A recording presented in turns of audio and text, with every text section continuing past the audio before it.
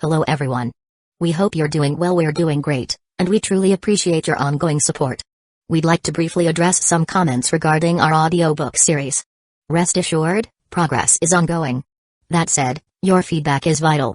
If there's a novel you particularly enjoy and want to hear more of, please let us know in the comments. Each chapter requires a financial investment, so we can only continue series that receive strong audience interest. Although we retain core names and plot lines, we make significant editorial changes to enhance clarity, pacing, and immersion. These are not simple recitations. We work hard to deliver a polished, thoughtful listening experience. Without sufficient feedback or engagement, we may need to discontinue a series. So if you're enjoying something, don't stay silent. Your input truly matters. Note, our default audio speed is 3x. If that's too fast, let us know. We're happy to adjust it. Interested in early access to unreleased audiobooks? Visit our Patreon. You'll get to experience new content before it reaches YouTube. Just to clarify, I'm a fan like you. I've purchased these novels and adapted them with care, while respecting all rights and guidelines. For updates, follow us on Facebook and Twitter, X. YouTube update: recently, YouTube flagged some of our content for including mature themes, realistic violence, and darker story elements. As a result, we've decided to stop uploading anything that violates YouTube's guidelines. If you'd like access to the full, uncut versions including the more intense or mature content, you can find them on our Patreon page, where we upload everything first. Available now on Patreon: Shattered Innocence transmigrated into a novel as an extra. Transmigrating over 10,000 years late, I was forced to become a mighty presence. I, the celestial dragon, rule the heavens through the double gate, reigning supreme in countless worlds with peace taming, Tower of God sequence strength, cultivation when you take things to the extreme. Naruto is an Uchiha with cyst. WTF, the centuries-old ancestor in our family take concubine again.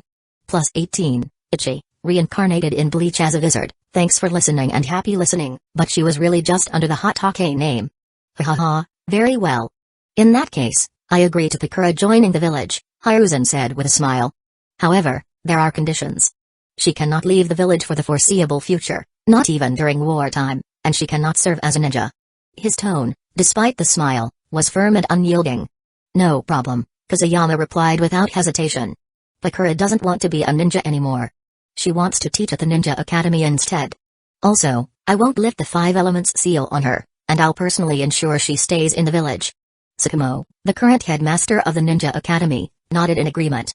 Having Pakura as a teacher made perfect sense. Not only did she want to teach, but she also had a wealth of experience to share. I agree that Pakura can be a sensei, Tsukumo said. Even though she's no longer a ninja, her experience is invaluable. Many of the students already enjoy her basic ninjutsu classes. And with me overseeing the academy, people will feel more at ease.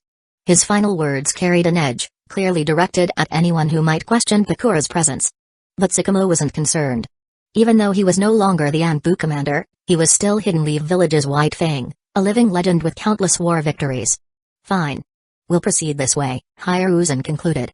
Hearing the Hokage's decision, Kazuyama felt a wave of relief. With Hiruzen's approval, everything would move forward more smoothly. After all, only a select few knew the truth about Pakura's identity. However, Kazuyama, granting your request comes with conditions, Hiruzen added, lighting his pipe. Smoke curled around his face, partially obscuring it. Kazuyama was no fool, he was as cunning as a fox. How could he not understand the mind of an old fox like Hiruzen? TCH, of course you'd have conditions. Alright, what do you want me to do? Tsukumo chuckled softly and leaned back on the sofa, clearly amused and ready to let Kazuyama handle things from here. Hiruzen exhaled a slow puff of smoke, setting his pipe down as he rose to his feet. After the graduation exam and the Chunin exams, you'll officially join the Anbu and begin your missions, Hiruzen said. The ninja world is in chaos right now, and we can't afford to take things lightly. I need your strength. Kazuyama had a bad feeling about this. Although he had technically joined the Anbu, he hadn't started any missions yet. He had conveniently avoided getting involved by rushing off to the land of grass. Fine, I agree, he said reluctantly. Once the assessment is over, I'll return immediately. Hiruzen nodded, satisfied. Good. You can go now. Tsukumo and I have something to discuss. Kazuyama gave a quick nod before activating the Flying Thunder God Jutsu, disappearing in an instant. Hiruzen shook his head, amused. That kid. Can't he ever just use the front door? As Kazuyama vanished, Hiruzen turned his attention to Tsukumo. Are you really planning to groom him to take over for you? Tsukumo gave a small smile and nodded. Once someone has bonds to hold on to, they move forward steadily. Ebisu's family, his younger brother, and now Pakura, he has no choice but to work hard. He'll become an outstanding Anbu commander and intelligence expert. My judgment of people is never wrong. Hiruzen sighed. Sukumo's resignation had left a void in the Anbu, one that wasn't easy to fill. After all, Anbu was Hidden Lee Village's sword, and Sukumo had always been the one wielding it. Under his command, the blade had been at its sharpest. But now, without him, that edge had dulled. Don't worry, Lord Hokage, Sukumo said calmly. He won't let you down. This kid can be a pain sometimes, but when it comes to the real work, he gets it done. These past few missions have already proven that. Sukumo rubbed his back, a small spark of confidence flashing in his eyes. He'll become a ninja who can stand on his own. I'm sure of it. His words carried weight. Kusayama, in his eyes, was like a piece of raw gold, rough around the edges but starting to shine. Kusayama, shine? Sure. But who says it'll shine golden? Chapter 84, the special mission of the 1000 Years of Death. The Ninja Academy's graduation assessment had officially begun. This was the first assessment since the reforms, and it was attended by the third Hokage, Hiruzen Sarutobi, along with advisors Koharu Udatane, Hamura Minakato, and a group of Jonin. It was considered the most grand and formal evaluation yet. On the Academy's training grounds, a platform had already been set up for the event. The principal, Sukumo Hatake, entered with a stern expression, leading a group of teachers. He stepped forward slowly, his sharp gaze sweeping over the students gathered for the test. This graduation assessment marks the first since the Academy's reforms. I hope all of you give it your all and showcase your unique talents. His voice carried authority and encouragement. Now, let the assessment begin. Examiners, take your positions. With those words, he fell silent. Kusayama, as a Jonin instructor, used the body flicker jutsu to appear directly on the central platform.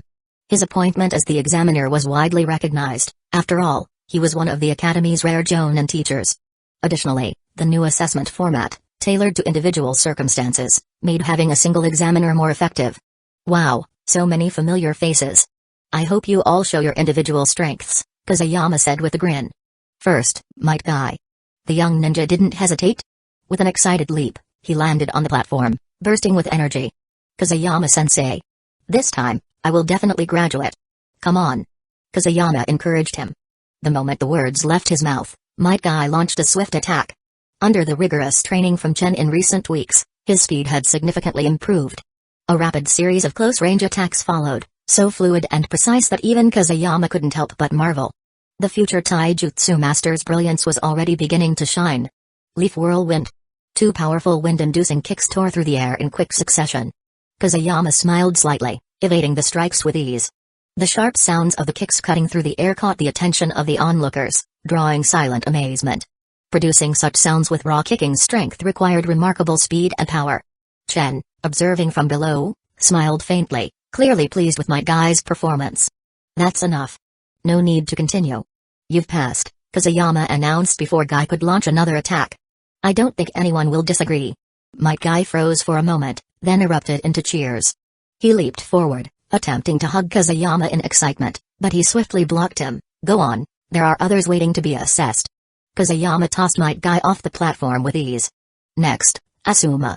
Oh? Even the Hokage's son needs to be assessed? Kusayama thought to himself. He couldn't help but flash a wicked smile as Asuma leapt confidently onto the platform. Pakura, watching from below, noticed the expression on Kusayama's face and silently prayed for Asuma. She knew that smile all too well. Kusayama was about to start making things difficult. Hiruzen, standing nearby, twitched slightly at the sight of his son stepping onto the stage. Hiruzen, your son should graduate soon too, one of his advisors teased. We'll see. If his abilities aren't up to par, he can spend a few more years studying, Hiruzen replied with measured calm. Hamura chuckled lightly at the exchange, his tone joking, but Hiruzen couldn't shake the unease. He glanced at Kusayama's smirk and felt something was off but chose to remain silent, focusing intently on Asuma's performance. Come on, Asuma, let me see what you're made of, Kusayama called out. Humphrey, brat. You've been acting too full of yourself. Let's see how you handle this, he thought, already preparing his next move. Asuma wasted no time. With a sharp hey, he charged forward, fists raised, launching a flurry of punches aimed straight at Kusayama's face. The bold move made Kusayama's face darken instantly. Good boy, aren't you ruthless? Don't people say not to aim for the face? Yet here you are, aiming right for mine. Fine. I was going to go easy on you, but you asked for it. Kusayama sidestepped the attack effortlessly, then grabbed Asuma by the collar and threw him across the platform. Asuma quickly recovered, landing on his feet with practiced ease. Without hesitation, he began forming hand seals. Kusayama watched with interest, but then frowned. Those seals. They seemed oddly simplistic. This wasn't the powerful fire style he expected from the Sarutobi clan. Fire style. Flame bullet. In an instant, several fist-sized fireballs shot out toward Kusayama. The attack was swift but underwhelming. The small fireballs floated through the air, and a faint, awkward silence settled over the spectators. Somewhere in the crowd, it almost sounded like a crow let out a mocking caw. The Sarutobi clan, a prestigious family known for its mastery of fire style. And this is what he came up with. Even the Uchiha's Phoenix Fire is much stronger than this. Kusayama let out a long sigh. Without a word, he vanished from sight, reappearing just behind Asuma. The small fireballs drifted harmlessly off the platform, barely worth a second glance. Where is he? Where did he go? Asuma turned frantically, trying to locate Kusayama, who had seemingly vanished. His composure faltered, leaving him flustered. Below the stage, Hiruzen's face darkened with displeasure. Not only were Asuma's fireballs pitifully small, but now he was panicking over a simple disappearance. This is disgraceful. Meanwhile, Kusayama hadn't gone far. He had merely moved behind Asuma, his hand silently forming the tiger seal. The crowd gasped at the sight. Tiger seal? Fire style? Isn't this overkill for a student? Only a select few, Takura, Obito, Sakamo, and Hiruzen, seemed to grasp what was happening. They covered their faces in collective embarrassment, knowing exactly what was coming. I can't watch this. This guy is shameless. He's actually using that technique. Asuma, behind you. Kurenai called out, unable to hold back any longer. Asuma started to turn, but it was too late. Kusayama struck swiftly. Kid, go back and practice some more. Behold, the ultimate taijutsu of the Leaf Clan, 1,000 years of death. And with that, Kusayama completed the infamous technique. A high-pitched scream echoed across the training grounds as Asuma launched into the air, hands clutching his backside. The crowd froze, stunned into silence. A single thought crossed everyone's mind, so that's how you use the tiger seal. But is this even a serious technique? Kusayama casually blew on his hands as if they were smoking from exertion. Just then, a notification echoed in his mind, ding. The host has used the 1,000 years of death technique more than 3 times in a row, triggering a long-term mission. Spread the fear of the 1,000 years of death across the ninja world. Every time the technique is used a certain number of times, a corresponding reward will be given. Kusayama's eyes sparkled. A long-term mission? And rewards? I always thought this technique was just for messing around, but now. He laughed, a low, sinister chuckle. 1,000 years of death will be my ultimate weapon. Kill, kill, kill. But to the onlookers, his laughter only seemed evil. Sakamo instinctively took a half-step back, his unease growing. This brat is up to something, and it definitely involves me. Next, Obito. Kusayama announced, his gaze shifting to the Uchiha stepping onto the stage. Obito froze, eyeing his teacher warily. That smile was too much. Kusayama-sensei, can you not smile like that? Just looking at you, I've lost all my will to fight, Obito muttered. The crowd erupted into laughter. Kusayama's smile was indeed unnerving. Chapter 85. Successfully acquiring Kakashi's mask. I have to say, Kusayama's smile is really treacherous. It's no wonder Obito said that if he, the sole examiner for this assessment, smiles like that, who wouldn't be unnerved? Feeling the stares and laughter from the crowd, Kusayama immediately became embarrassed and hid his smile. He had forgotten there were so many people watching, and for a moment, he lost his composure. But embarrassed? Ridiculous. Kusayama Gecko had thrown away his pride a long time ago. To be invincible, you had to be shameless. And don't forget who his master is. That's Orochimaru. He can change his face whenever he wants. Ahem. Obito, come on. Listen, kid, I'm warning you, if you don't step up your game, you'll be the next target of the 1,000 years of death. Kusayama struck the tiger seal, but Obito Uchiha didn't flinch. Impossible. After a year of special training, I've already transformed. I've experienced the 1,000 years of death once, but never again. Hearing this, Kusayama couldn't help but feel a little pleased. Kid, you're setting your sights high, huh? Fine. I'll make your wish come true. The battle began. This time, Obito didn't charge forward. Instead, he sharply retreated, forming hand seals with impressive speed. He took a deep breath. Fire style, Great Fireball Jutsu. A massive fireball erupted, whistling toward Kusayama with incredible force. It was an impressive display, and the crowd murmured in awe. Oh? Not bad. This Great Fireball Jutsu is finally starting to look like something, Kusayama remarked, nodding slightly. Obito had indeed improved. His year of intense training wasn't a bluff. Faced with the massive fireball, no one in their right mind would take it head-on, not even Kusayama. The platform was large enough, so he swiftly dodged to the side, letting the fireball sail past him and off the platform. As the fireball streaked out of bounds, a figure appeared in its path.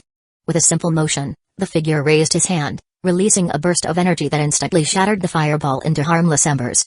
"Thank you, Hisashi," Sakamo said with a smile to the man who had stepped in. "Lord Sakamo is just joking. I'm glad I could help." This was Hisashi Hyuga, a jonin tasked with maintaining security.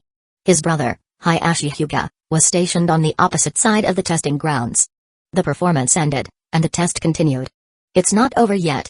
Fire style, Rage of Sages, Flame of Phoenixes. Obito didn't hesitate. The great fireball hadn't done the job, but he wasn't shaken. Moving swiftly, he formed another set of hand seals and unleashed a flurry of smaller fireballs in rapid succession. They darted unpredictably through the air, resembling scattered clusters of falling blossoms. This was the Uchiha clan's Phoenix Flower Jutsu, a staple technique of their fire-style arsenal. Not bad, Obito. The power of these two fire-style techniques is quite good. You have passed this assessment. Kusayama covered his palms with chakra, shattering the fire-style, Rage of Sages, Flame of Phoenixes, while acknowledging Obito's strength. Just as Obito was starting to feel proud, Kusayama moved. He appeared behind him like a ghost and activated 1,000 Years of Death. Ouch! Obito shot forward, clutching his hips, his scream music to Kusayama's ears. "Kid, let me teach you a lesson, don't talk nonsense in the future." Kusayama's tone was full of mockery as he eyed Obito, who had landed miserably on the ground. "Otherwise, you'll face consequences like this." If it weren't for the mission being activated, Kusayama might have let it slide. But now that it had begun, there was no way he'd let his prey escape. Next, Genma Shiranui. Genma, chewing on a toothpick, sauntered onto the platform with an unsteady gait. "Don't worry, I won't use 1,000 Years of Death recklessly. I'm just teaching him a lesson," Kusayama reassured his opponent, whose face betrayed a mix of worry and apprehension. At that moment, Sakamo Hatake intervened. "Kusayama, you are absolutely forbidden from using 1,000 Years of Death again. Be serious," he said sternly, though his face showed clear exasperation. He deeply regretted ever inventing that technique, it had turned into a curse. Who could bear someone constantly using 1,000 Years of Death? Kusayama, however, was unfazed. He glanced at the audience below, their faces collectively marked with disbelief and dismay. According to Sakamo's own words, wasn't the technique invented to be used? Ding. The host has been detected using 1,000 Years of Death 5 times in a row. Special reward, the power of 1,000 Years of Death has increased by 1%. Note, upon reaching 10% power, a new feature will be unlocked. Wow, the power had increased. Although it was only by 1%, every little bit counted. If he managed to use 1,000 Years of Death to take out 100 people in a row, he would become invincible in the future. Kusayama already had a plan in mind, sneak up invisibly and strike with 1,000 Years of Death. Kill one, then kill them all, perfect? With Sakamo in the way, however, Kusayama refrained from using 1,000 Years of Death on the next candidate. The group of trainees collectively sighed in relief. Only Obito and Asuma wailed in frustration, "Why are we the only ones getting hurt?" In the end, the assessment concluded successfully. Many students passed, including Guy, Obito, and Rin, for a total of more than 20 people. Finally, Sakamo stepped onto the platform, looking at the newly certified ninjas with a faint smile. "Very good. Starting today, you are ninjas," he said calmly. 3 days from now, report to the academy, where you'll be assigned a jonin to lead your team. Now, go and collect your forehead protectors." After finishing his mission, Kusayama went straight home. Though the battles hadn't been intense, assessing so many people had left him exhausted. On top of that, he had the Chunin exam tomorrow and needed to rest.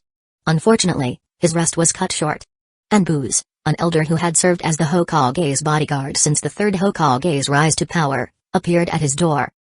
A key figure in the Anbu, carried an air of authority that made Kusayama immediately sense the arrival of a mission. "Kusayama Gecko, by order of Lord Hokage, here is your mask," Zo stated, handing him the item. For your next mission, you will head to the Land of Rivers with Haru and Rinkaku. According to intelligence, a group of hidden sand village ninja has entered the Land of Rivers and is advancing toward the Land of Fire. Lord Hokage's orders are to eliminate them and gather as much intelligence as possible. Kazuyama took the mask and examined it. It felt as if fate was playing a joke on him. The mask was one he recognized. It was the same design the future Kakashi would wear. It resembled a cat's face, with 2 pointed ears, red markings on the sides, and red patterns around the eyes. The eyes of the mask were black, and the mouth was curved downward in a subtle frown. Chapter 86, The Wealth God of Hidden Sand Village, Raza. Also, as Anbu, we never use our real names. Do you want to come up with your own code name, or would you like to choose one from the Anbu list? Kazuyama immediately replied, I'll definitely come up with my own. The Anbu names are also ugly, and we already wear masks. If I had an ugly name too, I'd go crazy. After saying this, he began to think about his code name. Soon, an idea clicked. He put on his mask and spoke with satisfaction, from now on, I will be Anbu Rokudi Nashi. Z blinked, clearly not reacting right away. He stared at Kazuyama, puzzled by the name. Rokudi Nashi? That's not a very good name you've come up with. It's not even as good as the name we came up with. If Kazuyama wasn't wearing a mask, he would have spat in his face. Don't talk nonsense if you don't get it. As one of your own, I'll make you understand the meaning of Rokudi Nashi. Without another word, the two of them jumped onto the roof, ready to head out on their mission. The moment Kazuyama jumped up, he felt a gaze. He turned to see Pakura standing in the courtyard, watching him, her lips moving slightly.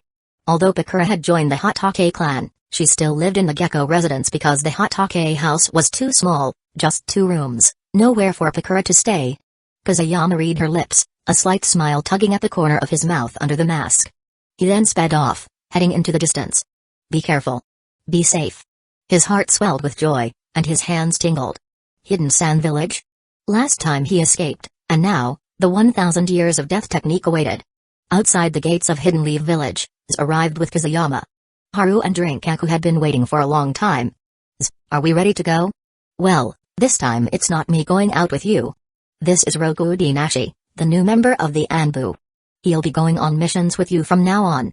Rokudi Nashi? Hearing this strange name and seeing the cat-like mask, Haru and Rinkaku exchanged puzzled glances but didn't object. After all, anyone who could join the Anbu is an elite.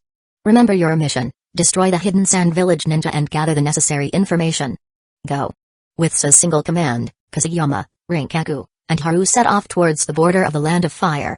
Z watched their retreating figures, his thoughts drifting. Lord Hokage, Lord Sakamo. Can he really be the Anbu's head? On the way, Haru, who was speeding ahead, suddenly spoke up.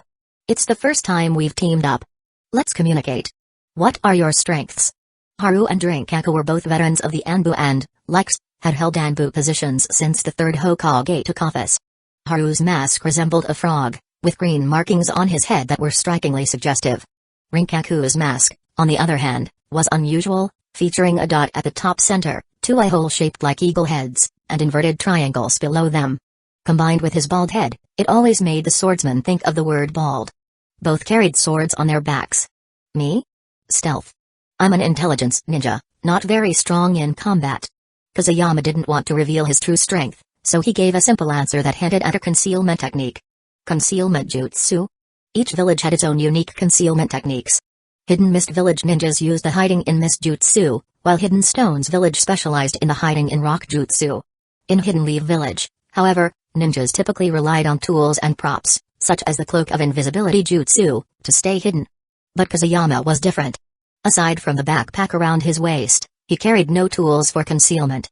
How did he intend to hide? Though curious, they refrained from asking further questions.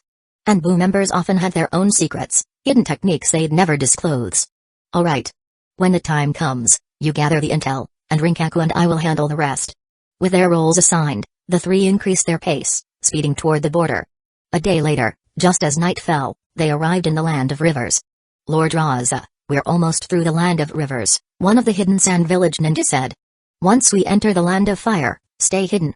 Rescue Pakura, gather the intel, and retreat immediately, Raza ordered. The man had short brown hair, wore black ninja clothing with a mesh undershirt, and notably lacked eyebrows. Behind him stood 5 jonin from Hidden Sand Village. Raza, like Pakura, was an elite jonin highly regarded by the 3rd Kazekage, who had named him the best candidate to succeed him. Their mission this time was to sneak into Hidden Lee village and rescue Pakura, who had been captured earlier. Pakura, one of the few hidden sand village ninjas with a KK Genkai, was far too valuable for the village to abandon. However, the mission had been delayed due to Raza's absence from the village and another elite jonin, Konkichi, being injured. Suddenly, in the midst of walking, Raza came to a halt. Under the watchful gazes of the other jonin, he crouched down deliberately, pressing his hands against the ground. The closer we get to the land of fire, the more fertile the land becomes. The gold content beneath the rock layer here is remarkably high, he stated, his tone calm yet calculating. Amara, mark this spot. When we leave, I'll extract the gold. Raza's words carried authority, his unique ability making such claims commonplace. As a user of the magnet-style KK Genkai, like the third Kazekage, he wielded the power to manipulate gold. It was largely thanks to his presence that Hidden Sand Village's recent situation had seen improvement. After all, gold was a universally recognized currency. Yes, Lord Raza, replied Amara promptly, moving to mark the designated spot. With the task complete, the group resumed their march toward the land of fire, maintaining a brisk and deliberate pace. Elsewhere, just as Kazuyama Gecko and his companions left the land of fire and crossed into the land of rivers, Kazuyama halted abruptly, his sharp eyes narrowing. Stop. I see them, he announced with certainty. 1 kilometer ahead, he added, his voice steady. We'll meet them soon. His words brought Haru and Rinkaku to an immediate stop, tension rippling between them. Haru was the first to question him. Are you sure? Yes, Kazuyama replied confidently.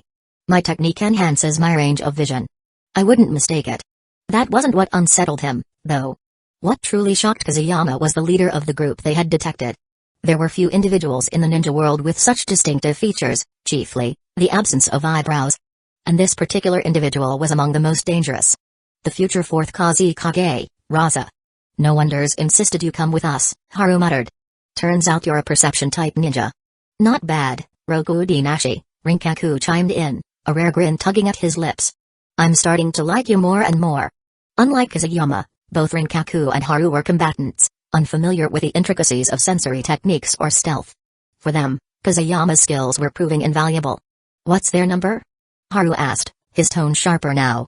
6, Kazuyama replied after a brief pause. The one leading them has an immense amount of chakra. If they were going to mistake him for a sensor ninja, Kazuyama figured he might as well play the role. Chapter 87, The Gold Digger Appears. It's all money. Haru and Rinkaku exchanged a quick glance. What should we do? Attack or retreat? Retreat without even trying to fight? That doesn't sit right with me. They chuckled softly before stopping, balancing on the thick tree trunk. Rokudinashi, can you handle traps? Kazuyama gave a confident nod. Setting traps was second nature to him, something he excelled at. Perfect. Haru, shall we get started? Let's do it. The three got to work immediately, setting up traps with practiced precision. Wire snares and explosive tags were arranged in perfect sync, their teamwork seamless. They wanted to make the traps more elaborate, but the enemy was closing in fast. Time wasn't on their side. When the traps were ready, they split up and took cover, each finding a hiding spot to wait for the enemy's approach. Chomai, can you sense how strong the other side is? You'd better ask Ninetails about that. I can only sense emotions, nothing more. When it comes to the other tailed beasts, I've got nothing at all. Chomai popped a fat insect into his mouth and crunched down, looking far too pleased with himself. Alright, then. Prepare some scale powder for me, just in case. Sure. What type do you need? Sleep? Paralysis? Or straight up death? Chomai perked up at the mention of scale powder, grinning. Kazuyama, I've been meaning to tell you, I recently cooked up a new scale powder. It can blind people, just like your flash bombs, but it's way stronger. Kazuyama's heart skipped a beat. Blind people? Scale powder? It sounded just like the hiding in scale powder technique used by Fu, the original Seven Tails Jinchūriki. Still, it wasn't exactly his style. For his purposes, powders that caused unconsciousness or paralysis were far more useful. They made stealing a lot easier. Chomai handed over the powder in no time, giving a toothy grin. Here you go. Quick, aren't I? Kazuyama barely had time to respond. His hive mind had already detected the enemy approaching. Raza led the group into the trap zone, his sharp eyes scanning their surroundings. He stopped abruptly, narrowing his gaze with a faint sneer. Stop, he ordered. The 5 others behind him froze without question.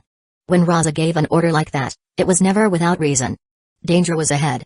Come out, Raza called, his voice calm but commanding. Why bother hiding if you've come this far? Do you think a trap like this is enough to stop us? Or is this really the best hidden leaf village ninja can do? He stood motionless, arms crossed, as the gold buried beneath the ground began to shift and flow. Very sharp, Haru muttered under his breath, his voice laced with cold annoyance. He turned to Kazuyama and gave him a hard, pointed look. Kazuyama froze. He recognized that look. It was the same one he'd seen before, in the land of hot water and the land of wind. It was the look of someone who had decided to fight to the death. Haru's expression was a clear signal: leave. Notify the village. Fire style, Great Flame Jutsu. With the trap having failed, Haru didn't hesitate. He quickly formed hand seals, unleashing a violent flame that surged toward Raza and his team like a torrent of blazing light. Seeing the technique in action, Kazuyama sighed internally. The Sarutobi clan. The Great Flame Jutsu was the Sarutobi clan's signature, a fire-style secret jutsu passed down through generations. Its flames were so intense that anything caught in the inferno would be reduced to ashes in an instant. Haru's mastery of the technique went even further. He infused his nature transformation, causing the roaring flames to condense into a sharp, focused line. The result? Higher temperatures and a piercing intensity that made the attack even deadlier. This is starting to look good. Gold Dust Imperial Funeral. Raza acted swiftly. Large quantities of golden sand surged from the ground, forming a massive wall under his control. The wall absorbed the flames, illuminating the dark forest with a radiant golden glow. Even the trees were bathed in shimmering light, the golden hue reflecting against the night sky. Kazuyama was momentarily stunned by the sight. His thoughts wandered. Steal it all. Steal all this golden sand. Money. So much money. But before he could act on his greedy impulse, Haru and Rinkaku were already in motion. They descended from the treetops, their long swords gleaming as they slashed downward, aiming directly for Raza's head. The hidden sand village Jonin, however, were far from defenseless. They reacted swiftly, prepared for battle. Kill them, and don't make a sound. The fiery spectacle from Haru's earlier attack had drawn attention but caused no serious damage, leaving Raza determined to finish this quickly. He was still focused on his mission and opted for a ruthless, decisive approach. Magnet style? Damn it. Hidden Leaf Village style, Kenjutsu, Maple Leaf. Rinkaku's blade danced through the air like falling leaves, its erratic trajectory slicing toward the enemy with precision. The Hidden Sand Village ninja, startled, instinctively retreated, save for one, Amara, who charged straight at Rinkaku. The rest of the Hidden Sand Village ninjas made their move toward Haru. Amara raised his right hand, gathering an invisible gust of wind. Blade of Wind. A sharp gale burst forth, forming an ethereal blade infused with a deadly edge. Clang. The wind blade collided with Rinkaku's sword, creating a metallic clash that reverberated through the forest. The force was immense, instantly shattering Rinkaku's blade. Yet Rinkaku's reflexes were sharp. In the split second before the wind blade could hit him, he used the body replacement jutsu, narrowly evading the attack. They're both Jonin level. Damn it. Rinkaku's heart sank as he stepped back cautiously. From the very first exchange, it was clear, his opponents were unquestionably all Jonin. Among them, the one wielding magnet style had to hold a high rank in Hidden Sand Village. After all, the current Kazekage himself was known for his mastery of magnet style. Retreat. He barked, knowing they had no choice. But their enemies weren't about to let them escape so easily. Don't let them get away. Gold Dust Imperial Funeral, Trap. A massive wave of golden sand erupted from the ground, encircling Rinkaku and Haru. Within moments, they were completely trapped, the shimmering walls of gold forming an inescapable cage. The two looked utterly miserable, like birds caught in a snare with no room to flee. Yet, neither panicked. They still had a glimmer of hope. Rokudinashi, also known as Kazuyama, was outside the golden prison. If he could get away and call for reinforcements, these Hidden Sand Village shinobi wouldn't stand a chance. What they didn't know, however, was that Kazuyama had other ideas. Standing before the glittering gold, his eyes practically gleamed with greed. "Chomai, can your chakra eye isolate the gold?" he asked, his voice calm but tinged with excitement. "Huh? What do you mean, isolate it?" The voice of Chomai, his partner, echoed in his mind. "Come on, think for once. This is magnet-style gold. I want you to use your chakra to sever the link between the caster and the gold. Can you do that?" "Yeah, I guess that's doable. My chakra's powerful, no human chakra could compete with it. But what's the point? Can't they just reconnect their chakra to it afterward? Just do it. Leave the rest to me," Kazuyama replied with a smirk. His grin widened as his eyes lingered on the shimmering gold. To him, it wasn't just a trap, it was a treasure. "Today's my lucky day," he muttered, practically salivating at the thought. They've already delivered the gold right to my doorstep. No way am I leaving without it. Chapter 88, Spinning a Tale Like a Master. But it's actually a lie. Kusayama suddenly removed his shirt, leaving only a white half-sleeve. It wasn't that he wanted to keep the half-sleeve on, but the 4-symbol seal on his chest couldn't be exposed. If anyone saw it, it would spell trouble. Damn, I should have brought more cloth bags if I knew I'd run into him, he muttered, frustration building. Ugh, this is annoying. Look at how much money I've lost because of this. He tore his clothes into pieces and spread them on the ground. Chomai, get ready. I'll use the wind cutter jutsu to cut the gold sand, and you'll use your chakra to sever its link with the caster. Okay. Wind style, wind cutter jutsu. The blade of wind roared to life, its power undeniable. While gold sand had some defensive properties, it was far weaker than iron sand. With a swing of the wind blade, a large chunk of golden sand was instantly sliced off. Kusayama's reflexes were sharp, he swiftly wrapped the golden sand in a piece of cloth. Chomai, hurry. Chomai's chakra burst forth, the crimson-tailed beast chakra enveloping the golden sand. Without hesitation, Kusayama performed another ninjutsu. Flying Thunder God Jutsu. In an instant, the sand wrapped in cloth disappeared, reappearing in a cave deep within a land of fire. The bundle hit the ground with a thud. Hey, it really works. Chomai, let's keep going. Kusayama's grin widened. Whether we get better meals later depends on this all. As he prepared to continue, he suddenly slapped his forehead hard. Why did I use my own clothes? Quickly recovering, he formed a hand seal. Earth style wall. A solid wall of earth rose before him, which he brought down just as quickly and placed in front of the gold sand wall. Chomai, let's keep it going. Good. The wind cutter jutsu appeared once more. This time, a massive chunk of golden sand shattered and scattered across the rocks, forming a pile that looked like a small mountain. Kusayama stared at the mound, barely able to contain his laughter. The crimson chakra surged again, wrapping around the golden sand. Another flying thunder god jutsu sent the stones and sand to the same cave. However, this repeated action didn't go unnoticed. Far away, Raza sensed the disruption. His magnet style allowed him to control the gold, and when large amounts of it vanished suddenly, he couldn't ignore it. Someone's here. Raza murmured, his eyes narrowing. They've disturbed my golden sand, clearly, they're no weakling. He turned sharply to his subordinate. Amara, take them out. Now. Feeling the direction of the disappearing gold, Raza moved swiftly, heading toward the disturbance. Meanwhile, Haru and Rinkaku, locked in a desperate battle, were momentarily stunned. They'd assumed Kusayama had returned to the village. Damn it, I told him to retreat. Why hasn't he left yet? The two struggled against their enemy, only to realize that Kusayama hadn't just stayed behind, he'd gone and started a fight. Damn it, a sensor-type ninja. Does he even realize what he's doing? Rinkaku, cover me. Yes. Hidden Leaf Village-style Kenjutsu, Willow. Rinkaku sprang into action, blending Kenjutsu with Ganjutsu in a seamless attack. The Ganjutsu caused the enemy to perceive themselves surrounded by swirling, dancing leaves, momentarily disorienting them. Simultaneously, the technique bound their movements, allowing Rinkaku to exploit their blind spots and launch precise strikes, eliminating targets efficiently. However, the enemy wasn't to be underestimated. While 3 of them were caught in the illusion, Amara was quick to recognize the trap. Without hesitation, he stabbed his left hand with a kunai to snap himself out of the Ganjutsu. Following his lead, the other hidden sand village Jonin did the same. The 2 freed Jonin immediately moved to protect their allies, blocking Rinkaku's attacks while working to break the illusion binding their team. Fire style, Great Flame Jutsu. A surge of fire erupted from Haru, forcing the hidden sand village ninjas into a defensive scramble. Without Raza to shield them, the flames were harder to counter, and the group had no choice but to retreat hastily. Seizing the opportunity, Haru and Rinkaku fell back. In the meantime, Kusayama had managed to transport another large piece of golden sand. However, his success was short-lived. The owner of the golden sand, Raza, had arrived. Raza's sharp eyes took in the ninja before him, clad in a cat-faced mask. His expression hardened. Did you destroy my gold sand? Humphrey. Raza raised a hand, and the towering wall of golden sand behind him collapsed, reshaping into massive chunks of gold that swirled protectively around him like a shimmering shield. TSK, quick-witted, Kusayama muttered, a smirk tugging at his lips. Unfortunately for you, my goal is already complete.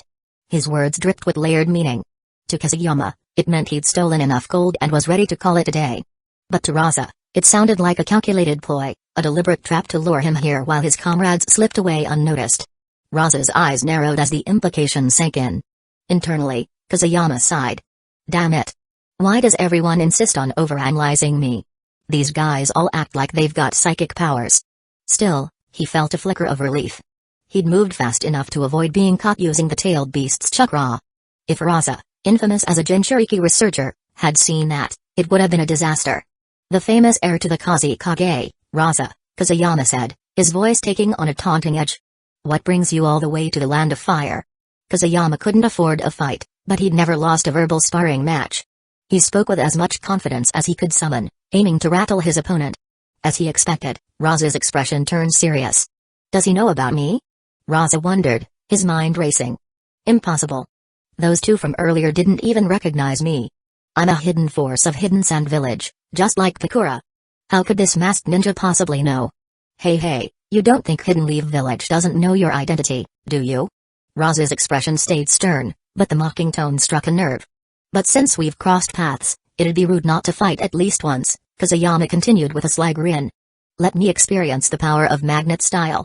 Let's see just how far you are from the third Kusagakure. In an instant, Kazuyama's aura shifted, radiating an oppressive intensity fueled by Chomai's influence. While he couldn't wield the tail beast's chakra directly, he could release it within himself to amplify his presence, creating a palpable sense of danger. Raza's instincts screamed at him. Without hesitation, he surrounded himself with a shield of golden sand, his chakra reinforcing it to its maximum defense. But in the blink of an eye, Kazuyama disappeared. Raza's sharp eyes darted around, searching, but even he couldn't follow the movement. For a split second, shock flickered across his face. This speed. It's unreal. Defend. I must defend. Pouring even more chakra into his sand, Raza braced for the impact. Yet, the attack never came. Seconds passed, and confusion began to creep in. Then, a sudden chorus of screams tore through the air. The realization hit him like a hammer, I wasn't the target. The Jonin behind him were. Kazuyama had outplayed him. Raza's blood boiled, fury overtaking him. Damn you. How dare you deceive me? Meanwhile, Kazuyama was already in motion. He appeared silently behind a hidden sand village Jonin who had been closing in on Rinkaku. In one swift motion, his right hand, glowing with razor-sharp wind chakra, pierced through the Jonin's chest. The man crumpled without even registering what had happened. Kazuyama flung the lifeless body aside without a second thought. Moving with precision, he reached Rinkaku in an instant. A light touch to his ally's shoulder, and Rinkaku vanished in a flash. Before anyone could react, Kazuyama was already at Haru's side. His hand brushed her shoulder, and he, too, disappeared into thin air. The remaining hidden sand village Jonin, led by Amira, stood frozen, their eyes wide with disbelief. Even their sharp reflexes were no match for Kazuyama's impossible speed. One thought consumed their minds, damn it. Chapter 89, Impossible. Absolutely impossible. Relying on the Flying Thunder God Jutsu, Kazuyama activated it multiple times in rapid succession. First, when he noticed the enemy closing in, he prepared the Wind Cutter Jutsu and used the technique for the first time, launching a surprise attack. He activated it again to teleport Rinkaku to safety, and a third time to bring Haru with him. The destination was a forest just beyond the border of the Land of Fire, a location he had marked beforehand. The Land of Fire is just ahead. Retreat quickly, Kazuyama urged. The one coming after us is Raza, an elite ninja from Hidden Sand Village and a wielder of magnet style, he added gravely. Thanks to the chakra provided by Chomai, the Seven Tails, Kazuyama could use the Flying Thunder God Jutsu 3 times consecutively without a trace of fatigue. Instead, he felt invigorated, his energy surging. Beneath his mask, a flicker of fighting spirit lit up his face. After all, anyone who feels an overwhelming surge of power within themselves would feel emboldened. Kazuyama was no exception. Yet, this newfound confidence came with a cost, it left him slightly unstable. This was the drawback of the tailed beast's chakra. Chomai's chakra tended to amplify the emotions of its host, and for Kazuyama, it heightened one thing above all else, passion. Flying Thunder God Jutsu? Haru muttered, his sharp eyes narrowing. So, Roku Dinashi is actually you, huh? Ha ha ha. As a Saratobi clan elite, Haru recognized the technique immediately, along with Kazuyama's true identity. For a moment, a mix of emotions washed over him. Being saved by a kid? It was unexpected, even humbling. Alright, enough talking. Kazuyama cut in sharply. This place isn't far from the Land of Fire. Go get help. I'll handle the magnet-style ninja myself. Kazuyama's determination stunned Haru. The rumors painted Kazuyama Gecko as a coward, someone who shied away from battle. Yet here he was, exuding a fiery determination to face an elite hidden sand village ninja alone. Haru couldn't help but wonder, who collected this intel? It couldn't be more wrong. If they were here, they'd probably say, "Hiruzen, what's going on with this kid? How did we overlook this? Tsukimo. Fight? Him? No way. Absolutely not." Haru's voice broke the silence. "Are you sure you can handle this? What are you waiting for?" Kusayama barked, his tone sharp and urgent. "Go get help already." Before either Haru or Rinkaku could respond, Kusayama vanished in an instant. The two were left staring at each other in silence. "You know who he is?" Rinkaku asked, puzzled. "Well." Haru hesitated. "So, he's not just some censor ninja after all. Damn it, I misjudged him. Forget it. Let's hurry and get help." When Raza returned, his gaze fell on the lifeless body of his Jonin. His expression darkened, anger boiling beneath the surface. The enemy had planned this carefully, leaving no doubt that they had no intention of engaging him directly, at least not yet. Damn hidden leaf village ninja. "Oh? Is that what you think? I came back specifically to fight you." The mocking voice cut through the tension as the man in the cat-faced mask reappeared, standing atop a tree trunk. He looked down at Raza, his tone dripping with derision. "Humphrey. So arrogant." Raza sneered, his fists clenching. "Don't think that just because you've mastered spatial ninjutsu, you can do whatever you please." With a sharp motion, he raised his arms. Magnet style, gold sand wave. Golden sand erupted around him in a swirling tempest, its metallic gleam reflecting the setting sun. The storm raged, rippling with destructive power. "Amara, all of you, fall back." The hidden sand village Jonin didn't hesitate. They knew well the devastation Raza's golden sand could unleash and quickly retreated beyond its range. "So much gold, Raza. You must be worshipped in your village. After all, without you, hidden sand village would surely suffer economically." As the golden sandstorm engulfed the battlefield, Kusayama's eyes gleamed as though reflecting the gold itself. However, his movements were precise and swift. With both hands, he hurled several kunai in all directions before pulling out a ritual kunai and a pile of explosive tags. Each kunai bore a mark, part of his carefully prepared technique. Kusayama was ready for battle. "Kusayama, my chakra is already affecting you. Do you really want to continue?" Chomai's voice echoed in his mind, tinged with concern. "If I increase the chakra flow, the tailed beast's outer cloak will appear." "Just keep it like this," Kusayama replied internally. "Burn some chakra. I'll run if I have to. Besides, I still need to carry the gold back." Satisfied with his preparations, Kusayama shifted slightly, testing the battlefield. For years, his KK Genkai had shaped his path, but he had rarely experienced true combat. He had always avoided direct confrontations. Now, with Chomai's chakra coursing through him, he wanted to see what he could achieve. If Minato could use the Flying Thunder God Jutsu to fight 1v50, surely he could handle a 1v1. Besides, Kusayama had his own unique fighting style. Do you really need to be so cautious? Magnet style, gold dust strong spear. Raza, frustrated by Kusayama's calm composure and the oppressive pressure of his chakra, couldn't hold back any longer. Condensing the gold dust into a massive spear, he launched it at the masked figure standing confidently on the tree trunk. Good timing. Facing the golden spear condensed from magnet style, Kusayama was actually delighted. He retreated violently, pinning the kunai in his hand to a tree trunk as the golden spear flew toward him. However, the figure that had clearly been retreating suddenly vanished. In the blink of an eye, Kusayama reappeared, standing firmly on the tree trunk, now gripping the golden spear in his hand. "I'll give it back to you." With a sharp throw, Kusayama hurled the spear at Raza. But as the gold dust was under Raza's control, he only needed to wave his hand slightly. The spear dissolved back into a swirling cloud of gold dust. "No." The sharp shift in Raza's expression came a second too late. While the spear had reverted to gold dust, an explosive tag had been attached to it. Boom. The explosive tag detonated, instantly enveloping Raza in a thick cloud of smoke. Kusayama didn't hesitate. Taking advantage of the confusion, he sprang into action. He yanked the kunai from the tree trunk and launched himself at Raza with breakneck speed, moving like a cheetah closing in on its prey. "No way." Raza emerged from the smoke, shielded by the gold dust he'd used to withstand the explosion. Sensing Kusayama's rapid approach, he brought his hands together, summoning more gold dust from the ground. It coalesced into sharp spikes and shot toward the incoming figure. But the attack was futile. Kusayama activated the Flying Thunder God Jutsu once more, vanishing mid-charge and reappearing directly behind Raza. A standard kunai in his hand flew violently toward Raza's back. Gold dust. Defend. Even with his back to Kusayama, Raza reacted instantly, activating his defense. But what he couldn't see was the wicked smile tugging at Kazuyama's lips. The kunai struck the golden sand barrier. But then, more objects appeared around it, explosive tags, 7 or 8 of them. Explode. With a thunderous roar, the cluster of explosive tags detonated in a deafening chain reaction, engulfing Raza in flames and thick smoke. Kazuyama smirked. Close combat? That wasn't his game. The Flying Thunder God Jutsu wasn't designed for fair fights, it was a weapon to torment his enemies. He scattered his signature kunai to mark his positions, triggered the explosive tags, and teleported unpredictably, leaving his opponents disoriented and on edge. Amid flashes of lightning and booming thunder, his relentless assault completely overwhelmed his opponents. Unlike Minato no Mikage's graceful and precise fighting style, Kazuyama's strategy could be summed up in 2 words: dirty and despicable.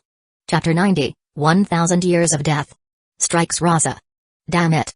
Even with the defense of his golden sand, Raza could feel the intense heat creeping against his back. He took a few sharp steps forward, and the golden sand coalesced into massive hands that lunged toward Kazuyama. However, by the time his attack landed, Kazuyama had vanished again. A string of failed strikes forced Raza to calm himself. Pressing one hand over his eyes, the golden sand floating in the air condensed into an eyeball and slowly rose into the sky. Kazuyama couldn't help but smirk when he spotted the gleaming eye. An eye of golden sand, perfect for observation. Chomai, your new scale powder could come in really handy. Indeed, the first thing Kazuyama thought of upon seeing the eye was Chomai's hiding in scale powder. That technique relied on a blinding powder to emit a brilliant light, perfect for neutralizing this type of reconnaissance. Oh, an eye. Ha ha ha, I think this'll do the trick. As Kazuyama and his partner laughed, Raza's attack came once more. The large golden hands surged forward again, this time more numerous, surging from every direction. Humphrey. Just teleportation based on set coordinates? With my third eye watching you, I doubt you'll escape me this time.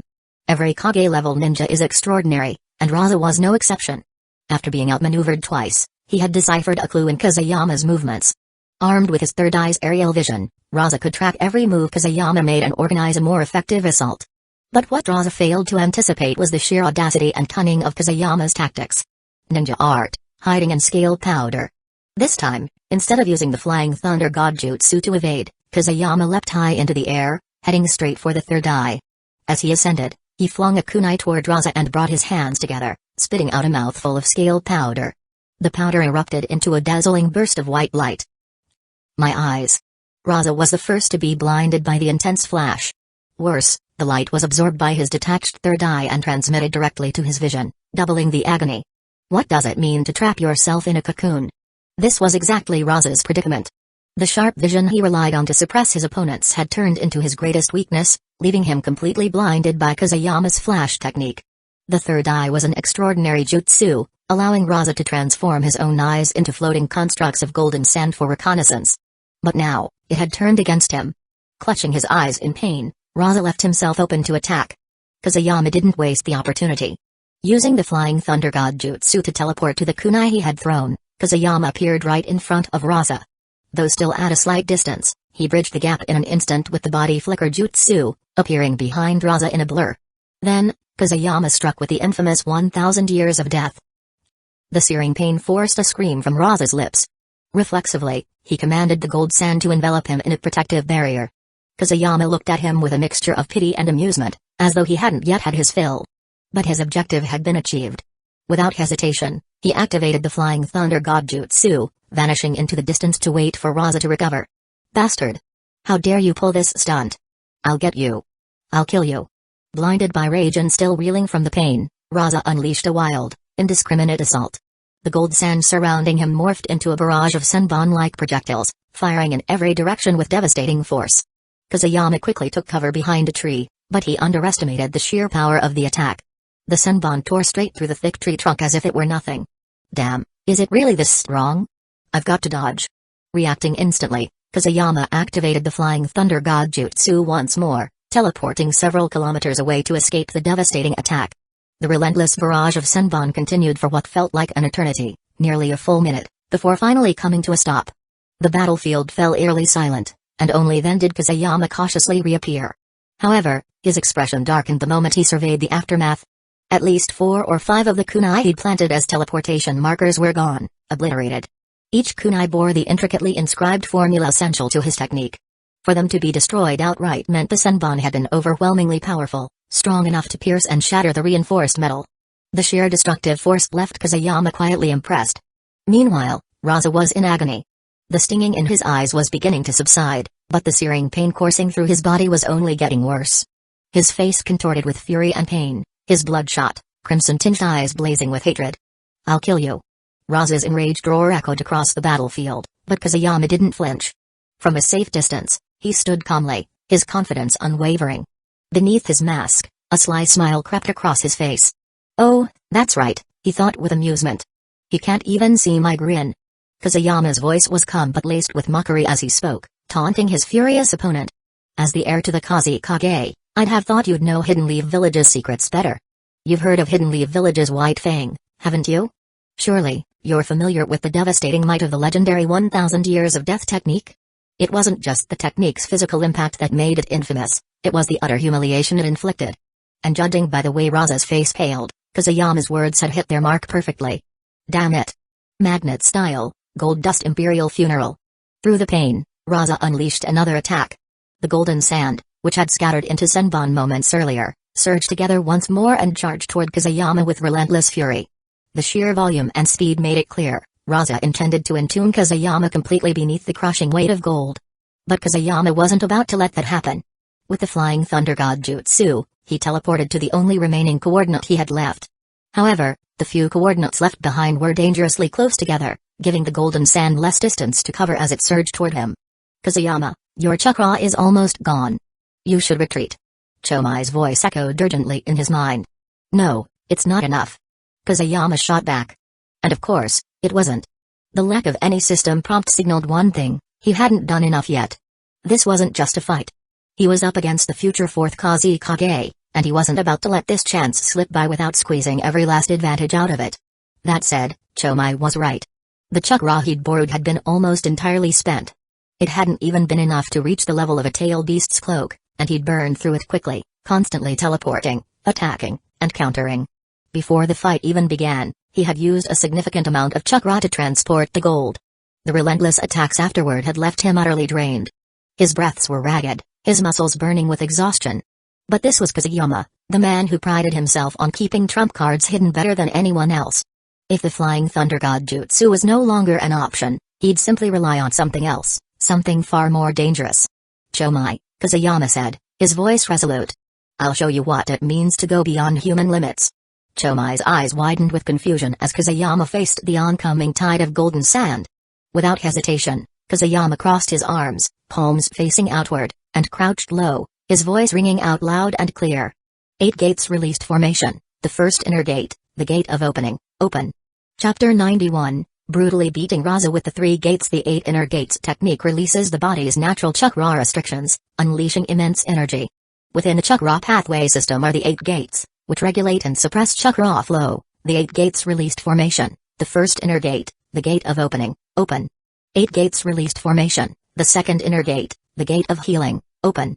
8 gates released formation, the third inner gate, the gate of life, open. 8 gates released formation, the fourth inner gate, the gate of pain, open. 8 gates released formation, the fifth inner gate, the gate of limit, open. 8 gates released formation, the sixth inner gate, the gate of view, open. 8 gates released formation, the seventh inner gate, the gate of wonder, open. 8 gates released formation, the eighth inner gate, the gate of death, open. While these gates limit chakra usage to protect the body, this technique bypasses those limits, granting strength dozens of times greater than normal. However, the strain causes severe self-damage, classifying it as a forbidden art. Kusayama was able to master the 8 inner gates due to his system, which vastly enhanced his physical strength. When he activated the 8 gates released formation, the first inner gate, the gate of opening, open, he removed the Mendel restriction on his brain, allowing him to utilize 100% of his physical capabilities. This consumed his energy at an accelerated rate, drastically boosting his speed and power. Just as a wave of gold dust was about to strike, Kusayama shot forward at blinding speed. "Damn it, Kusayama. What did you do? Your chakra, it's erupting." Chomai, the entity within Kusayama, was in shock, sensing the overwhelming surge of chakra bursting from every part of Kusayama's body. The sheer scale of it defied even Chomai's understanding, something even the tailed beasts, with their vast reserves of chakra, had never experienced. "Raza, witnessing the display, was equally stunned. The power and speed Kusayama exhibited were inhuman. Damn it. Is this another forbidden technique? Something that breaks the limits of the body? Although Hidden Sand Village had taijutsu specialists, none could compare to the speed Kusayama now demonstrated. It's not over yet. Kusayama roared. 8 gates released formation, the first inner gate, the gate of opening, open. 8 gates released formation, the second inner gate, the gate of healing, open. 8 gates released formation, the third inner gate, the gate of life, open. The moment the third gate opened, Kusayama's skin turned blood red, and his chakra surged to an even higher level. The oppressive aura radiating from him made even Raza feel uneasy. Despite the excruciating strain on his body, Kusayama gritted his teeth, determined to continue pushing forward. Damn it. How can you be this strong? Just who are you? Raza demanded as the gold dust failed to keep up with Kusayama's movements. Kusayama, his speed now completely unmatched, barely exerted his legs, yet his motion was already beyond Raza's perception. You dared to come to Hidden Leaf Village, be prepared to stay. Kusayama declared. Let me make sure you remember. In the blink of an eye, he vanished, not due to speed alone but by activating the Flying Thunder God Jutsu. The instant Kusayama disappeared, a wave of fear coursed through Raza. Before Raza could react, Kusayama reappeared behind him. Beneath Raza's black shirt, bold characters spelled out, "Your father is here." It was clear Kusayama had left the mark when he used 1,000 years of death to strike Raza. Are you ready to face your fear? Raza. As soon as the words fell, Raza barely had time to react before a punch struck his kidneys, sending him flying through the air. Puff. The blow was devastating. Raza coughed up a mouthful of bile as pain tore through his body. Why getting hit in the kidneys makes you vomit bile? Who knows, but it did. After all, the 8 inner gates didn't just amplify chakra and speed, it dramatically increased raw power. The moment the punch landed, Raza felt his body begin to fall apart. But this was only the beginning. What does infinite combos mean? Some might think it's just a flurry of non-stop attacks. But Kusayama knew better. To him, the essence of infinite combos was simple, one attack as the anchor, followed by relentless, limitless strikes. The goal was to make the opponent feel the overwhelming force of every single blow. As Kusayama swung his fist, the Flying Thunder God Jutsu activated again. This time, he appeared directly in front of Raza, whose face collided squarely with Kusayama's fist. Puff. The punch connected with brutal force, and inertia carried the damage through Raza's body, forcing him to spit blood instead of bile this time. His battered form tumbled downward. But the assault didn't stop. The Flying Thunder God Jutsu activated once more, positioning Kusayama beneath Raza, in the same spot, with the same fist. This time, he drove the blow into Raza's stomach. Kusayama demonstrated perfectly what it meant to never give up or lose hope. Raza remained suspended in the air for a full minute, caught in the relentless assault of the Flying Thunder God Jutsu, the punches raining down without pause. By the time the attack ended, Raza lay on the ground, gasping for breath. He had endured no fewer than 100 devastating punches in that single minute. Each one landed with crushing force, leaving him unable to counterattack. Kusayama, utterly drained, leaned against a nearby tree, panting heavily. Pain coursed through his entire body. He had pushed himself to the limit, putting everything into the Flying Thunder God Jutsu while unleashing his punches. Even the act of striking had become almost too much for him. Had he also been forced to move, he feared he would have collapsed long before taking Raza down. By the end of the barrage, Kusayama's punches had lost much of their initial power, but the damage had already been done. If he had retained his earlier strength, he was certain Raza would now be either dead or barely clinging to life. Damn. Raza's voice broke the silence. His mouth and nose bled, his face battered and bruised, yet his tenacity remained intact. A glint of determination flickered in his bloodshot eyes. Suddenly, gold dust surged out from beneath his clothes, catching Kusayama by surprise. When had it covered his body? Using the gold dust as support, Raza slowly stood. His fiery gaze locked onto Kusayama. My body has always been protected by gold dust. But I never expected your fists to shatter my gold dust armor, he rasped. It's only because of this protection that I survived. But unfortunately for you, you couldn't finish me off. And now you've reached your limit, haven't you? Raza raised his right hand, and the gold dust swirled around him once more. Thanks to magnet style, as long as he had chakra, he could continue to fight, disregarding his physical exhaustion. Humphrey, you still have tricks up your sleeve, Kusayama muttered, a faint smirk on his lips. Hee hee. Even so, you won't defeat me, Raza. The next time we meet, I'll show you the true power of Hidden Leaf Village's ultimate move. For now. Hee hee. Goodbye. Kusayama was not one to prolong a fight unnecessarily. He had already reduced Raza to a battered wreck, and staying would only invite danger. He wasn't foolish, he had teammates to think about. Using what little chakra remained, Kusayama bolted, leaving Raza behind to stew in frustration. Bastard! Don't run! Fight me, you coward! Raza roared, his voice echoing in the air. Kusayama, PFFT, you're the idiot, not me. Why would I keep fighting you? As Raza's furious cries faded into the distance, the familiar system prompt finally sounded in Kusayama's ears.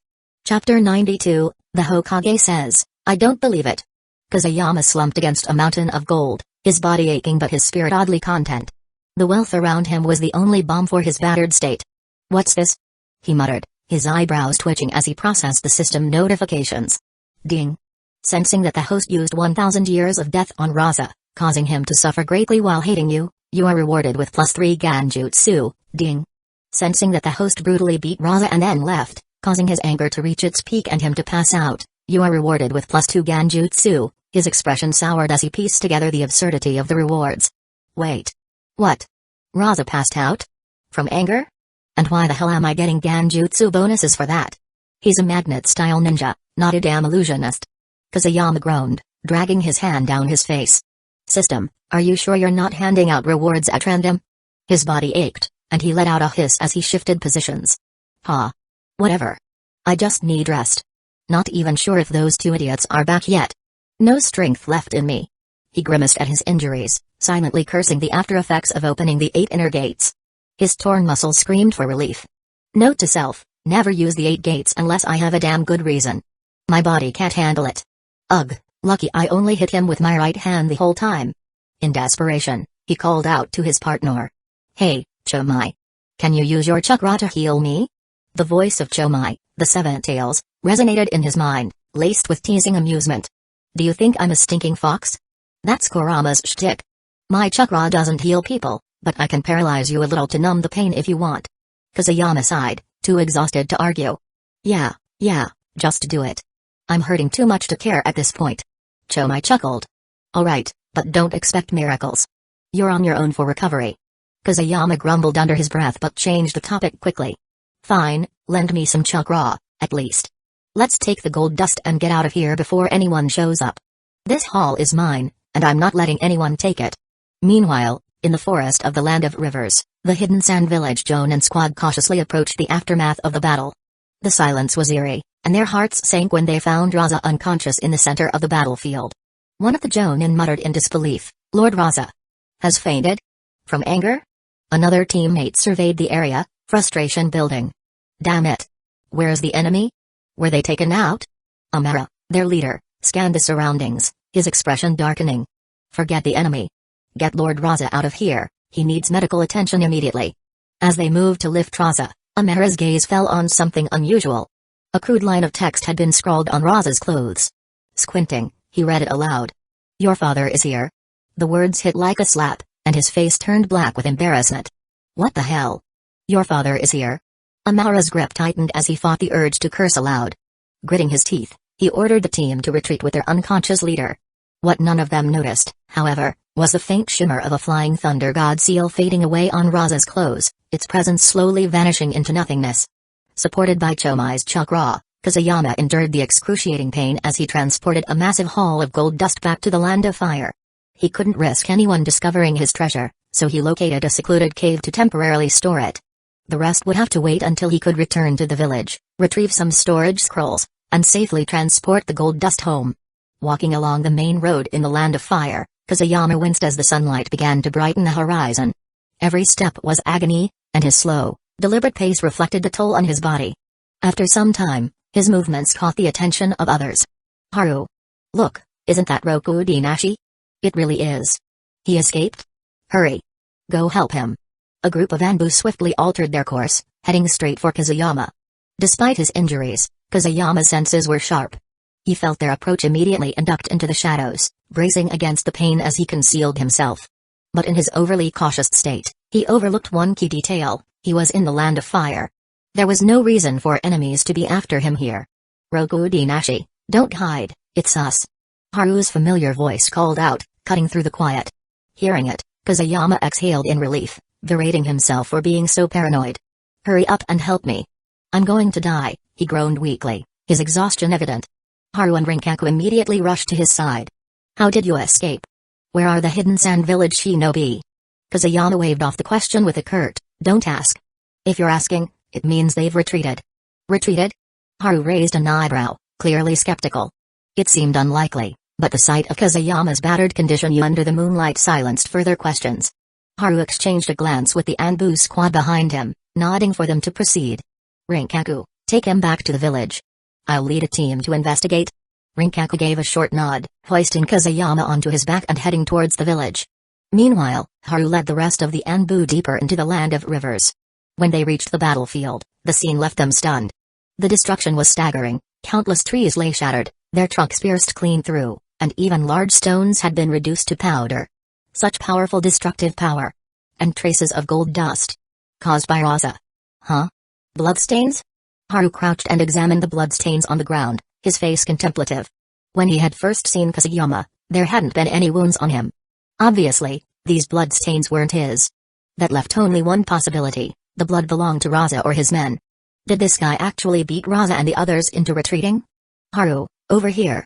One of the Anbu called out, having made a new discovery. The group gathered to find a hidden sand village Jonin lying lifeless, his chest pierced through. A penetrating injury, his heart's been completely shattered, Haru observed with a nod. This was Rokudinashi's doing. I saw it happen, another Anbu member remarked. It seems Rokudinashi was right, the enemy has retreated. Let's go. Take the body and report back. Meanwhile, with Rinkaku's help, Kazuyama stumbled back to the village. But as soon as they reached the gates, Kazuyama collapsed.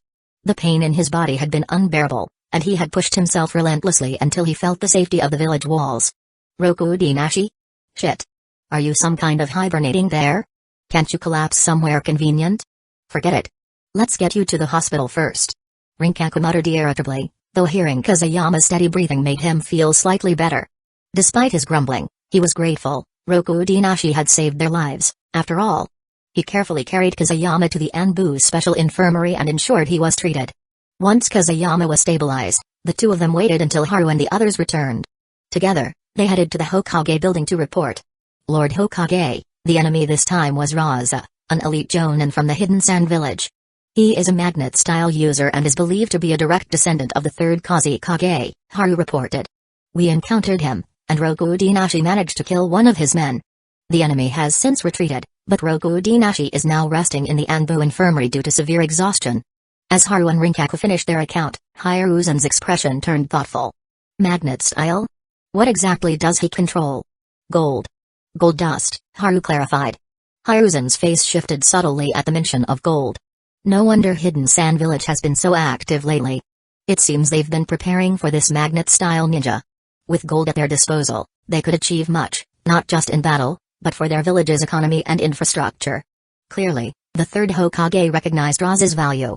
Gold dust wasn't just a weapon, it was a resource of tremendous strategic importance. Haru, if you were up against a ninja like that, how would you escape? Hiruzen asked. And how did Anbu Rokudinashi manage to kill one of them? Hiruzen knew the strength of Haru and Rinkaku, both were elite ninjas, but against a magnet-style Jonin, they wouldn't stand much of a chance. And Rokudinashi? He wasn't exactly known for his combat prowess. Haru chuckled lightly at Hiruzen's skepticism. Lord Hokage, I don't believe the rumors about Rokudinashi's incompetence are true. He was crucial to our escape and the mission's success. We were at a disadvantage, but Rokudinashi's skills allowed us to retreat safely. He held off the Hidden Sand Village forces, including Raza, to give us time to return to the village for reinforcements. By the time we came back, Raza and the others had already retreated, and Rokudinashi was completely exhausted. Haru's concise explanation sent shockwaves through Hiruzen's mind. Kazuyama, that brat, took the initiative? Fought against Raza. And he even defeated him? Is this for real? Why don't I believe it? Chapter 93, Casual Chat in the Hospital. Haru, are you sure it was Rokudinashi who did it? Facing the third Hokage's questioning, Haru nodded firmly. Well, it was definitely him who did it. I wouldn't mistake the Flying Thunder God Jutsu for anything else.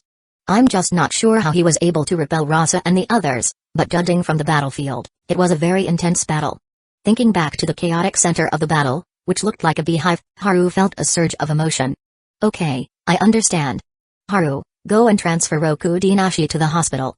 Let the doctors check his condition, the Hokage instructed. Rinkaku, go and tell Orochimaru to come see me. Huh? Orochimaru is back in the village? If Kazuyama knew this, he'd immediately claim he was fine and rush to Orochimaru's lab for another round of experimentation. Unfortunately, he was still sound asleep in the infirmary. Not long after, Orochimaru arrived at the Hokage building. His expression remained cold and indifferent. Sensei, you wanted to see me?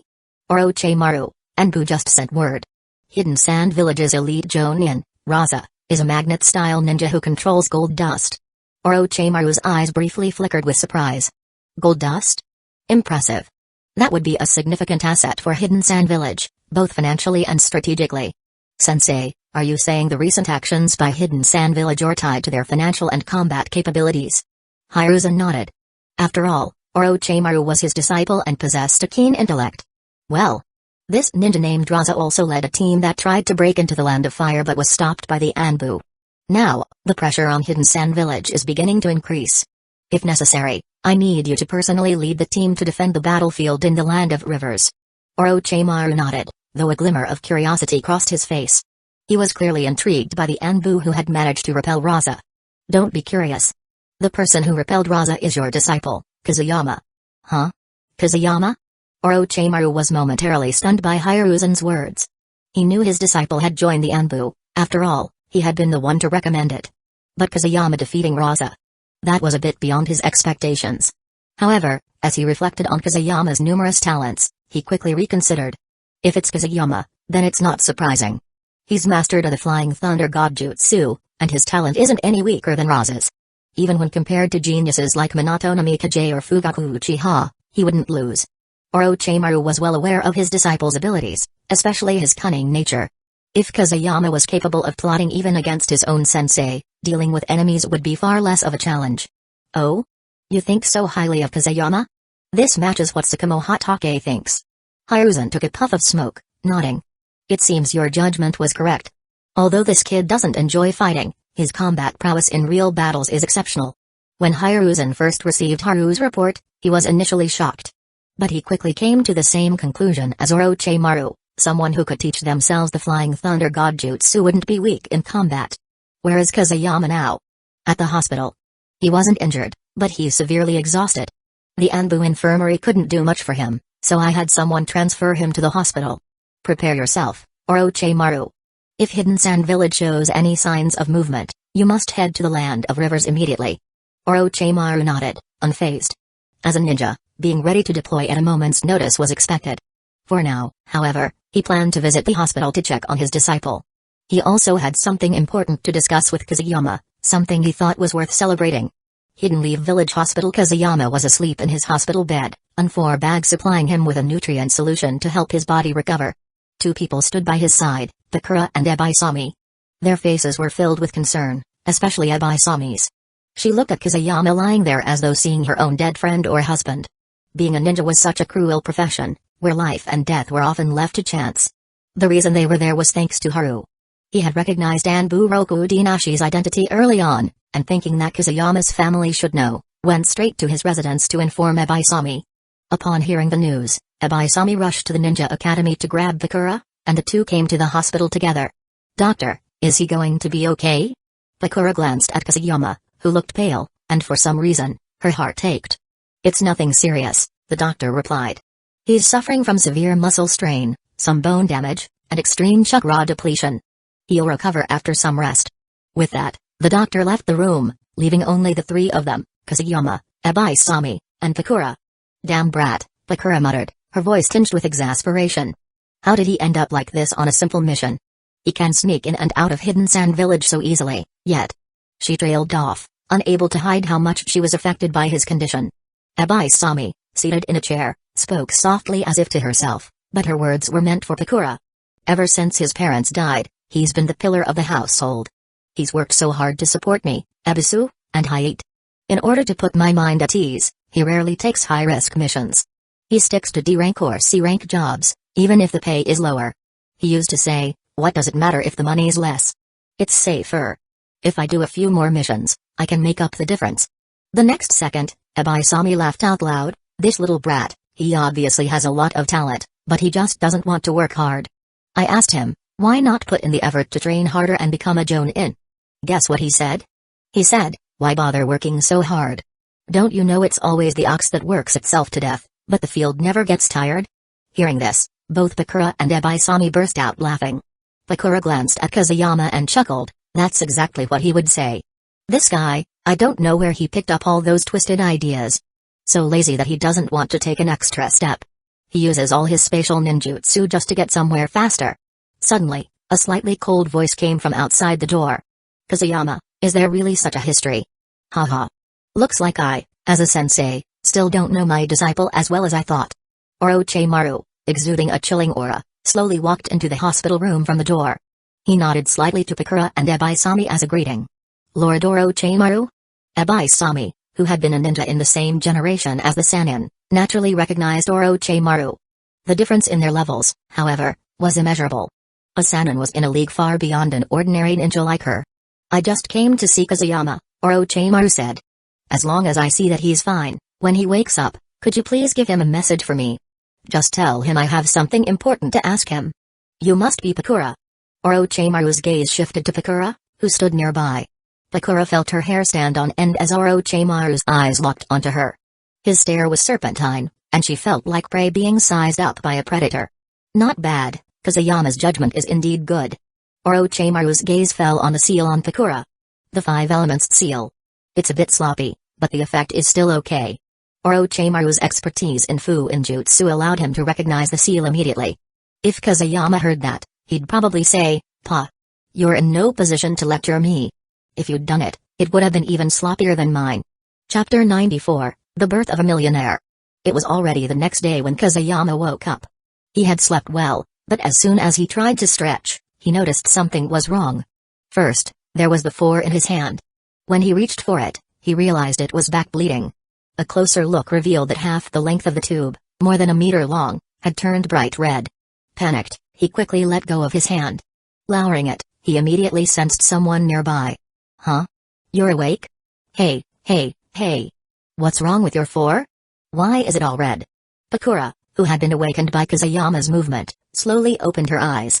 When she saw the blood-filled tube, she recoiled in alarm. Calm down, Kazuyama reassured her quickly. I just stretched a little carelessly, and some blood flowed back. It's nothing serious, it'll be fine in a bit. Don't worry, the blood will all go back into my body. But, why are you even here? Kazuyama hesitated, a trace of doubt crossing his mind. Shouldn't I be in the Anbu infirmary? Bakura glanced at him. His complexion, no longer pale, seemed much better, and she let her guard down. She huffed in annoyance. It was your Anbu people who notified Aunt Ebiasami that you'd been hospitalized after your mission, she explained grumpily. Aunt Ebiasami was so scared, thinking you might lose a limb or two. She had to go back to take care of the little ones, so I'm the one keeping an eye on you. Kazuyama let out a sly chuckle, his tone annoyingly mischievous. Oh? So, you spent the night in the same room as me? Bakura narrowed her eyes. Yeah, so what? If I didn't, would I just let you die here? Hearing her response, Kazuyama immediately put on an exaggerated, aggrieved expression. You actually took advantage of me while I was in the hospital. I'm still a young boyuk. Where's my innocence? They just let a poor girl grope me all night. What do you think should be done about this? Bakura's eyes widened in disbelief, her jaw dropping slightly. She had never encountered anyone this shameless before. She touched him all night? Was this guy serious? Her mind flashed back to the moment she had carried him out of the bathroom. The victim hadn't said a word then, and now this jerk was flipping the story on her. Kazuyama burst into laughter, watching her expression shift from pale to red to furious. Just kidding, just kidding. Don't get mad. I'm a patient, remember?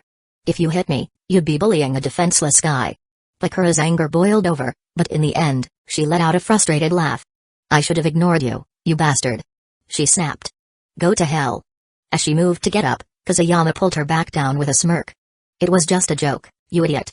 Why are you so dense? Bakura felt the heat and strength of his grip on her wrist. Suddenly, her body went limp, and she found herself sitting back down without understanding why.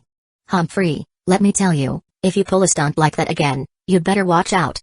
As she spoke, Bakura made a scissor motion with her fingers, which sent a chill down Kazuyama's spine. Mom, this woman is terrifying when she's serious, and she's always ready to snap. His thoughts drifted. Maybe Tsunade would be better. At least she wouldn't go around threatening to cut people up. Well, no, with Tsunade, it'd be a series of punches instead. And if you get hit by her, you'd end up in pieces anyway. Ugh, forget it. Neither of them is good. Kazuyama suddenly slapped his forehead as a thought struck him. Bakura. Go buy me something quickly. I need it. Huh? What do you need? You're in this state, and you want to eat? It's not food. I need a bunch of big cloth bags, like the ones used to carry rice. Hurry, I need at least a few dozen. Bakura blinked, her face full of confusion. What do you need so many bags for? But Kazuyama ignored her question, his excitement building. Oh, and storage scrolls. Head south to the village, there's a shop there that sells them. He thought for a moment and added, he sells them from his house. As for the money, go ask Ebiasami. Tell her I'll pay her back double later. Don't just stand there, go. Come back to me after you've bought everything. Kazuyama grabbed the forestand with one hand and tugged on Bakura with the other, urging her to hurry. Despite her confusion, she left to do as he asked. First, she went home to get the money, then set off shopping. She returned with 50 large bags and headed to the shop Kazuyama had mentioned to buy storage scrolls. She only bought 10 since they were expensive, 3,000 ryo each, the price of 50 bowls of ramen. Thanks to Kazuyama's earlier looting spree in the Land of Grass, their finances weren't completely drained. By the time Bakura returned to the hospital, Kazuyama had already convinced the doctor to remove the four. Afraid she wouldn't find him, he waited by the hospital entrance. When he spotted her walking towards him, carrying all the supplies in her arms, Kazuyama's face lit up with a wide grin. He looked genuinely happy. Come on, I've been waiting for you for a long time. Bakura didn't even have a chance to respond before Kazuyama grabbed her arm and activated the Flying Thunder God Jutsu. In her line of sight, they first left the village, then shot off in a specific direction. After several consecutive uses of the technique, they finally reached their destination. A sudden flash of golden light made Bakura cover her eyes, blinking several times before her vision adjusted. What she saw next made her lose her composure. A mountain of gold. It was literally a mountain of gold. My goodness. Is this for real? Seeing Bakura's stunned expression, Kazuyama laughed loudly. This was exactly the reaction he wanted. After all, who wouldn't be shocked by a pile of gold this massive? Kazuyama, where did you get this? Bakura asked, still in disbelief. There aren't stones mixed in here, are there? Kazuyama rolled his eyes. Don't be ridiculous. I can tell you responsibly that this is the real deal, a mountain of gold, or rather, golden sand. This is my trophy. Golden sand? The term tugged at Bakura's memory, and her expression shifted as realization struck. She turned to Kazuyama, her face full of disbelief. Golden sand? Is that what I think it is? Kazuyama grinned, flashing his teeth. Yep, exactly what you think. I got it from Raza. So that's why it looked so familiar. Bakura's eyes widened in shock. Your mission wasn't to fight Raza, was it? She demanded, her voice sharp. No wonder you went straight to the hospital after coming back. Raza's even stronger than me, he's the next Kazekage. Are you insane? You should have retreated the moment he made a move. That was magnet style. Kazuyama remained silent, letting her vent. He could hear the worry beneath her scolding, and it made him smile. When she finally stopped, he spoke slowly, his tone light. Bakura, you know what? Hearing you like this makes me pretty happy. After all, you're not upset because my opponent was a ninja from Hidden Sand Village. He stepped closer, his voice soft but firm. Second, how do you know I can't beat Raza? He pointed at the mountain of gold. I'll tell you this, Raza's in worse shape than I was. I not only beat him, but I also robbed him blind. Look at all this gold dust. If I didn't seize this once-in-a-lifetime opportunity, I'd regret it for the rest of my life. Once Raza becomes Kazekage, he'll hardly ever leave the village. It'll be impossible to pull something like this off again. Kazuyama placed a hand on Bakura's shoulder, his grin widening. After all, Bakura had been nervous and worried about him. That alone made him feel content. You idiot, even if you're short of money, you can't take such risks. Bakura's voice trailed off. I'm currently just an intern teacher, but Principal Hatake is still paying me a salary. She suddenly lost her momentum, and Kazuyama burst out laughing at the sight. You, just forget it. Wait until you're made permanent. I've been making money for so many years, I know exactly what kind of business to do and what not to do. Since I ran into him this time, there's no reason for me not to do it. It's fine. Stop stalling and help me load the money. Where's the bag? Get it out. Kazuyama loved money, and that was the truth, but not all of it was his to take. Otherwise, with his transparent escape jutsu, he would have been rich beyond his wildest dreams. He set aside a handful of gold sand, then breathed fire on it, refining it into pure gold. Seeing this, Bakura began to help refine the gold as well. The two of them worked together like true gold refiners. Once all the gold sand had been refined, they started filling their bags with the gleaming metal. They continued this process all afternoon until they had processed and packed all the gold Kusayama had brought. Wow, that's a lot. This bag may be small, but it's enough to hold about a kilo of gold. And there are 32 bags in total. Wow, haha, haha, haha. A kilo of gold is worth roughly 3 million. 32 bags. We're officially multi-millionaires. Kusayama was beside himself with excitement. He looked at the gold-filled bags in front of him, his whole body boiling with exhilaration. Even Bakura hadn't expected that the gold sand could be refined into as much as 32 bags of gold. Where are the scrolls? Where are the scrolls? Bakura, hurry, we must keep this money safe. Ha ha ha ha. Bakura quickly took out 10 scrolls, and Kusayama immediately opened them. He stored 3 gold bags in each scroll, keeping the remaining 2 for daily expenses. Bakura, let's go. I'm in a good mood today. I'll treat you to the best barbecue in the village. It's super delicious. Chapter 95, Dine and Dash, Summoning the Police Force. At the barbecue restaurant, Kusayama and Bakura were going wild devouring meat. Ha ha ha ha. As expected, barbecue is so much better when eaten with a beautiful woman. S.Sh. Boss, 2 more bottles of Saga. Bakura shook her head at the sight of Kusayama's flushed, smug face. They'd barely started eating, and the brat already wanted to drink. How could he even think about drinking? He wasn't old enough. When Bakura pointed this out, Kusayama smirked. Underage? Oh, please. I'm taller lying down than you are standing up. For a moment, Bakura froze, staring at his infuriating grin. Then, with a snap of realization, she nearly lunged at him to wring his neck. Furious, she decided she didn't care anymore. If he wanted to drink himself into trouble, so be it. The frustrating part was that Kusayama didn't even look underage, even though he wasn't yet 16. If no one revealed his secret, no one would guess he was still a minor. After eating to their heart's content, Kusayama, being the self-proclaimed responsible one, went to pay the bill. But when he reached into his pocket, oh no! No money. He suddenly remembered he hadn't exchanged the gold dust yet. Neither of them had a single coin on them. Boss, wait a second. Kusayama's carefree mood vanished as he wilted under the owner's piercing gaze. Panicking, he pulled Bakura aside. Bakura, do you still have any money? No, I spent it all on the bags and scrolls. That answer hit him like a bucket of cold water. What do we do? I got so excited I forgot we haven't exchanged the money yet. All we have is a bag of gold dust. We can't pay with gold dust. Bakura hissed, now glaring at him. This idiot, he brought her to dinner with no money. Wasn't he just scamming her? Kusayama, still trying to keep his cool, turned back to the owner. Well, boss, can I put this up as collateral and let her go home to get the money? It wasn't that Kusayama didn't think about running, but this was a barbecue joint in the heart of Hidden Leaf Village. If he tried to skip out on the bill, the Uchiha police force would be knocking on his door before he even made it home. The owner, unimpressed, crossed his arms. Huh? Fine. But you've got half an hour. If she's not back by then, I'm calling the police force. Kusayama's face twitched. Damn it. Just as I thought, they always call the police force. He clenched his fists, inwardly cursing the Uchiha clan. Those guys are so annoying. Bakura. I'm counting on you. Go get the money from Aunt Ebisami. I'll wait for you. Bakura nodded and bolted for the door. The owner chuckled, leaning against the counter. Kid, is she your girlfriend? She's pretty. Then, smirking, he added, you're pretty awesome too, bringing your girlfriend to dinner without any money. What were you thinking? Kusayama froze under the boss's teasing and flushed with embarrassment. He'd been so thrilled earlier that he completely forgot about the money. Now, all he could do was rely on Bakura. As soon as she left the restaurant, Bakura sprinted straight toward Kusayama's residence, not daring to slow down. However, upon arriving, she found the house empty. Aunt Ebisami. She called out, searching from room to room. Aunt Ebisami. She stopped in frustration, her hands clenched into fists. Where could she have gone at this hour? With no one home, Bakura felt desperation creeping in. Determined, she turned and dashed toward the ninja academy instead.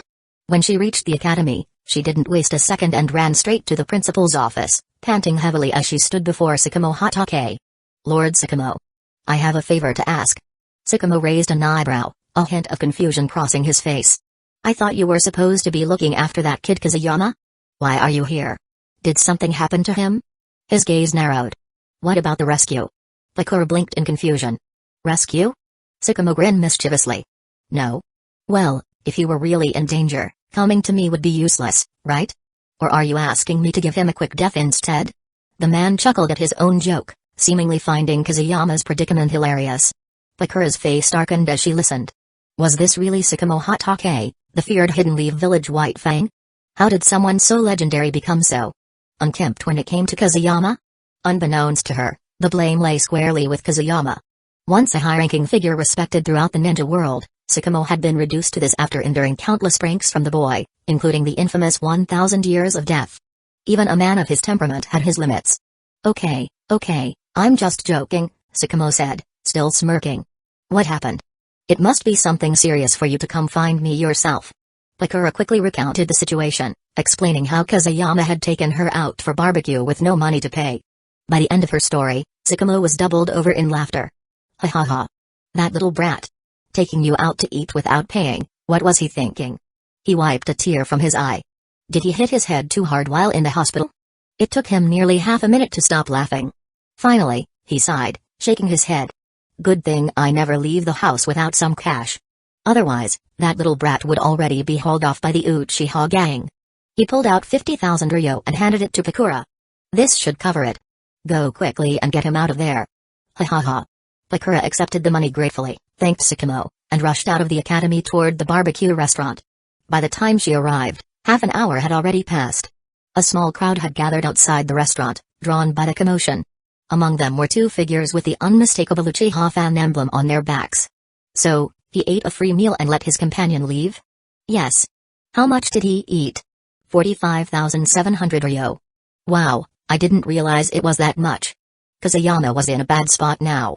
Despite his explanations, the shopkeeper had called the Uchiha police force the moment the half hour passed. By sheer bad luck, the ones who showed up were none other than Aon Muran Uchiha, the very same people he had thrown into the women's bathhouse not long ago. The moment they locked eyes, sparks flew. The Uchiha duo's expressions darkened, and their simmering grudge practically radiated off them. Kazuyama felt his heart throb uneasily. I didn't skip out on the bill. She really did go to get the money, he explained, keeping his tone civil. Let's wait a little longer, okay? His attitude remained polite, but Aon Muran weren't about to let it slide. Humphrey. Everyone who skips out on the bill says that.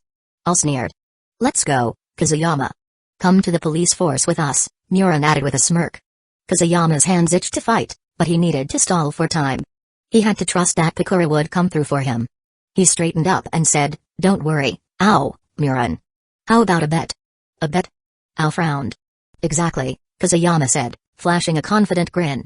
I bet my family will send the money within 10 minutes. If I lose, I'll go to the police force with you and take whatever punishment you decide. But if I win, you take one of my moves. Just taijutsu, nothing else. Ao and Muran exchanged looks, their eyes gleaming with vindictive glee. They didn't believe for a second that Kazuyama's family would show up in time. Fine, we'll take your bet. 10 minutes. If no one comes, you'll get a taste of Uchiha punishment. The two were already savoring their imagined revenge, thinking about how satisfying it would be to humiliate Kazuyama. Sorry, you've already lost your bee. I'm back. A cold female voice cut through the noise, coming from behind the crowd. Bakura, her face like ice, was striding quickly toward the entrance of the barbecue restaurant. She hadn't expected the two Uchihas to stir up trouble during the brief moment she stepped out to get money. That smug grin, did he seriously think she didn't notice it? Ah. Bakura. You're finally back. Kazuyama Gecko lit up instantly upon seeing her, his entire demeanor shifting. Without wasting a moment, Bakura handed 50,000 ryo to the restaurant owner, who carefully counted it before giving her the change. With the coins now in her hand, Bakura turned her piercing gaze toward Uchiha and Muran Uchiha. Now that you've lost, isn't it time you accepted your punishment? Kazuyama Gecko. 1,000 years of death. Kazuyama's grin widened as Bakura's words gave him the green light. He started rolling his wrists as he advanced on the two Uchihas, clearly enjoying the moment. Bakura, you're absolutely right, he thought to himself. After spending so much time around me, you know exactly how my mind works. You'll see. He cracked his knuckles with an air of mischief. I've mastered the secret technique of Hidden Leaf Village's White Fang, and I guarantee they won't be forgetting this anytime soon.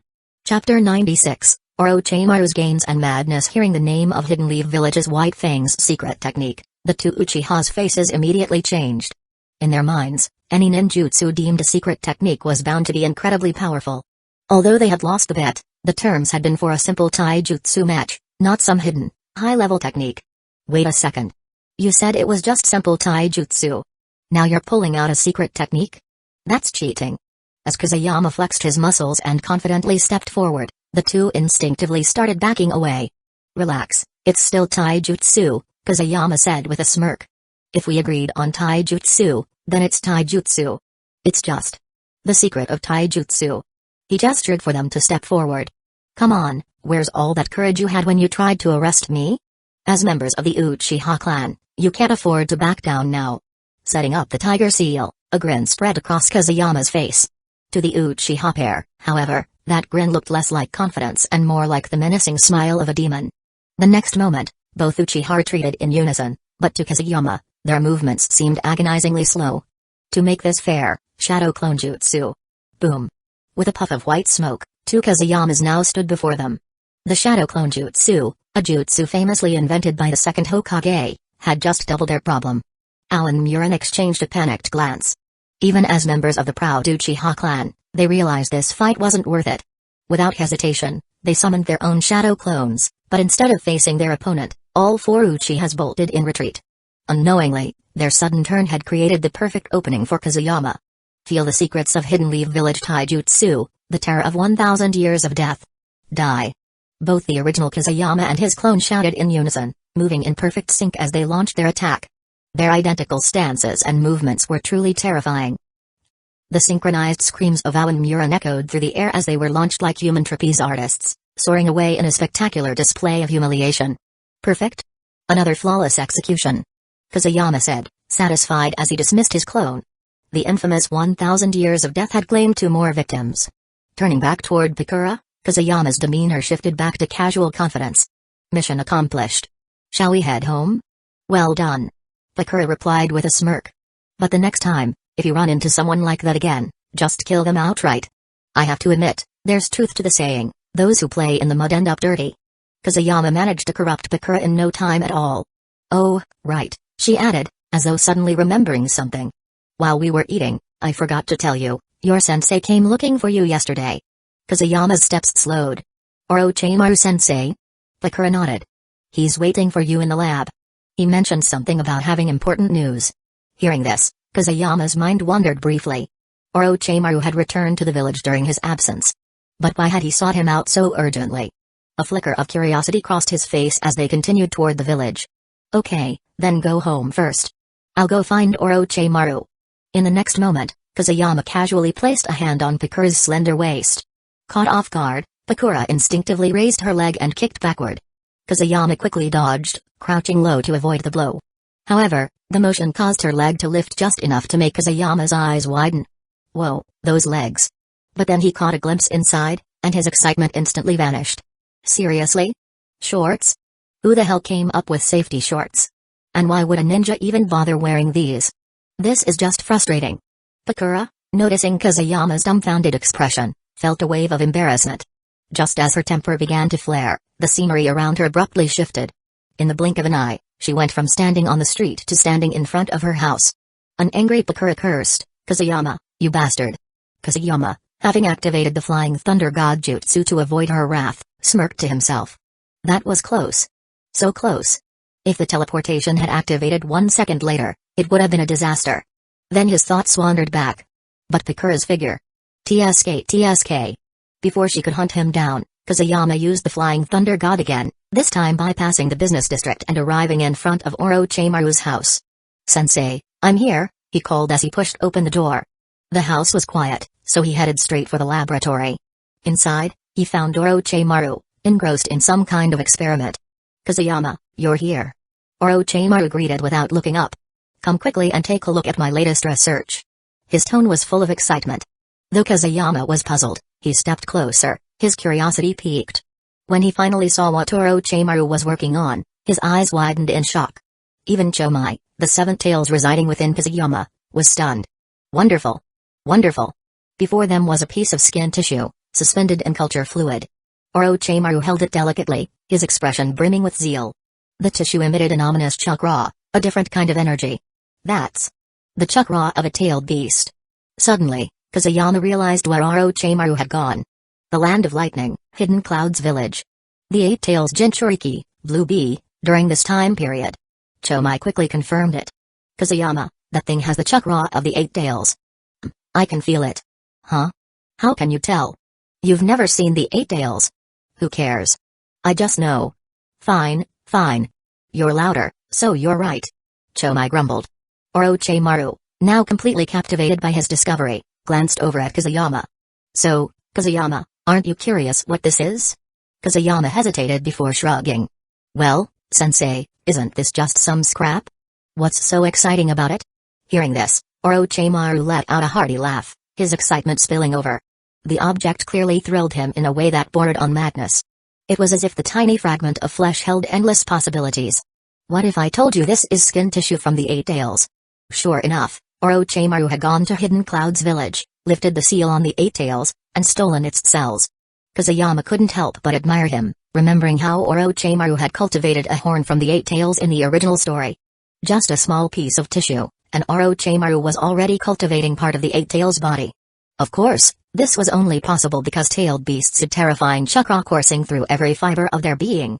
Hidden Cloud's villages Kinkaku and Ginkaku, for example. Kusayama thought. They were able to achieve a half-tailed beast transformation just by eating the flesh of the Nine Tails. Truly insane. Sensei, you went to Hidden Cloud's village? Kusayama asked, feigning a mixture of shock and admiration. The Eight Tails? Wonderful. Sensei, how did you do it? The skill in Kusayama's performance was so convincing, even Orochimaru, one of the legendary Sannin, was completely taken in. His acting truly lived up to the term shameless emperor. No one else could pull off such a flawless display. Haha, I used a little trick, and I don't think Hidden Cloud's village will have the energy to start a war for now. Then his tone shifted slightly. But, Kusayama, I heard what happened to you. Are the 4 tails and 5 tails that appeared in the land of grass truly that terrifying? Kusayama immediately put on a look of pure terror, as if the memory alone was enough to send a chill through his soul. Terrifying. Both tailed beasts are terrifying. I was trembling just from seeing them from a distance. Inside his mind, Chomai sighed. Trembling? You had the 4 tails and 5 tails running in circles. Kusayama smirked internally. Haha, good that you know. But he doesn't. Orochimaru nodded solemnly. He had witnessed the 8 tails going berserk and knew how terrifying a tailed beast's eruption could be. But as he pondered the potential of his research, a spark of enthusiasm replaced the grim look in his eyes. Although we only managed to obtain a small amount of the 8 tails skin tissue, Orochimaru said, his tone tinged with excitement, at this rate, in less than 20 years, we could cultivate part of the 8 tails body. Then his voice grew even more feverish. This research. It's very promising. If it continues like this, maybe one day, we could even create Jinchūriki ourselves. Kusayama couldn't help but feel a mixture of awe and apprehension at Orochimaru's intensity. When it came to scientific research, no one could surpass Orochimaru's obsessive pursuit of knowledge. It wasn't just his curiosity, his ability to get tangible results from every experiment was what made him terrifying. Whatever he decided to mess with, he would somehow turn it into a groundbreaking discovery. And that, Kusayama thought, was pretty damn impressive. Chapter 97, The Last Calm Before the Storm Soon. Orochimaru shook his head helplessly and sighed. Unfortunately, the Hokage has ordered me to be ready to head to the battlefield in the Land of Rivers at any time, he said. Otherwise, I would have loved to study this matter carefully. He turned his sharp gaze toward Kusayama and asked, Kusayama, do you want to go to the battlefield in the Land of Rivers with me? After all, the mission involves going up against Rasa. Do you want to fight him again? Kusayama shook his head. Orochimaru assumed he was declining the proposal, but Kusayama's next words caught him off guard. Sensei, I'm in Yanbu now, Kusayama replied. I don't get to decide which battlefield I go to. His voice carried a tinge of nostalgia as he added, if this were the old days, I would have gone to the Land of Rivers with you without hesitation. But now, I can only follow Lord Hokage's orders. Hearing this, Orochimaru's eyes narrowed slightly as realization dawned. His disciple was part of Anbu, a unit that directly answered to the Hokage. Naturally, Kusayama had to act in line with his superior's decisions. Orochimaru couldn't help but feel a faint pang of regret. This war will be no small matter, Orochimaru said, his tone shifting to a rare note of seriousness. No matter where you're deployed, you must exercise caution. Especially on the battlefield in the Land of Grass, there, Hidden Stone's village has dispatched 2 Jinchūriki. Their forces will be overwhelming. If you find yourself in danger, do not hesitate to retreat. Kazuyama was momentarily taken aback. Orochimaru seldom expressed such concern, which made his words all the more striking. Hee. Orochimaru chuckled at Kazuyama's reaction. Don't look so surprised. I'm just pleased you didn't try sneaking into my lab to steal anything.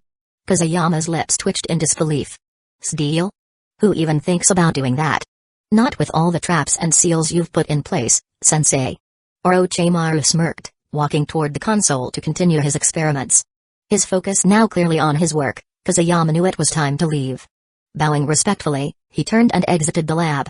Unexpectedly, the moment Kazuyama left, Orochimaru paused, setting aside the tools in his hands. His expression turned cold and calculating as he stared at the research before him. The first phase of cultivation is complete, Orochimaru muttered to himself. Next, I'll need to find Danzō. With the successful cultivation of tailed beast cells, even Hashirama cells should soon become viable. Meanwhile, outside the lab, Kazuyama walked slowly along the road, refraining from using the Flying Thunder God technique this time. His thoughts churned with unease. Cultivating 8 tail cells. There was no way he believed Orochimaru was interested in creating a Jinchūriki. Cells. Tailed beasts. Could it be? A realization struck him, and his expression darkened. This is only the first step, testing the methods to cultivate the first Hokage's cells. With the success of cultivating tailed beast cells, he'll move on to Hashirama cells. His mind buzzed as pieces fell into place. And now, he's involving Danzō. Kazuyama murmured to himself. A heavy feeling settled in his chest. Sensei. Is it really wise to strike a deal with a tiger? When Kazuyama Gecko returned home, he was immediately greeted by Pakura's furious attack. She lashed out with a flurry of blows, venting her frustration on him without hesitation. Kazuyama, knowing better than to resist, simply sighed inwardly. After all, what else can I do? He let her hit him a few times and endured it. Once the storm of her punches subsided, he could only accept his fate quietly. Later, after the evening meal, the two left the house together, heading toward the Hatake clan residence. Kazuyama had a task to complete. He needed to pay back the money he had borrowed from Tsukumo. Pakura, having heard about this debt, insisted on accompanying him to ensure it was settled promptly. When they arrived, they were greeted by Tsukumo's warm, familiar smile. What? Kazuyama, you've actually come to pay back the money? Tsukumo said with a teasing grin.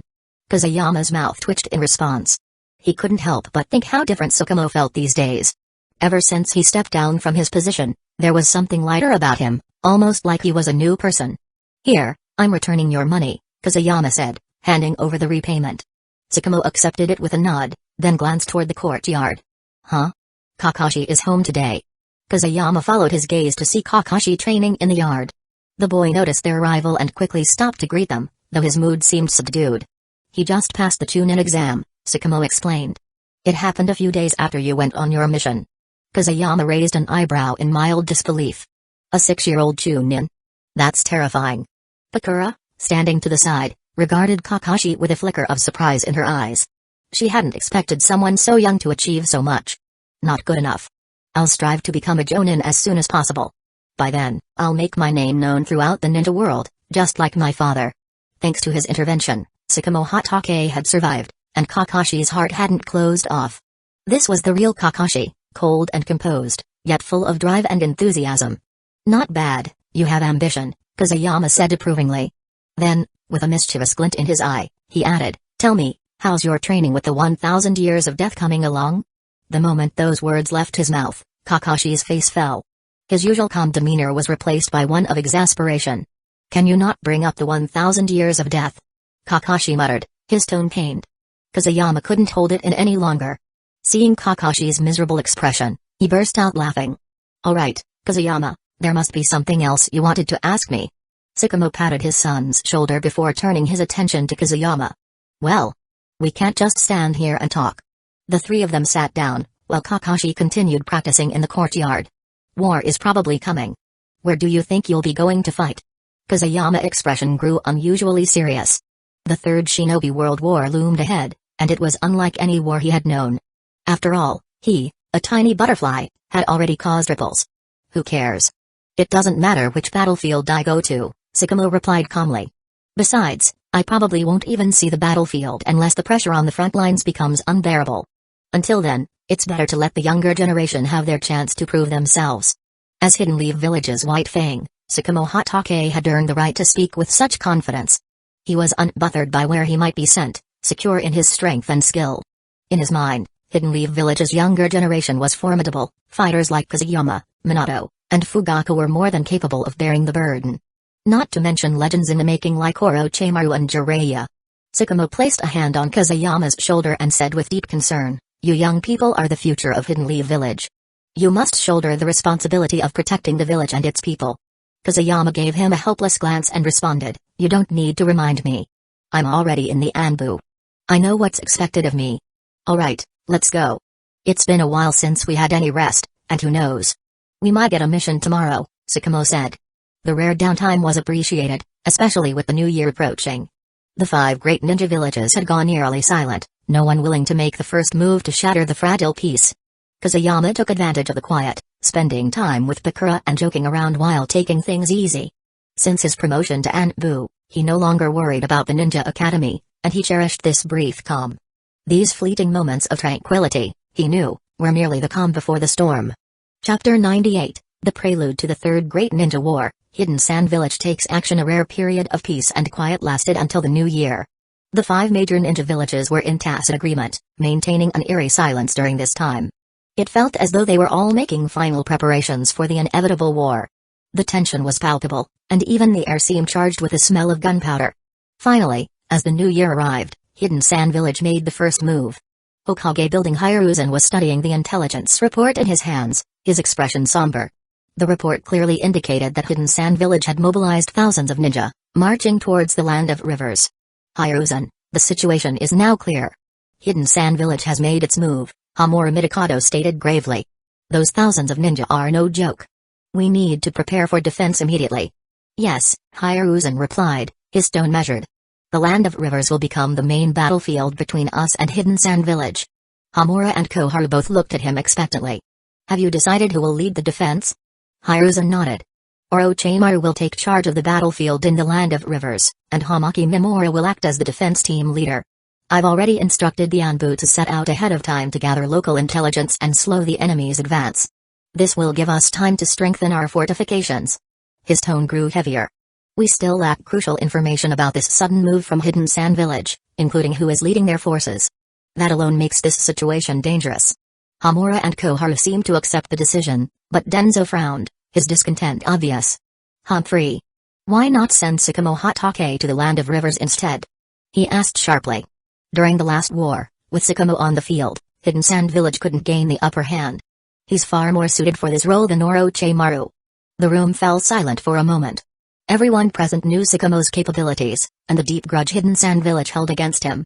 Tsukumo had personally killed the son and daughter-in-law of Chiyo, one of Hidden Sand Village's elders, during the Second Shinobi World War. "Tsukumo cannot be moved right now," Hiruzen replied firmly. "Orochimaru is more than strong enough to lead the battlefield. And if Hidden Sand Village learns that Tsukumo is commanding the main defense, their offensive will grow even fiercer. We'd risk escalating their aggression further." Danzō scoffed. "Grudges between Hidden Sand Village and our village? So what? Tsukumo is powerful enough to handle it." "Hiruzen, you're being overly cautious, afraid to take risks when we could deal a decisive blow." His tone sharpened. "In my view, Tsukumo should take command and crush Hidden Sand Village's main force in the Land of Rivers." His words hung heavy in the air, and the tension in the room grew. Hiruzen's other advisors turned to look at Danzō, their expressions uncertain. Defeating Hidden Sand Village's main force outright? It wasn't an impossible idea. After all, Tsukumo had done it before. "Humphrey. Danzō, do you think Hidden Stones Village and Hidden Clouds Village are blind? How many forces would it take to defeat Hidden Sand Village's main force? If we deploy too many to the Land of Rivers, Tsuchikage Onoki and the Raikage will seize the opportunity and join the war directly." Hiruzen set his pipe aside, a rare gesture that signaled his rising frustration. "Humphrey. You're worrying over nothing." Danzō snapped back. "We can defend ourselves easily and repel Hidden Sand Village's forces with lightning speed." "Stop talking. That's just wishful thinking," Hiruzen retorted sharply. "Damn it, Hiruzen. When did you become such a weak Hokage?" Danzō's anger boiled over, his tone dripping with contempt. "Our sensei made a mistake choosing you." Hiruzen's gaze turned icy. "Danzō, that's enough. I am the Hokage." As the two continued their heated argument, Hamura stepped forward to intervene. "Danzō, Hiruzen is right, he said, his calm voice cutting through the tension. The battle has only just begun. We cannot afford to concentrate too much manpower on a single battlefield. Orochimaru is the most suitable choice to command the defense in the Land of Rivers. But if we're facing Hidden Sand Village, we must ensure our medical ninja are fully prepared. Chio's poisons are not easy to counter. Danzō's jaw tightened as his argument was brushed aside. He sat back down in frustration, his glare fixed on Hamura. But Hamura, unfazed, ignored the piercing look of his former comrade. Turning his attention to Hiruzen, Hamura asked, Hiruzen, has Anbu been mobilized? Will there be enough time? Hiruzen leaned back in his chair, lighting his pipe again. Taking a puff, he said calmly, it should be enough, as long as it buys us time to prepare. His voice softened slightly, tinged with concern. It's just that. Tsunade. The mention of her name silenced even Danzō. Tsunade, granddaughter of the first Hokage and one of the Sannin, hadn't been seen in public for years due to her crippling fear of blood. The only person she seemed to care for was Shizune, Dan Kato's niece, who was still in school. She couldn't care less about the village's affairs, and without Tsunade's medical ninjutsu in this battle, the outcome for Hidden Sand Village would be completely unpredictable. At this time, within the Land of Rivers, dozens of Anbu members galloped through the dense forest. Damn it, I haven't even rested properly, and now I'm dragged out here to do grunt work. So annoying. Kazuyama wore his mask and followed the main force, with his squad mates Haru and Rinkaku running alongside him. Haha, this is just how the Anbu operates. Get used to it, Haru quipped. This time, Hidden Sand Village is moving in a very aggressive manner. Thousands of ninja are mobilizing, it's not a small operation. Our mission is just to set traps to slow their advance, he added. It won't be difficult. Although Haru's words were reassuring, Kazuyama remained irked. He had been enjoying a pleasant conversation with Bakura at home, with hopes of growing closer to her in the coming year. But now, war had broken out. Damn you, Hidden Sand Village. Why couldn't you hold your fire? To make matters worse, their timing was unexpected, moving earlier than Kazuyama had anticipated. It seems the butterfly effect has already taken hold. From now on, I'll need to move cautiously, one step at a time. By the way, who is currently leading the Anbu? He asked suddenly. Didn't Lord Sakamo resign? Haru laughed heartily at the question, a faint trace of amusement in his tone. The Anbu is full of capable people. Even though Lord Sakamo has stepped down, the Anbu remains the sharpest blade in the Hokage's hands. Although Haru didn't directly answer, the response made Kazuyama think of two individuals, the son and daughter-in-law of the third Hokage, Hiruzen Sarutobi. Stop! A commanding voice rang out, cutting through his thoughts. Everyone, start setting the traps. Rokude Nashi, Haru, Rinkaku, come here. Kazuyama turned to face the source of the order and felt his suspicions solidify. The Anbu in charge wore a mask Kazuyama recognized from his previous life, Shinosuke Sarutobi, the eldest son of the Hokage. Unexpectedly, he was the one temporarily leading the Anbu. Upon hearing the command, Kazuyama, Haru, and Rinkaku immediately approached. Up close, Shinosuke's imposing stature was evident. Even though Kazuyama had grown to 1.8 meters tall over the past 2 years, he still felt small standing in front of him. Rokude Nashi, you're skilled in concealment. I need you to scout ahead, with Haru and Rinkaku supporting you. Focus on identifying the enemy's leader, this is critical, Shinosuke ordered. Kazuyama couldn't help but feel curious about who was leading Hidden Sand Village's forces. Raza had been injured by him, and Konkichi had faced him as well. How could Hidden Sand Village declare war so soon after such setbacks? Chapter 99, The Prelude to War. Hidden Sand Village's vanguard appears leaving the group. The three of them ran straight toward the Land of Wind. After all, Hidden Sand Village's operation was on a massive scale, and even the vanguard's advance would take time. Before long, they arrived at the border between the Land of Rivers and the Land of Wind, where they saw a vast army stretching across the desert. Wow, this is spectacular. It looks like Hidden Sand Village is going all out for this. Kazuyama Gecko immediately activated his hive mind, observing from a distance. So far, they had only spotted the enemy's vanguard, with more troops still stationed in the rear. As faces flashed past his vision, a sense of confusion settled in, he didn't recognize a single one. These were supposed to be some of Hidden Sand Village's strongest shinobi. Rokude Nashi, what's the plan? Do we get closer, or wait for them to come to us? Haru, who knew Rokude Nashi's true identity, asked directly. After all, if they wanted to complete the mission, they had to rely on the one among them who specialized in concealment. I'll leave a marker. Go check it out yourself, it won't be easy to escape if there are too many people. Kazuyama handed Haru a set of kunai inscribed with a technique. Haru took them and nodded. Don't worry, As long as I'm here, your technique will remain intact. Kazuyama nodded in return before sprinting toward the land of wind. For safety, he placed 2 additional markers as a precaution. Chomai, lend me your power, I want to fly up there. Okay, just for flying? Want me to prepare some scale powder for you? No need. I'm just scouting, not fighting. Chomai let out a disappointed sigh. Come on, if you're flying up there, why not spice things up with some scale powder? I'll have you know, I recently improved it. That fight you had with Minato and that Uchiha kid really inspired me. I've specially formulated a scale powder that causes diarrhea, guaranteed to work. You won't stop pooping for at least 10 rounds. Kazuyama shuddered at the thought. He was now extremely sensitive to the words diarrhea and laxative. The agony of it, the weakness that followed. It was a nightmare he never wanted to relive. Chomai, I've noticed you've been getting worse lately. But I can't do anything about it now. I still need to find out who the other team leader is. As for your diarrhea medicine, you can keep it for now. Oh, and don't let me catch you secretly stockpiling it. Hearing Kazuyama's firm, no-nonsense tone, Chomai quickly dispersed the scale powder he had just congealed. He wondered, how did this kid know I made some in secret? Leaning on his wings, Kazuyama shot straight up into the sky, activating the transparent escape jutsu. A perfectly invisible reconnaissance aircraft was thus born, one unlike anything else in the entire ninja world. As the saying goes, the higher you stand, the farther you can see. From above, he surveyed the battlefield, gaining a commanding view of hidden Sand Village's vanguard troops. Something's off. There should be 200 soldiers in the vanguard, and nothing seems unusual. But where are the strong ones? How is that possible? Are they hiding? Chomai, can you sense the emotions of the people below? A vanguard without a leader? Kazuyama didn't buy it. He was certain someone powerful was concealing their presence. Sensing? I'll give it a shot. There are quite a few of them, though. Release control of your body, and I'll use my chakra to scan them. In the next instant, crimson-red chakra surged through Kazuyama's body. Under Chomai's control, it dispersed evenly, forming a protective outer layer without overwhelming him. It was clear that he had refined this technique specifically to help Kazuyama execute his Rokudenashi tactics more efficiently. Most of them are agitated. A few are a little afraid. But one person's emotions stand out, resentment and anger. Kazuyama was taken aback. Resentment and anger?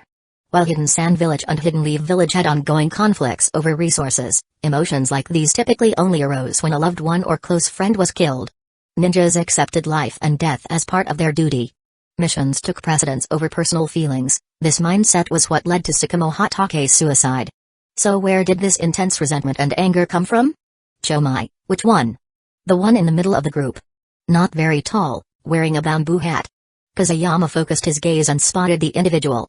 However, no matter how hard he tried, he couldn't identify them. The conical hat was simply too large. From above, it looked like a giant hat covering the person entirely. Damn, I can't see their face at all. Let's go back. Since he couldn't confirm the target's appearance, further observation was pointless. With that in mind, Kazuyama folded his wings and activated the Flying Thunder God Jutsu. What's the situation? Haru and Rinkaku asked the moment he returned. Kazuyama shook his head. There are 200 of them, but I couldn't locate the vanguard leader. They must be hiding. Hidden Sand Village knows we have intel on their high-ranking combatants, so they've deliberately concealed their presence. Haru nodded. If we really can't find them, there's nothing we can do. The numbers are too overwhelming, making it difficult to get close. Let's go report back. For now, we'll have to rely on the traps we've set. The three swiftly retreated toward the rear, soon rejoining the larger Anbu unit. After hearing Kazuyama Gekko's report, Shinosuke Sarutobi fell into deep thought. A vanguard force of 200. Very well, that's enough. The traps should buy us some time. Retreat. At his command, the entire unit swiftly withdrew toward the land of fire, leaving behind a battlefield riddled with traps, waiting for Hidden Sand Village's vanguard to step into them. Though the Anbu were individually strong, they had no direct plan against an enemy several times their size. Their mission was reconnaissance and delaying the enemy's advance, meaning they had to retreat when the time was right. At the same time, Hidden Leaf Village's main force had already crossed the Land of Fire's border and established a defensive line within the Land of Rivers. Lord Orochimaru, the Anbu should have already retreated. It will likely take another hour or two to complete our defensive fortifications. Hamaki Mimura, the defense team leader, stood beside Orochimaru and reported on their situation. Orochimaru nodded, gazing into the distance, lost in thought. Meanwhile, within the retreating Anbu unit, a figure suddenly vanished. Kazuyama. Something about the opposing vanguard felt off to him, and with lingering doubts, he chose to break away from the team for reconnaissance. Shinosuke Sarutobi had supported his decision but repeatedly warned him to be careful. Did Kusayama really need a reminder?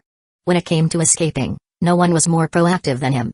Using his transparent escape jutsu, he slipped past the traps and fixed his gaze on the advancing hidden sand village vanguard. The area was riddled with ambuset traps, explosive tags, concealed pitfalls, kunai, senbon, and even poison gas. It had everything one could imagine. As the vanguard stepped into the trap zone, the first set of traps was triggered. A barrage of kunai and senbon shot out, instantly cutting down several enemy shinobi. Stop! There are traps ahead. A warning echoed through the ranks, and hundreds of hidden sand village ninjas halted within the forest. Hidden Leaf Village's reaction was fast. They've already set up traps? Damn it! The leader, a hidden sand village shinobi, scowled at the bodies of his fallen comrades, his face twisted in anger. Humphrey, do you really think mere traps can stop us? Move. Get out of my way. A chilling voice, dripping with killing intent, rang out from the ranks. A figure wearing a bamboo hat, whom Kusayama had noticed earlier, stepped forward. As the man removed his hat, Kusayama's eyes widened in shock. Damn it! Why is it him? Chapter 100, The Disruptive Arrival of an Unexpected Figure. Red hair, a youthful face. Kusayama never expected to see this person standing before him. Chio's grandson, Sasaori of the Red Sand. How could it be him? Kusayama felt his mind struggling to keep up. Sasaori was a few years younger than him, yet his face was already clouded with darkness and hatred. He finally understood where the anger and resentment that Chomai had sensed came from. Sasaori's parents had been killed by Sakamo Hatake. How could he not despise the Hidden Leaf Village? But something was wrong. Wasn't Sasaori supposed to assassinate the third Kazekage? Why was he here, leading the Hidden Sand Village forces? Judging by the way the others treated him, he was clearly in command. Could he be the vanguard's leader? As Kusayama pondered this, Sasaori made his move. Boom. He pulled out a scroll from behind his back, and with a burst of white smoke, a massive puppet appeared. Kusayama's eyes widened in recognition. There was no mistaking it. Sanzuo. A puppeteer's strength came from their creations, and Sasaori had displayed exceptional talent for puppetry since childhood. The enormous puppet before him was proof of that. These traps are useless. Just destroy them. With a cold snort, Sasaori sent Sanzuo charging straight into the trap-filled area. Kusayama gasped. Fully armored. Practically indestructible. Even boulders wouldn't leave a scratch. Kunai, senbon, explosive tags, nothing could pierce its reinforced body. The traps were completely ineffective. Damn it, if this keeps up, everything we set up will be wasted. Chomai, help me think of a way to slow him down. Chomai let out a dry chuckle. Nope. How could I possibly help? How about we both go full-tailed beast and trample him? I agree. Can you? Kusayama was speechless. If it were that easy, he wouldn't need to ask. Forget it. I need to retreat and warn the others. It wasn't that he didn't want to fight, he just couldn't. Sasaori alone was a nightmare, with his mastery of poisons and puppetry. And with so many enemy shinobi around, charging in was suicide. Without hesitation, he leaped back and disappeared into the trees. As he fled, his mind raced. Why was Sasaori of the Red Sand here? Then, it hit him. Sasaori had two major enemies, Sakamo Hatake and the third Kazekage Hatasman. Oh. I see it now. In the original timeline, Sakamo Hatake had already died by this point, leaving the third Kazekage as Sasaori's primary target for revenge. But thanks to me, Sakamo is still alive. Which meant Sasaori's first priority for vengeance was Sakamo instead. No wonder he was on the battlefield. With his puppetry and poison mastery, he was an incredible asset. Damn it. Hatasman really is the strongest Kazekage. He must have foreseen all of this. By aligning with Chio, he weakened a potential threat while simultaneously bolstering his own forces. What a ruthless move. Kusayama dared not waste another second. Without looking back, he sped off toward the Land of Fire. Hidden Leaf Village's defensive line. Thousands of ninja worked tirelessly to fortify their position. In front of the defensive structures, Orochimaru stood motionless, gazing into the distance. Soon, a group of masked Anbu appeared within his line of sight. Leading them was Sarutobi Shinosuke, who sprinted straight toward Orochimaru. Orochimaru, the enemy vanguard numbers 200. Their leader remains unknown. We've set numerous traps along their path, which should slow them down. How are the fortifications on your side coming along?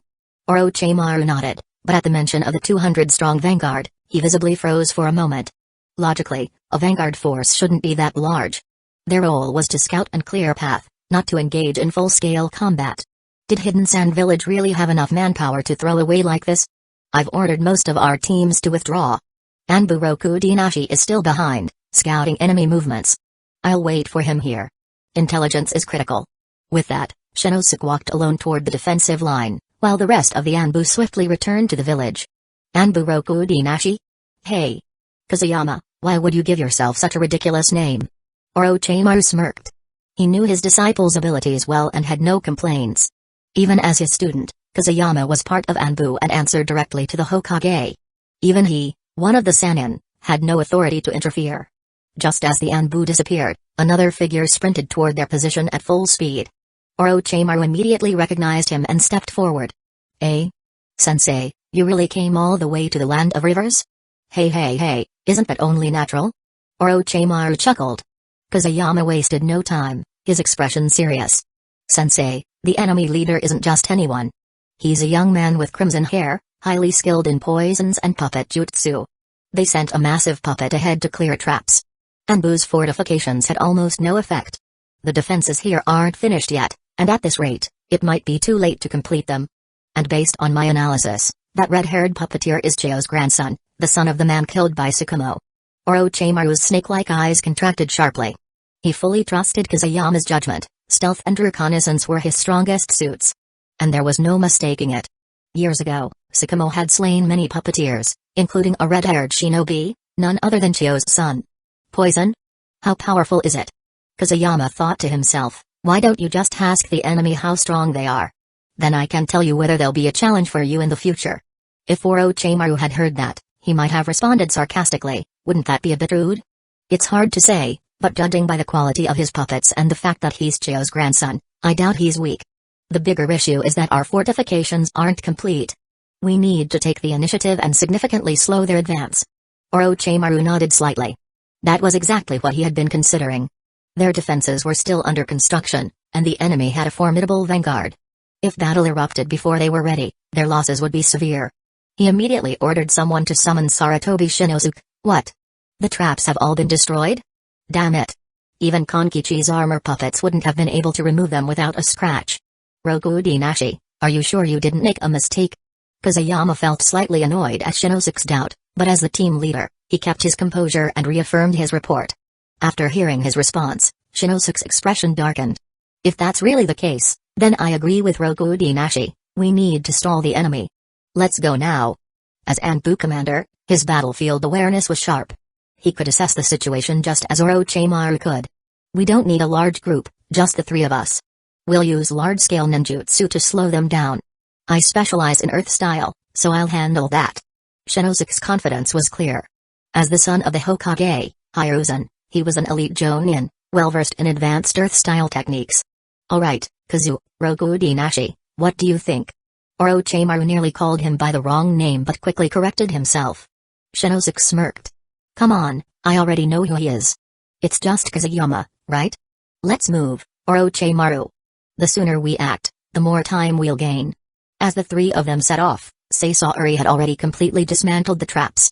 He sealed Danzō away and issued a cold command, the traps are gone. Keep moving. With that, he pulled his hat back on and disappeared into the ranks. Chapter 101, You can never have too many snakes. The traps have all been destroyed. They're already on the move again. What do we do? Kazuyama crouched in the treetops a kilometer away, relaying everything he saw through the hive mind. Orochimaru and Shinosuke, perched on tree trunks nearby, frowned slightly. The enemy was advancing at a speed far beyond their expectations. If we don't act soon, they'll just charge straight past our positions. That won't do. Orochimaru, shall we intervene? I could use earth style to alter the terrain and then sneak up on them. Shinosuke was proficient in earth style, reshaping the battlefield was simple for him. Fine, but even if we both give it our all, I doubt we'll hold them off for long. And putting ourselves in danger like that isn't exactly ideal. Orochimaru's tone was serious, the situation was far from favorable. Just then, Kazuyama dropped from the treetop with a thud. He removed his mask, revealing a strange, sinister smile. Why do we need to face them head-on? Our goal is just to stop them, isn't it? At that moment, Kazuyama exuded an air of unsettling confidence. Oh? Kazuyama, do you have a plan? Tell me. Orochimaru was intrigued by Kazuyama's composure. Even Shinosuke Sarutobi was curious. Sensei, and this? Just call me Midori. Shinosuke Sanbu code name. Oh, right. Sensei and Midori, you're looking at this the wrong way. Kazuyama's gaze shifted into the distance, his tone lighter than ever. All we have to do is stop them, not attack them. There are plenty of ways to do that: fear, confusion, misdirection. Only as a last resort do we fight. Sensei, one of the jutsu you taught me is hidden shadow snake hands. Snakes are apex predators, cunning, ferocious. No matter who it is, they'll fear a serpent lurking in the dark. I wonder, have either of you ever heard of the pit of venom? As he spoke, a chilling smile crept across Kazuyama's face. The moment he revealed his plan, Orochimaru and Shinosuke Sarutobi felt a shiver run down their spines. This brat is ruthless.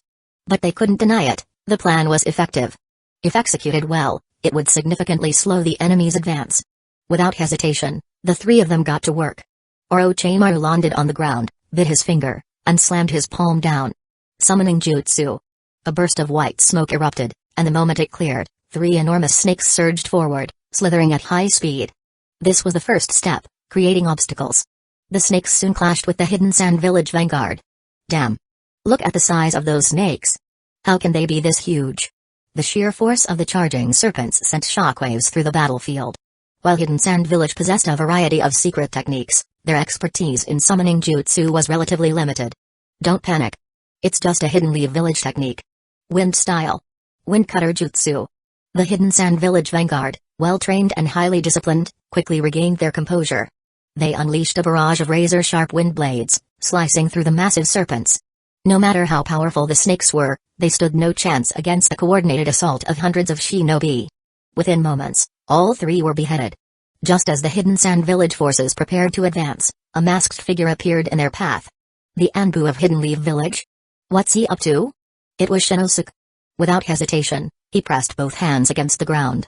Earth style. Moving earth core. Boom. The earth beneath the Hidden Sand Village vanguard trembled violently. In an instant, the ground caved in, splitting apart in uneven chunks. The tightly packed formation collapsed into chaos. Dozens of shinobi tumbled into the sudden pitfall, shoving and colliding in their scramble for balance. A handful, reacting swiftly, leaped to safety. Don't panic. Adjust formation. Jump out of the pit. This was the second step of Kazuyama's plan: disrupt the enemy's ranks. At the same time, Kazuyama and Orochimaru moved in unison. Kazuyama leaped high into the air, arms outstretched, ready to strike. Orochimaru, meanwhile, remained crouched on the ground. At the same time, they both shouted, "Ninja art!" Many hidden shadow snake hands. Ninja art. Formation of 10,000 snakes. Kazuyama shot Orochimaru a look of disbelief. What happened to the many hidden shadow snake hands you taught me? Orochimaru smirked. I have more snakes. And he wasn't lying. Even when Kazuyama pushed his technique to the limit, only a dozen long snakes emerged. But when Orochimaru made his move, an overwhelming flood of snakes surged forward. In an instant, a sea of slithering bodies swallowed the battlefield. The formation of 10,000 snakes was especially terrifying. These serpents slithered along the ground, pouring into the pit and aiming to bury the Hidden Sand Village ninjas alive in a writhing mass. For a moment, every Hidden Sand Village shinobi was drowning in a nightmare. Snakes. So many snakes. Fight back. Fight back. A single snake wasn't frightening, but when their numbers climbed into the thousands, into the tens of thousands, it became pure terror. Trapped in the multicolored swarm, feeling the smooth, scaled bodies coiling and slithering against them, even the strongest warriors felt their primal fears rise. Some suppressed their panic and tried to fight back with ninjutsu, but against Orochimaru's massive serpent horde, their resistance was futile. Damn it! Orochimaru? That bastard! Sanzuo! From within the chaos, a figure sprang back. Sasori of the Red Sand had anticipated trouble. When the ground first trembled from the moving earth core, he had already leaped to safety. Now, as the sea of snakes appeared, he instantly recognized their master. His reaction was swift. The moment his puppet, Sanzuo, emerged, he jumped inside, manipulating it with his puppet jutsu to fend off the swarm. Orochimaru finally ceased his jutsu, watching the endless tide of serpents with satisfaction. This technique was something he had long studied, utilizing summoning principles to unleash an overwhelming flood of snakes from his mouth, drowning enemies in sheer numbers. Kazuyama landed beside him, surveying the scene. Cut it out, sensei. The snakes you summoned aren't even venomous, are they? It'd be much better if they were poisonous. Orochimaru nodded slightly, a trace of regret on his face. I've been caught up in my other research, which delayed the development of this technique. Once we get back, I'll refine it. Next time, I'll flood them with venomous snakes. The formation of 10,000 snakes was still incomplete. The summoned snakes lacked poison, which only made Kusayama feel that they could have been even more effective. Chapter 102, Sasori overwhelmed by snakes. He's losing his cool. Eh? That's the puppet that destroyed the trap earlier. Sasori? Kusayama Gekko's eyes locked onto the massive puppet standing amidst the sea of snakes, unfazed by their relentless attacks. He refrained from mentioning Sanzuo's name since Orochimaru and Shinosuke Sarutobi were present. So that's Cho's grandson? Not bad craftsmanship. Orochimaru and Shinosuke observed Sanzuo and couldn't help but acknowledge its quality. Every village had its own prodigies, and it was evident that Cho's grandson was one of them. Piss off. Hiding behind a puppet? Keep dreaming. Hidden shadow snake hands. Kusayama wasn't about to let Sasori slip away. This was his chance to make the legendary puppet master experience the dreaded snake bath. The snakes struck fast, lunging straight for the joint beneath Sanzuo's shield. Having read the original story, Kusayama knew exactly where the puppet's weak point was. Under the impact of the attack, the armor on its back trembled before breaking apart. Sasori, who had been concealed within Sanzuo, was instantly exposed. Impossible. How did you figure out Sanzuo's weak point? Snakes. No matter how skilled Sasori was, he was still just a teenager. With his defenses shattered, a swarm of snakes slithered all over his body. His agonized scream echoed through the forest. Ding. The host has shattered Sasori's puppet, leaving him completely exposed. Now drowning in a sea of snakes, his disgust and hatred for them have reached new heights, unknowingly adding another sworn enemy for Orochimaru. Special bonus awarded. KK Genkai Fusion Progress, 10%, current total, 25%. Kusayama grinned as he heard the familiar system prompt and saw Sasori's wide, panicked eyes. Objective complete. I'd say they've taken heavy losses. But given the current situation, should we add fuel to the fire? Orochimaru and Shinosuke exchanged glances with Kusayama, then, as if sharing the same cruel thought, all three smirked.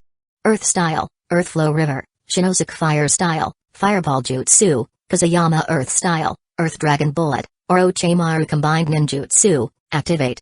The ground churned into a raging river of earth, fireballs rained down in a relentless barrage, and an army of serpents slithered through the chaos, striking without mercy. The Hidden Stones village vanguard would never forget Hidden Leaf Village's warm hospitality. As their jutsu struck, the trio wasted no time retreating, leaving behind only devastation. Hidden Sand Village's forces writhed in agony, engulfed in a fiery sea of snakes, their screams echoing through the battlefield, blending with the crackling flames. When the fire finally died down, the scorched battlefield was littered with the charred remains of snakes and shinobi alike.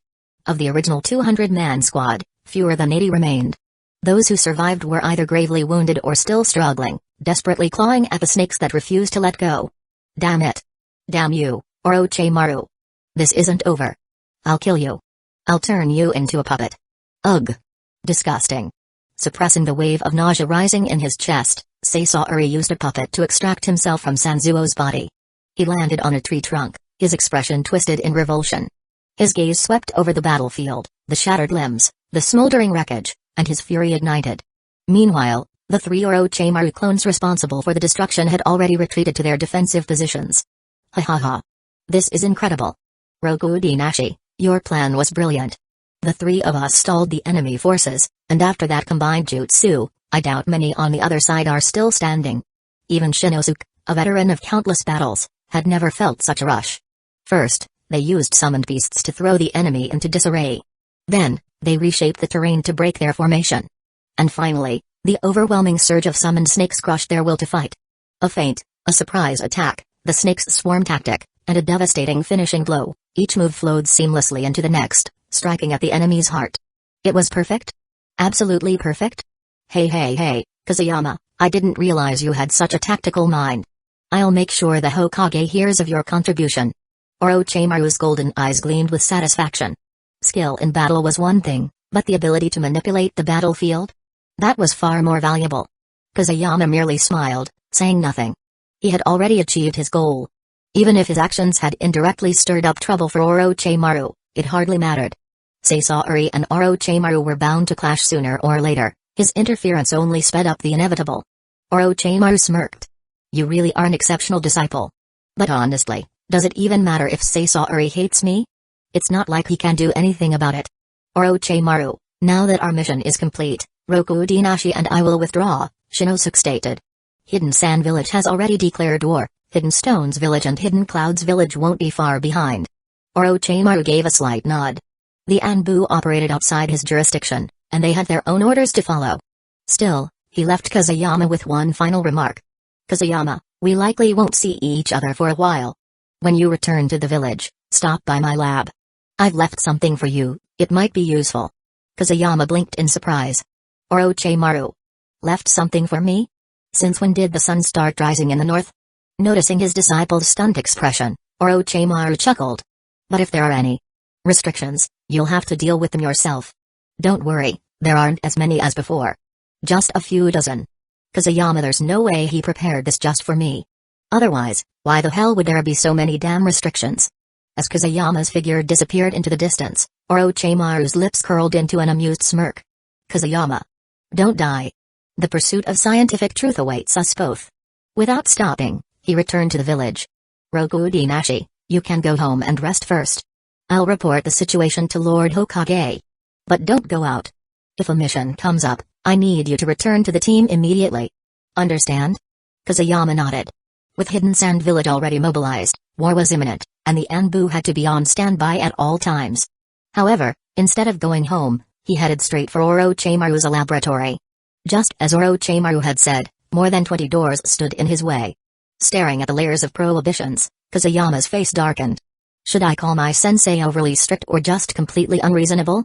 Chomai burst into laughter, thoroughly enjoying the sight of Kazuyama painstakingly dismantling the traps one by one.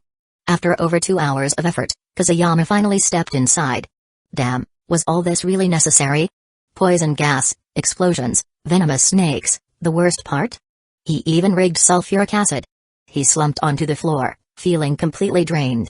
That sulfuric acid had come within 10 centimeters of his face. If not for Chomai's quick reaction, using a burst of chakra to trigger an explosive counter, he would have been permanently scarred. Geez, Kazuyama, I gotta say, your teacher is something else. He's just like you. The only difference is, he plays defense while you go on the attack. Kazuyama had no retort. 2 full hours just to step inside, and he hadn't even reached the research room yet. There were still more traps waiting for him. For a brief moment, he considered giving up. But then he thought about all the treasures hidden in Orochimaru's lab, his motivation instantly reignited. Chapter 103, Orochimaru's Gift, the Rechi Cave Contract. Chomai, you have to keep an eye on things for me at all times. I don't want to die young. Relax, I got this. If anything goes wrong, I'll just slap a tailed beast cloak on you. With that, the operation to break through the restrictions resumed, this time, even more extreme than before. The security measures on the research lab's door were getting downright ridiculous. Poison gas? Explosions? Kazuyama could deal with that. But what if a barrier activated and suddenly summoned a giant toad? And when that toad opened its mouth, dear God, it was packed with poisonous insects. Kazuyama's voice cracked in sheer terror. But that was just the warm-up. As one of Hidden Leaf Village's 3 great evils, Orochimaru truly took toxic to a whole new level. Poisonous insects? Poisonous toads? Child's play. One restriction involved a sealed box. The moment Kazuyama opened it, bam, it was packed with venomous snakes. Not just any snakes, either. These were modified to self-destruct. One after another, they exploded, their toxic blood spraying everywhere. The overwhelming stench hit Kazuyama like a brick wall, and for a second, he nearly vomited up last night's dinner. Orochimaru, you're ruthless. What the hell is this? Your whole damn family is cursed. Kazuyama snapped, staring at the small hut now drenched in poisonous blood and the mangled corpses of venomous insects. Meanwhile, the defensive forces of Hidden Leaf Village and Hidden Sand Village's vanguard clashed for the first time. Despite having fewer than 80 men left, Sasaori was furious. Fueled by rage, he led his troops straight into Hidden Leaf Village's camp, launching an all-out assault. For a while, a relentless storm of ninjutsu engulfed the battlefield. But Sasaori wasn't here just to fight, he was here for Orochimaru. As Hidden Leaf Village's commander-in-chief, Orochimaru wasn't one to sit back and take hits. The moment the first wave of attacks subsided, he launched a counteroffensive. Whether he underestimated Hidden Sand Village or simply didn't care, he brought only 50 men with him. The moment Sasaori spotted Orochimaru, his fury boiled over. You bastard. You absolute bastard. Die. The crimson-haired teenager wasted no time, unleashing 3 puppets that immediately surrounded Orochimaru. Poison needles and toxic gas filled the air, streaking toward him in a deadly assault. Hey hey hey! Cho's grandson, is that right? Hidden shadow snake hands. With a flick of his wrist, Orochimaru summoned a writhing swarm of snakes, sending them crashing into the puppets. As the serpents tore through their formation, Sasori involuntarily shuddered. He had came to loathe snakes. Damn snakes!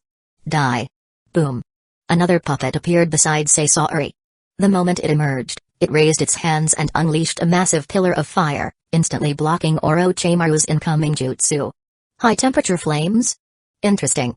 Kazuyama, so this is Cho's grandson? His strength isn't bad at all. Orochimaru couldn't help but stick out his tongue, much like a snake sensing its prey. The sight utterly disgusted Sasori, making him recoil as if he had just witnessed a snake flicking its tongue. Arg! You bastard, I'll kill you. Die. The flames intensified, surging toward Orochimaru once more. Orochimaru was momentarily taken aback by Sasori's sudden outburst but quickly sidestepped the attack. This kid? Is he insane? Why is he freaking out like this? Ah, whatever. Crazy or not, he's the enemy. If he dies, all the better. Summoning jutsu. In the next instant, a colossal snake materialized on the battlefield. The real fight had just begun. The scene shifted back to Kazuyama. From day to night, he had finally broken through all the restrictions and opened the door to the research room. Damn it. Damn it. My clothes. My pants. Why is the fire so big? Staring at the ruins of the house, Kazuyama was dumbfounded. The final restriction had ignited the entire place, and for a moment, he stood there in a daze. Thanks to Chomai's protection, he had escaped with only his clothes and pants burned away. Now, he stood there in nothing but his underwear and a package slung across his body. Fortunately, the package had thermal insulation. Otherwise, he would have lost everything. At first, he hadn't quite understood why Orochimaru had set up so many inhumane restrictions, especially the last one, which seemed downright self-serving. But the moment he opened the research room door, everything became clear. The room was empty. The petri dishes, the original specimens, gone. Only a table and a few scrolls remained. Damn it. Why? That bastard. Did he move house? Where is everything? Where are the petri dishes? Where are all the anatomical specimens? They're all gone. Orochimaru, you're ruthless. No wonder he had been allowed into the lab. No wonder the number of restrictions had been reduced to just over 50. So this was what had been waiting for him? That final restriction. It hadn't been a test at all. Orochimaru, hey. Otherwise, why would I let you into my research lab? Kazuyama's eye twitched as he picked up a scroll from the table. The moment he did, a trap activated, the dreaded smells too good to be safe rule. But this wasn't just any scroll. It was a treasure. Because written on it was a single word, dragon.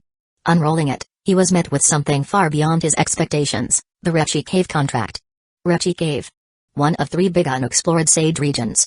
Chomai sensed Kazuyama's emotions through their connection, and for a brief moment, curiosity flickered within him. Sages? Had Kazuyama just mentioned sages? Was he referring to that kind of sage? Sages? What kind of sages? Like the old man from the 6 Paths? Kazuyama shook his head. Not exactly, Chomai. Have you heard of Gamamaru? Chomai paused, thinking for a moment before shaking his head. No, I haven't. Gamamaru was a toad who mastered senjutsu even before the Sage of 6 Paths, Kazuyama explained. And this scroll, he said, holding it up, represents a snake that wields senjutsu, just like Gamamaru. Chomai was stunned. A toad who had mastered senjutsu before the Sage of 6 Paths? Holy cow, is that even possible? Kazuyama thought, of course it's real. The Sage of 6 Paths himself learned senjutsu from Gamamaru. He glanced down at the scroll in his hands, his expression serious. This contract for Rechi Cave is priceless, but their selection process is brutal. Without an overwhelming obsession with power, you can't even pass their trials. It's a double-edged sword. If used correctly, it can obliterate your enemies. But if mishandled, it's a death sentence. Orochimaru is leaving the choice to me, whether to pursue this power or walk away from it.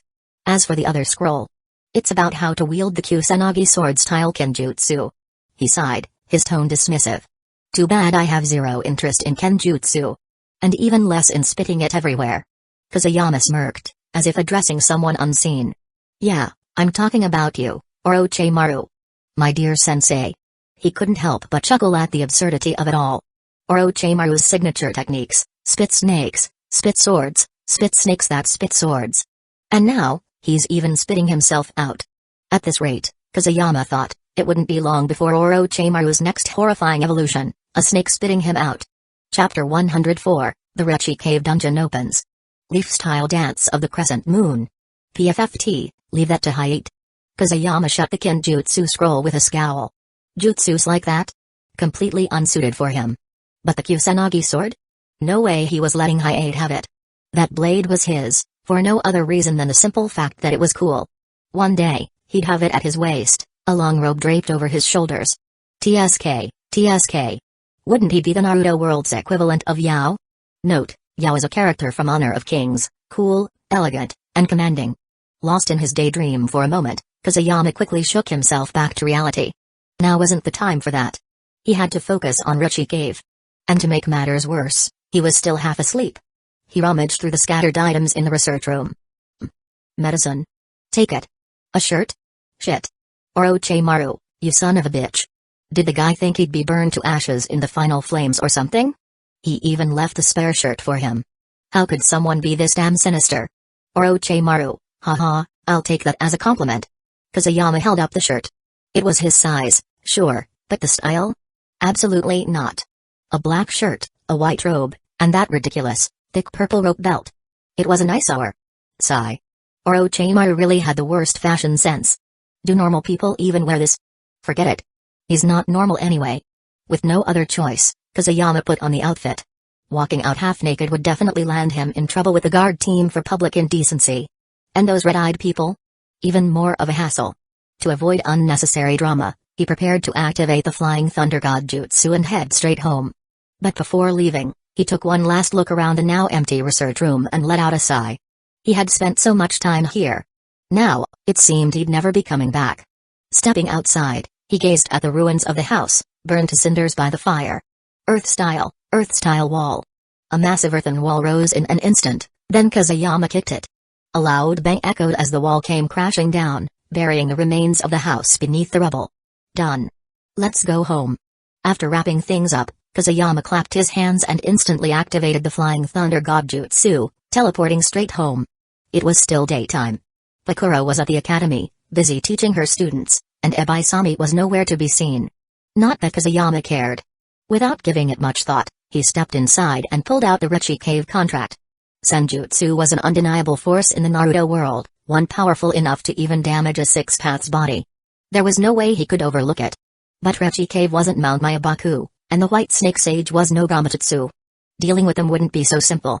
Chomai, what do you think? Should I go? Of course. What's there to be afraid of? It's just a measly snake. And if things go south, I'll step in. We'll squash it, no problem. From Chomai's perspective, aside from the Sage of Six Paths, the tailed beasts weren't exactly invincible, but they weren't to be trifled with either. A mere snake-knowing senjutsu? So what? Ha, Chomai, you're really full of confidence. But you're right.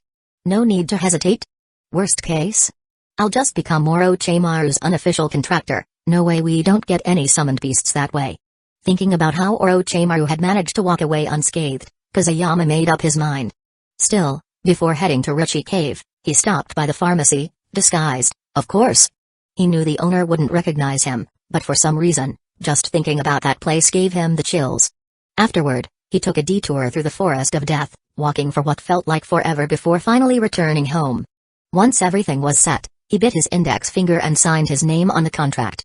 The next second, he activated the summoning jutsu, pressing his palm against the scroll. Boom. A burst of white smoke erupted, and in an instant, Kazuyama was gone. Rechi Cave was a place of heritage, on par with Mount Myabaku and Shikatsu Forest, home to a vast population of snakes. The moment an outsider arrived, the snakes stirred, instantly awakened. From the depths of the cave, three figures suddenly shot out. Yes, they flew out. How long has it been? It's been more than 10 years since the last human came to Rechi Cave. Who's to say? I wonder if this one has the guts to take the test. Haha, I hope so. Otherwise, this is going to be boring as hell. Meanwhile, Kazuyama took in his surroundings. As a sacred dwelling of snakes, Rechi Cave was buried underground, its massive caverns exuding a terrifying aura. Everywhere he looked, traces of snake activity made it clear, he had entered their lair. Chomai, always be vigilant. Kazuyama, something's coming. Not human, 3 snakes. Their mood is strange. Curiosity mixed with madness. Kazuyama was slightly startled. He had just arrived, yet he was already detected. And in the blink of an eye, 3 figures had landed. They surrounded him in a triangular formation. His pupils contracted slightly. Are you the one who just touched the contract of Richie Cave? Huh? Your strength isn't bad, and your blood gives off a different smell. Is it KK Genkai? The speaker was a young girl with long green hair, wearing a golden crown topped with a golden orb. Her golden, vertical pupils gleamed, framed by red-colored eyeshadow that extended to the wings of her nose. Pale-skinned, she wore a flowing white gown, a green magatama-shaped ornament resting on her chest. But Kazuyama knew this was only a disguise. Tagrahime, one of the 3 elders of Richie Cave. The other 2, nearly identical save for their hair color, stood beside her. Akikishimaheim had long blue hair. Tajutsuheim had long brown hair. Hey, it seems this challenger is quite interesting. It's rare to see someone so calm in our presence. Tajutsuheim smiled, prompting laughter from the other 2. Kazuyama glanced at them. So, this is Richie Cave? And you 3 are the sages? I have to admit, a sage is truly a sage. This presence. Hiss. Ha. Relying on natural energy, they possessed extraordinary perception, able to sense senjutsu chakra and malicious intent, but not the true hearts of people. The moment Kazuyama spoke, all 3 were visibly thrown off. Wasn't coming to Richie Cave supposed to be about gaining power? Why did this kid seem to be playing by an entirely different set of rules? Chapter 105, Reverse 10 Trigram Formation. Gourmet Onslaught Kid, how did you get here? Tigrahime smiled as she questioned Kazuyama. Everyone who arrived at Richie Cave had to be questioned before they could begin the challenge. My sensei is Orochimaru. I came here using the scroll he gave me. Very good. So it really was Orochimaru. Back then, he disappointed us all by failing the exam, but now he sent a ninja with a KK Genkai. Not bad. Tigrahime nodded, exchanging a glance with her 2 sisters. Akikishimaheim understood the signal. Youngster, have you come to Richie Cave to receive its legacy? To explore and master the power of senjutsu? Oh? Straight to the point? It seemed no one had come here in a long time, and they were a little too eager. No wonder Chomai had sensed madness and curiosity in their emotions. No, I just came to take a look. After all, my sensei told me that Richie Cave is one of the 3 great unexplored sage regions. I'm curious.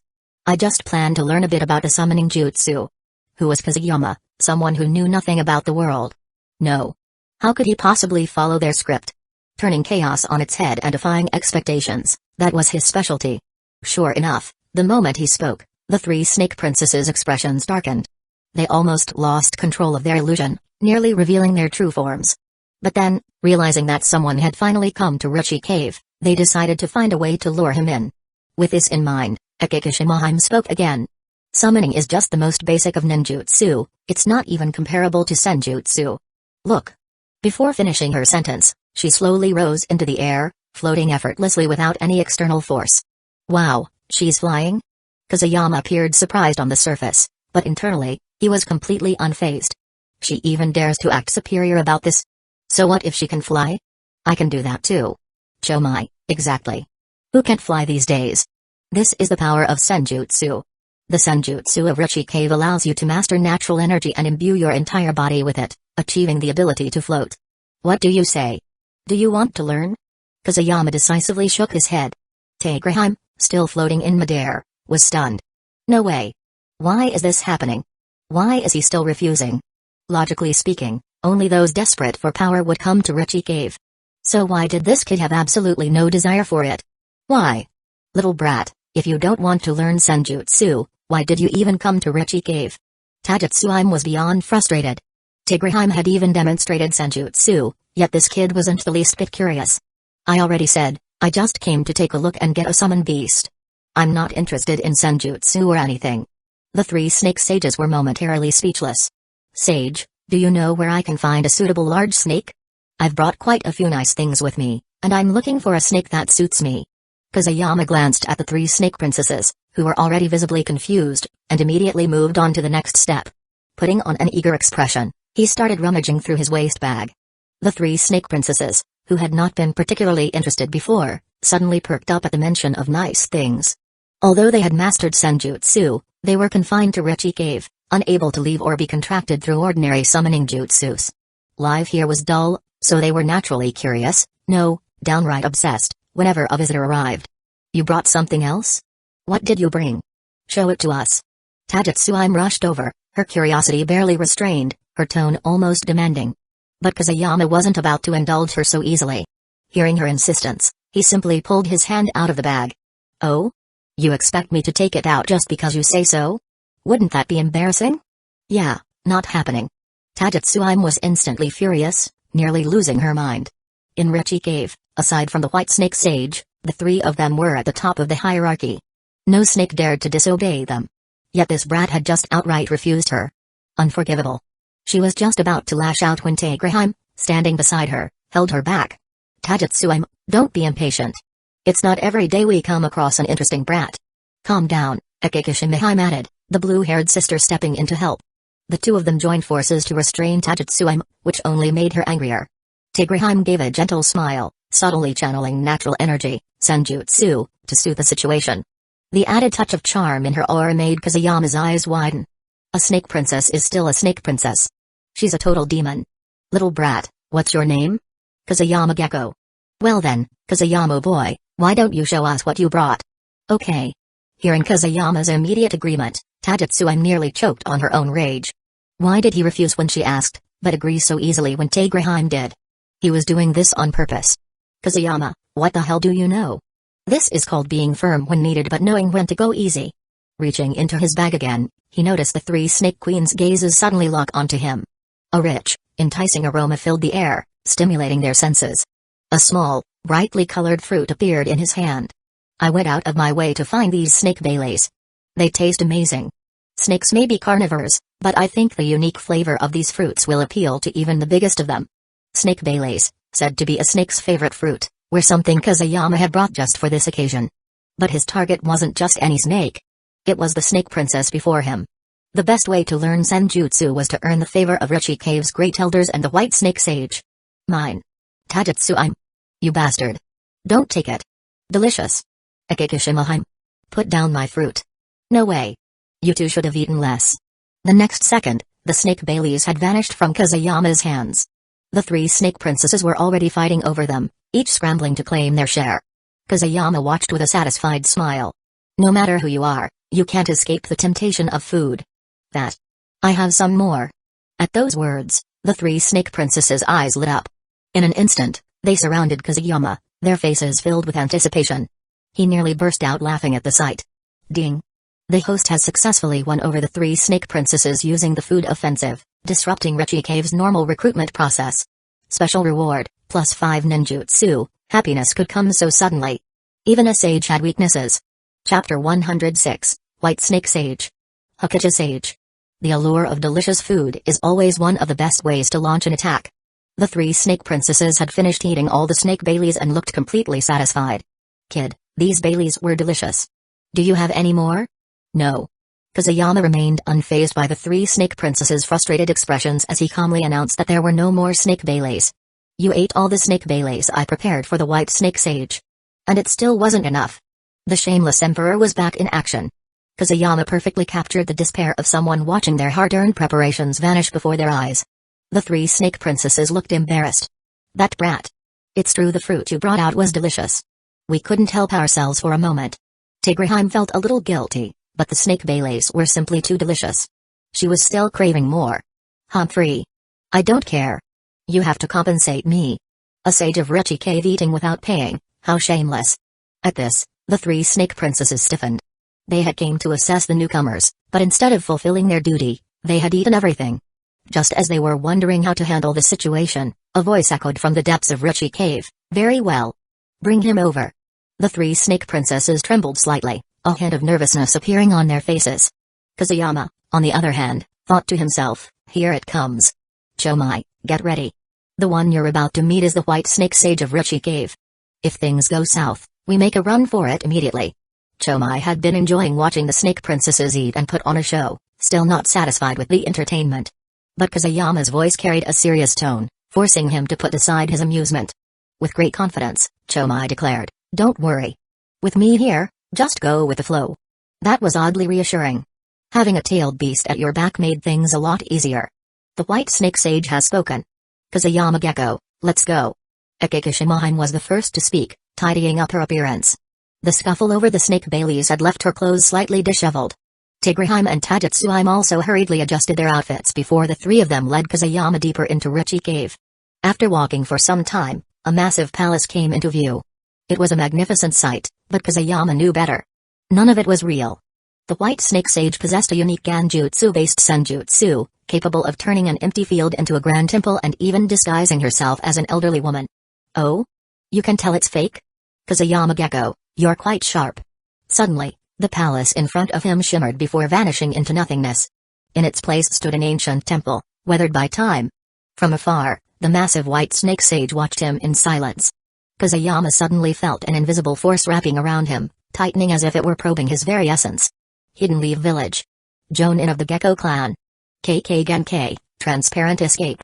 Disciple of Orochimaru. Hey. Boy, your talent surpasses even that of Orochimaru back then. The White Snake Sage's voice was devoid of emotion, making it impossible to discern her thoughts. Kazuyama instinctively raised his guard. Relax. Entering Richie Cave proves you are its successor. Only those chosen may arrive through the contract scroll. Nothing will happen to you, at least, not before you accept the power of Senjutsu. Yes, accept the power of Senjutsu. Failure meant death. The three snake princesses would devour him without hesitation. He couldn't afford to be careless. Hey, you are quite vigilant. But as you've surely realized, this place is far from Hidden Leaf Village. Even if you have mastered the space-time ninjutsu technique of Flying Thunder God, the distance is too vast for you to return to Hidden Leaf Village. The only way to leave is through the contract scroll. That was true. The moment he arrived at Richie Cave, Kazuyama had instinctively attempted to sense the Flying Thunder God technique. As someone who prioritized safety above all else, he had left a failsafe. But he had underestimated the situation. As the White Snake Sage said, the three big unexplored sage regions were far beyond Hidden Leaf Village's reach. There was no way he could escape using the Flying Thunder God technique. Kid, most who came to Richie Cave seek senjutsu. Are you truly not interested in learning it? As the White Snake Sage finished speaking, Kazuyama felt the natural energy around him intensify. It was clear, this was her test. Hey, White Snake Sage, of course, I want to learn senjutsu. It's just that I don't like taking risks. If I fail, I might end up in a snake's mouth. Kazuyama's words made the three snake princesses freeze in place. How did this kid guess? Ha, interesting kid. Unlike that bastard Gamaru, I don't have the ability to see the future, but I do have my own special abilities. For example, Ganjutsu and the Sage Art, Listening Jutsu. With the latter, I can know everything that happens across the entire ninja world. But you are an anomaly. Your KK Genkai blocks my listening jutsu. Transparent Escape? Not a bad KK Genkai. A shock like thunderclaps echoed in the minds of the three snake princesses. Transparent Escape? It can block the White Snake Sage's observation? How is that even possible? Hey, my clan's KK Genkai is nothing worth mentioning. Kazuyama remained humble, but the White Snake Sage only laughed heartily. Kid, what if I told you? You must learn this senjutsu? The laughter faded. The White Snake Sage's tone shifted, suddenly heavy, serious, and absolute. An immense pressure crashed down on Kazuyama, as if a mountain had been dropped onto his back. What an overwhelming force. Is this the power of the senjutsu mastered by a 1,000-year-old sage?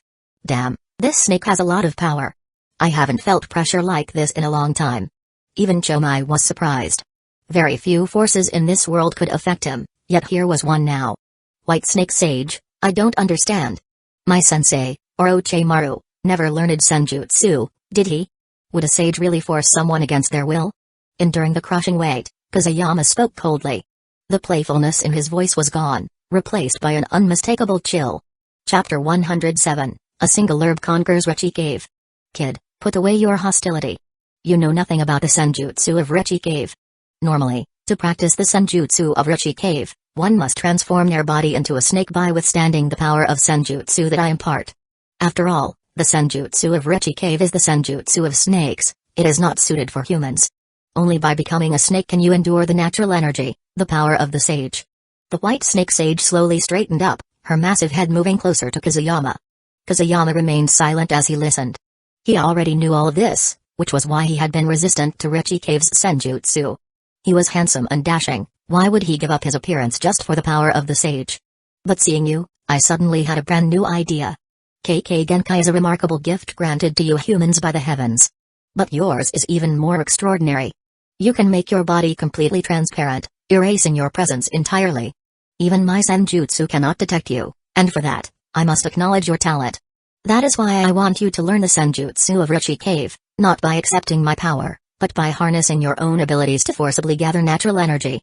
My theory is this: if you absorb natural energy while in a transparent state, it will manifest differently than it would in a snake's body. After all, your transparent escape jutsu is capable of bypassing even my senjutsu. Kazuyama's eyes widened slightly in shock. Absorb natural energy while maintaining the transparent escape jutsu? Just because I'm transparent, I can absorb natural energy? How is that even possible? Humphrey, if you went to Mount Mayabaku, this wouldn't work. Their senjutsu is all about balance. But Richie Cave is different. My senjutsu thrives on extremes. Your transparent escape jutsu doesn't just erase your presence, it alters your very physical makeup. It changes the structure of your body, otherwise, I would still be able to sense you, just as I can sense the power of a tailed beast. So, if you maintain the transparent escape jutsu while absorbing natural energy, you might be able to harness it in a completely different way, achieving the body of a true sage. What do you say, kid? Care to give it a try? The white snake sage's eyes gleamed with intrigue. Kazuyama frowned slightly. This was completely unexpected. Senjutsu was a rare power, only a handful of people in the original story had mastered it. Apart from those born with ridiculous natural advantages, most had to undergo a long and arduous process to integrate with natural energy. And now, he was being presented with a completely new path? I don't get it. Just because I have the transparent escape jutsu, you're going through all this trouble? Kazuyama still couldn't shake his unease. After all, the white snake sage was a snake, and everyone knew snakes were the most cunning creatures. Hey. Kid, take out what's in your backpack. I can clearly smell that herb. Kazuyama froze. Herb? Shit. How does she know? Slowly, he reached into his backpack and pulled out a bundle wrapped in white gauze. As he unwrapped it, a single blade of grass was revealed before the white snake sage and the three snake princesses. My. What do we have here? This scent. I feel like my entire body is ascending. In an instant, the three snake princesses shed their human forms, revealing their true snake bodies. And the cause of their sudden transformation, the single blade of grass before them. Hey. It really is the 7 leaves 1 branch flower. And not just any kind, one that's been soaked in snake venom. Tell me, kid. Where did you get this herb? Kazuyama hesitated. He had found it deep in the forest of death after a long search. At the time, venomous snakes surrounded the area, but was he afraid? Of course not. With a single swipe of his transparent escape jutsu, he had plucked the 7 leaves 1 branch flower right from under them. And now, here he was, handing over a stolen treasure to the very creatures it belonged to. This is awkward. No matter how you got it, hand over the herb. From now on, whenever you find this plant, you must bring it to Richie Cave in exchange for the opportunity to learn senjutsu. Of course, Richie Cave isn't without generosity. Any snake here can become your contracted summoning beast. With a slight tremor, the white snake sage released a pulse of natural energy. The 7 leaves 1 branch flower floated gently through the air before settling beside her massive body. The 7 leaves 1 branch flower. A snake's herb, perfectly suited for them. It carries both poison and energy, allowing them to grow rapidly. For those who practice snake senjutsu, it is an invaluable treasure. Kid, I'll grant you a flower and bestow my blessing upon you. Not a bad deal, is it? Kazuyama felt a bit of the tension ease from his chest. Now that the white snake sage had an interest, there was room for negotiation. He never believed in free lunches. And this flower was no ordinary plant. If sold at a pharmacy, it could easily fetch tens of millions of ryo. A 7 leaves 1 branch flower growing undisturbed was rare enough in a battlefield environment, let alone one soaked in venom. Its value was immeasurable. Alright, when do we start? Hey, getting eager now, are we? The white snake sage chuckled. Tagrahime, Ekikishimeheim, Tajutsuim, he's in your care for now. Help him master natural energy and let him form contracts with whatever snakes he chooses. Unless it's urgent, do not disturb me. The moment she finished speaking, a massive surge of energy erupted from her body. In an instant, Kazuyama and the 3 snake princesses were transported deeper into Richie Cave. Now outside the sage's domain, the snake princesses led Kazuyama into a vast cavern filled with ancient stone carvings. Stone tables and stone beds were scattered throughout the space. Kazuyama, this is where the 3 of us train in senjutsu, Tajutsuim explained. Since the white snake sage has granted you permission, you'll be training with us. We'll teach you how to absorb natural energy." Her tone had noticeably softened, almost flattering. Kazuyama raised an eyebrow. "Why don't you drop the act? That cold, aloof look suits you better." The remark sent a shiver down his spine, and his discomfort was obvious. Tigreheim and Akikishimeheim immediately burst into laughter. However, Taijutsuime's expression darkened instantly. Chapter 108, Summoning Jutsu. Kazuyama Gecko arrives. The reason the three snake princesses had suddenly changed their attitude toward Kazuyama was simple: they had tasted the 7 leaves 1 branch flower. The flavor had enchanted them, leaving them thoroughly satisfied. Although the white snake sage had taken the flower, Kazuyama was still here. If they treated him well and taught him their senjutsu properly, perhaps he could bring them more of that miraculous flower in the future. Besides, this kid had some delicious fruit too. Teaching him senjutsu? That would be a piece of cake. Kazuyama, before you begin practicing senjutsu, show us your transparent escape jutsu. No matter how incredible the white snake sage made it sound, we want to see for ourselves what kind of KK Genkai can block even her perception. This will also help us gauge how much pressure to apply during your training. Taijutsuime issued her first instruction with a serious expression. Kazuyama accepted it calmly. Without hesitation, he activated his transparent escape jutsu. Before their eyes, his form gradually faded until he completely disappeared. The three snake princesses' eyes widened. They couldn't sense him at all, no breath, no heat, nothing. Even a snake's usual sensory abilities failed to pick up anything. The only way to vaguely detect his presence was through natural energy, but even that was unstable and unreliable. It seems the white snake sage was absolutely right. Even natural energy struggles to perceive your transparent escape jutsu. Now, maintain this state and sit cross-legged. Feel the natural energy around you. Rechi Cave is filled with it, slowly draw it into your body, little by little. Although you are not a snake, your body structure shifts completely when using the transparent escape jutsu. You can absorb natural energy. Kazuyama nodded, then focused on communicating with the natural energy for the first time. Unexpectedly, half a month passed before he could establish a connection. The Land of Rivers, Hidden Leaf Village defensive position. Damn Hidden Sand Village ninja, they really don't give up, Hamaki muttered, his eyes burning with frustration as he glared at the enemy forces in the distance. For the past half-month, Hidden Sand Village had launched relentless assaults on Hidden Leaf Village's defensive positions, an average of 1 or 2 attacks per day. The casualties on both sides were mounting rapidly. Despite Hidden Leaf Village receiving reinforcements, Hidden Sand Village's forces were simply stronger, putting them at a constant disadvantage. Here they come again. Everyone, defend. Earth-style. Earth-style wall. Hamaki Nomura reacted instantly, forming a protective barrier as the enemy closed in. Orochimaru, though exhausted, stood firm. As the commander-in-chief, he had no choice but to be present on the battlefield. Boom. Hidden Sand Village's attack erupted, sending shockwaves across the war zone. Ninjutsu, explosive tags, and all manner of ninja tools filled the air in a chaotic frenzy. This was war. No matter how powerful an individual was, charging recklessly into this storm of firepower was a death sentence. Once the Hidden Sand Village offensive began to lose momentum, Orochimaru seized the opportunity. Counterattack. He commanded. Hidden Leaf Village's forces unleashed their own barrage, raining destruction upon the advancing enemy. Lacking trenches or solid cover, Hidden Sand Village's shinobi had no choice but to charge straight through the bombardment. Even under heavy fire, their elite fighters pushed forward, breaching the defensive lines.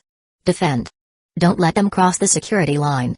Hamaki roared as he drew his sword, slashing at an incoming enemy. At the same time, Orochimaru led the commando unit into the fray. Humphrey. It's you again, brat. Orochimaru's sharp eyes locked onto a puppet spewing poison and deadly needles across the battlefield. He immediately recognized the user, Sasori of the Red Sand.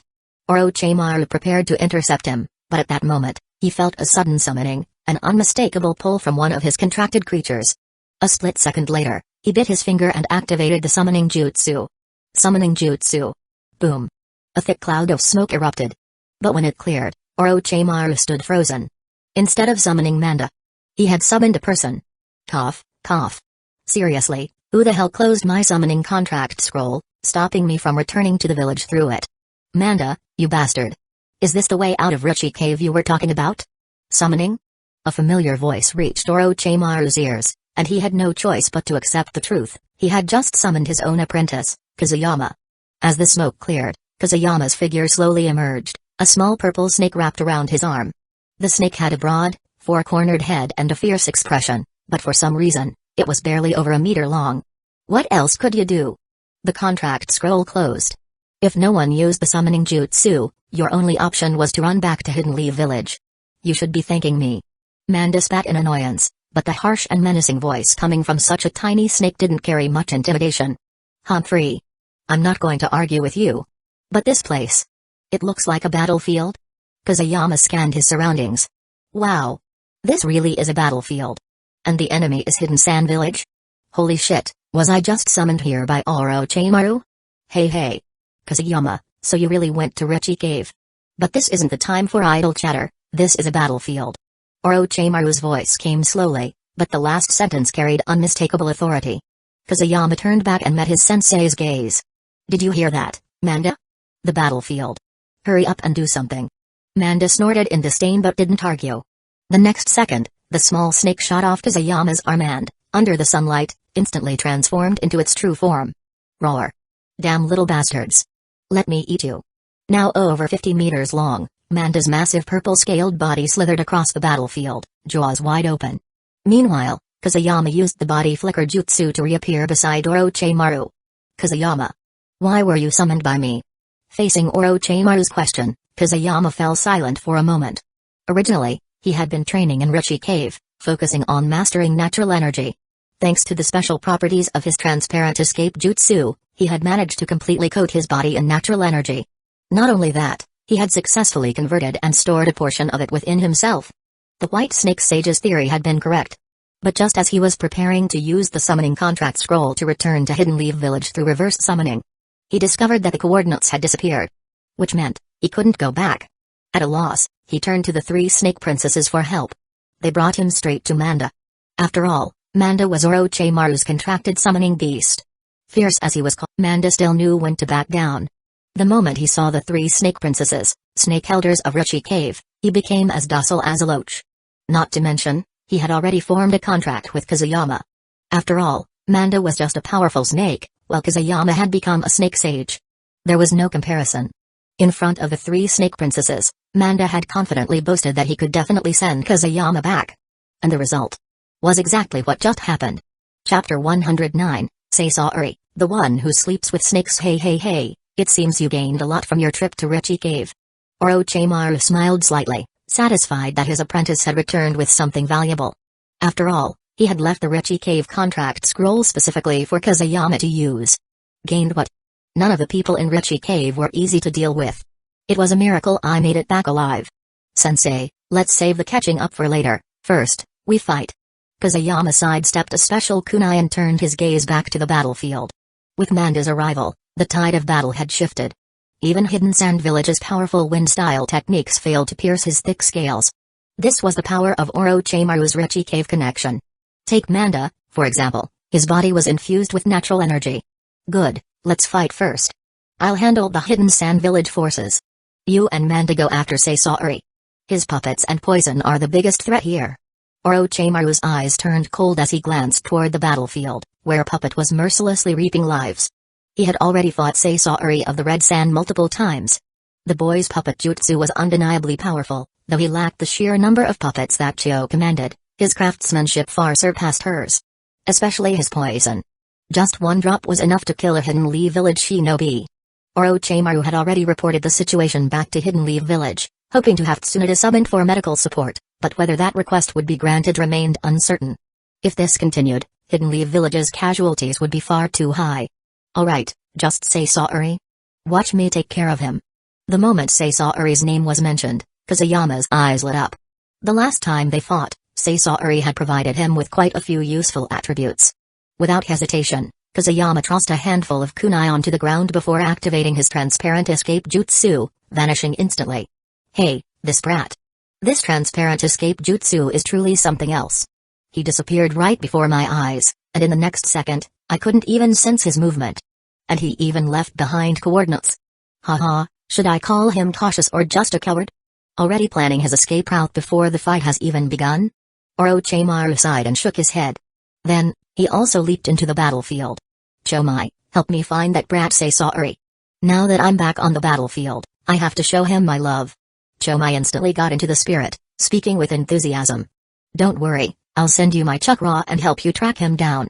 If we search together, we'll find that brat in no time. But how exactly do you plan to show him your love? Care to share? Kusayama chuckled. As they say, some things are better left unsaid. Then, he began his search. With his hive mind and emotional perception, it didn't take long to pinpoint Sasaori's location. This kid is talented. He had actually dug a hole right in the middle of the battlefield, concealing the entrance with corpses. No wonder Orochimaru couldn't find him. What a genius. How did he even dig this hole? It's just big enough to fit him. And it doesn't obstruct his view either. Chomai couldn't help but admire Sasaori's ingenuity. Not only had he created a hidden spot, but he had also used corpses as decoys. Puppeteers don't have much direct combat power. To control their puppets on the battlefield, they need a secure hiding place. This kid Sasaori is really good at it. Lucky for him he's not very tall, otherwise, he wouldn't even fit in that hole. In that case. Hee. Kusayama's signature grin returned. Now that he had found his target, the next step was to take him down. He strode directly toward Sasaori's hiding place. On the battlefield crows, black ants, and 2 humanoid puppets wreaked havoc, cutting down enemies without mercy. Deep in his underground hideout, Sasaori remained focused, controlling his puppets without a single misstep. He had no idea that danger had already crept up behind him. Kusayama crouched silently, extending his right hand. Chomai, some scale powder. What effect do you want? Sleep. Got it. I'll whip some up for you.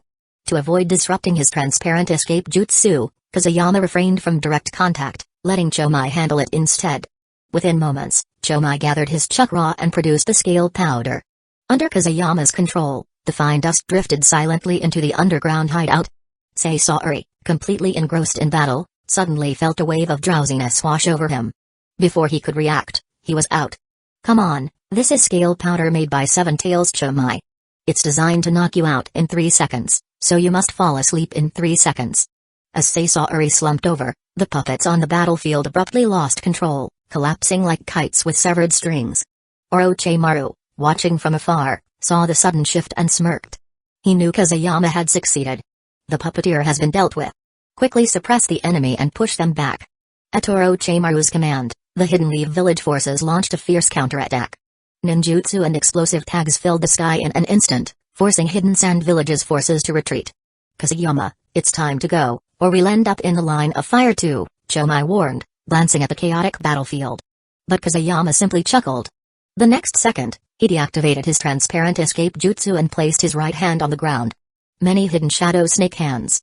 Countless long snakes slithered from his arm, flooding into the underground hideout. Damn it, you little brat. I guarantee that when this guy wakes up, he'll be scared to death, sleeping with snakes. Under Kusayama's control, the snakes didn't attack Sasaori, they simply coiled around him, trapping him in a writhing nest of scales. Satisfied with his handiwork, Kusayama activated the Flying Thunder God Jutsu and instantly returned to Hidden Leaf Village's defensive trenches. Hee. I hope Sasaori likes my gift. Manda. We're heading back. Manda, still slithering aggressively across the battlefield, paused upon hearing Kusayama's voice. With an annoyed huff, he reluctantly began retreating. He still had plenty of chakra left and could keep fighting, but since Kusayama had called for him, he had no choice. Had it been Orochimaru calling, he definitely would have ignored him. Orochimaru. Are you serious? Manda, what do you think?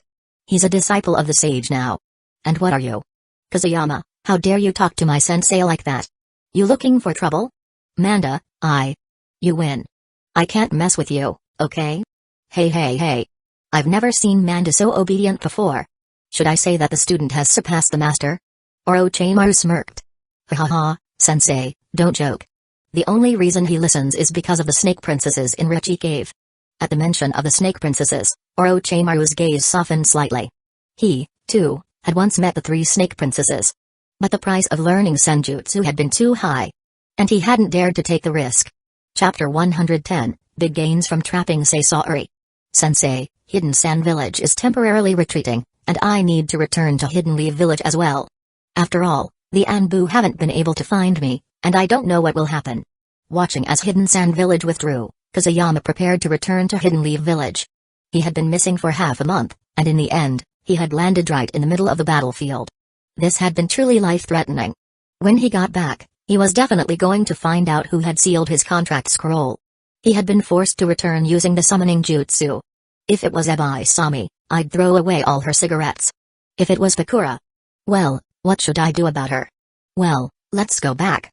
By the way, did you take care of the lab? Kusayama nodded, then turned to his teacher with a sharp glare. Sensei, don't you think you went too far with the prohibitions? The poisonous snake was fine, but why did you release sulfuric acid? I almost disfigured myself.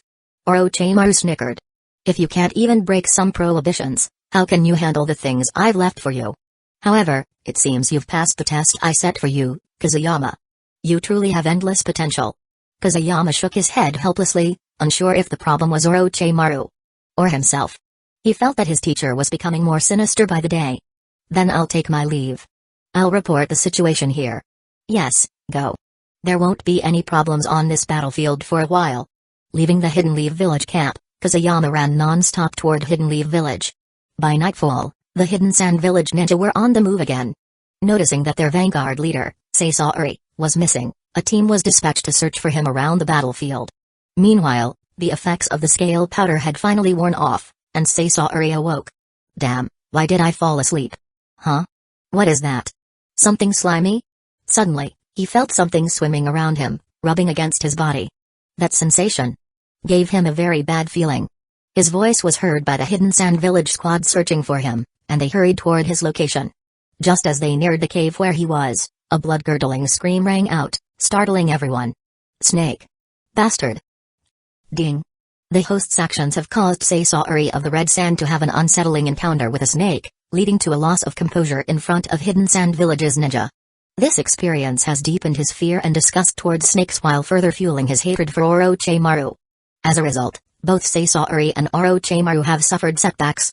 The host has been rewarded with a 10% increase in progress toward unlocking the second type of KK Genkai, Ding. The host has successfully deceived their own sensei, creating an enemy fueled by explosive hatred. The system acknowledges this move as highly inappropriate. As a reward, the host has been granted a 10% progress boost toward unlocking the second type of KK Genkai. I have to admit, messing with the Sasaori of the Red Sand has its perks, Kusayama thought, barely holding back his laughter. A 20% boost to his KK Genkai progress in one go, this was a serious gain. Excited, he immediately pulled up his status panel.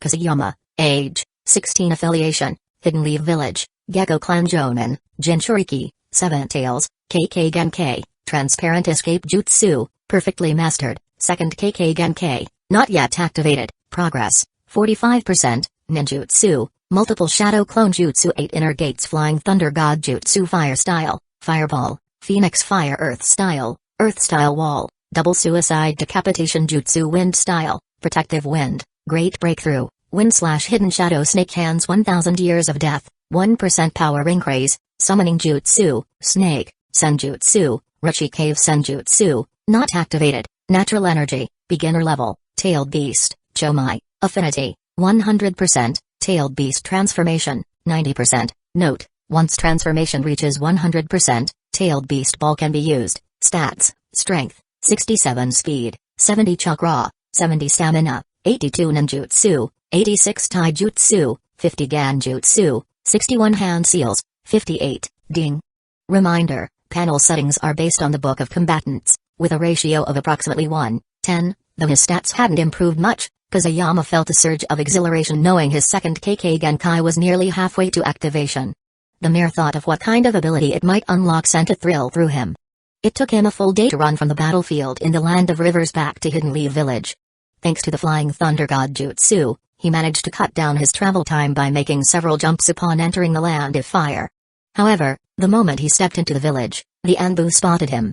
By the time he reached his home, he found himself face to face with an Anbu squad, led by none other than Shinosuke Sarutobi. Damn it! Didn't I tell you to stay in the village? How dare you leave without permission? Do you take my words for nothing? Shinosuke went berserk the moment he saw Kusayama, grabbing him by the collar and launching into a furious tirade. His voice was so loud it shook the entire house, startling Bakura, Ebi-Sami, and Ebisu, who were inside. The three rushed out, only to see a masked Anbu officer holding Kusayama by the collar. What are you doing? Let him go. Ebi-Sami was the first to speak, her voice full of displeasure. Humphrey. Shinosuke scoffed. I'll spare your dignity in front of your family, but you'd better have a damn good explanation. He let go of Kazuyama, but his tone remained sharp. He had warned him repeatedly, yet Kazuyama had still snuck out of the village. It infuriated him. Kazuyama wiped the cold sweat from his forehead. It wasn't that he didn't want to run, he was just too exhausted. Besides, as an Anbu member, disappearing for half a month without a trace was a serious offense. If he were the commander and one of his subordinates had pulled this stunt, he'd be furious too. I really didn't mean to, it was an accident. Since you're already here, come inside. You'll understand once you see. Kazuyama gestured for Pakura and the others to stay calm before leading Shinosuke into the house. Humphrey, this better be good, Shinosuke muttered. You guys, leave for now. Dismissing the other Anbu, he followed Kazuyama inside. Pakura, Ebisu, and Ebisu trailed behind. Once inside, Kazuyama stormed straight to his room and began rummaging through his belongings. Moments later, he stomped out, holding a scroll wrapped in string. His expression was livid. All right, Pakura, and Ebisu, tell me. Which one of you closed my scroll? And tied a bunch of knots? Pakura blinked. Scroll? What scroll? Ebisu crossed her arms. I don't know. What was that scroll for? Shinosuke narrowed his eyes. A scroll? Boy, if you don't explain yourself, I'll take that scroll and stuff it down your throat. Ebisu adjusted his glasses, looking confused.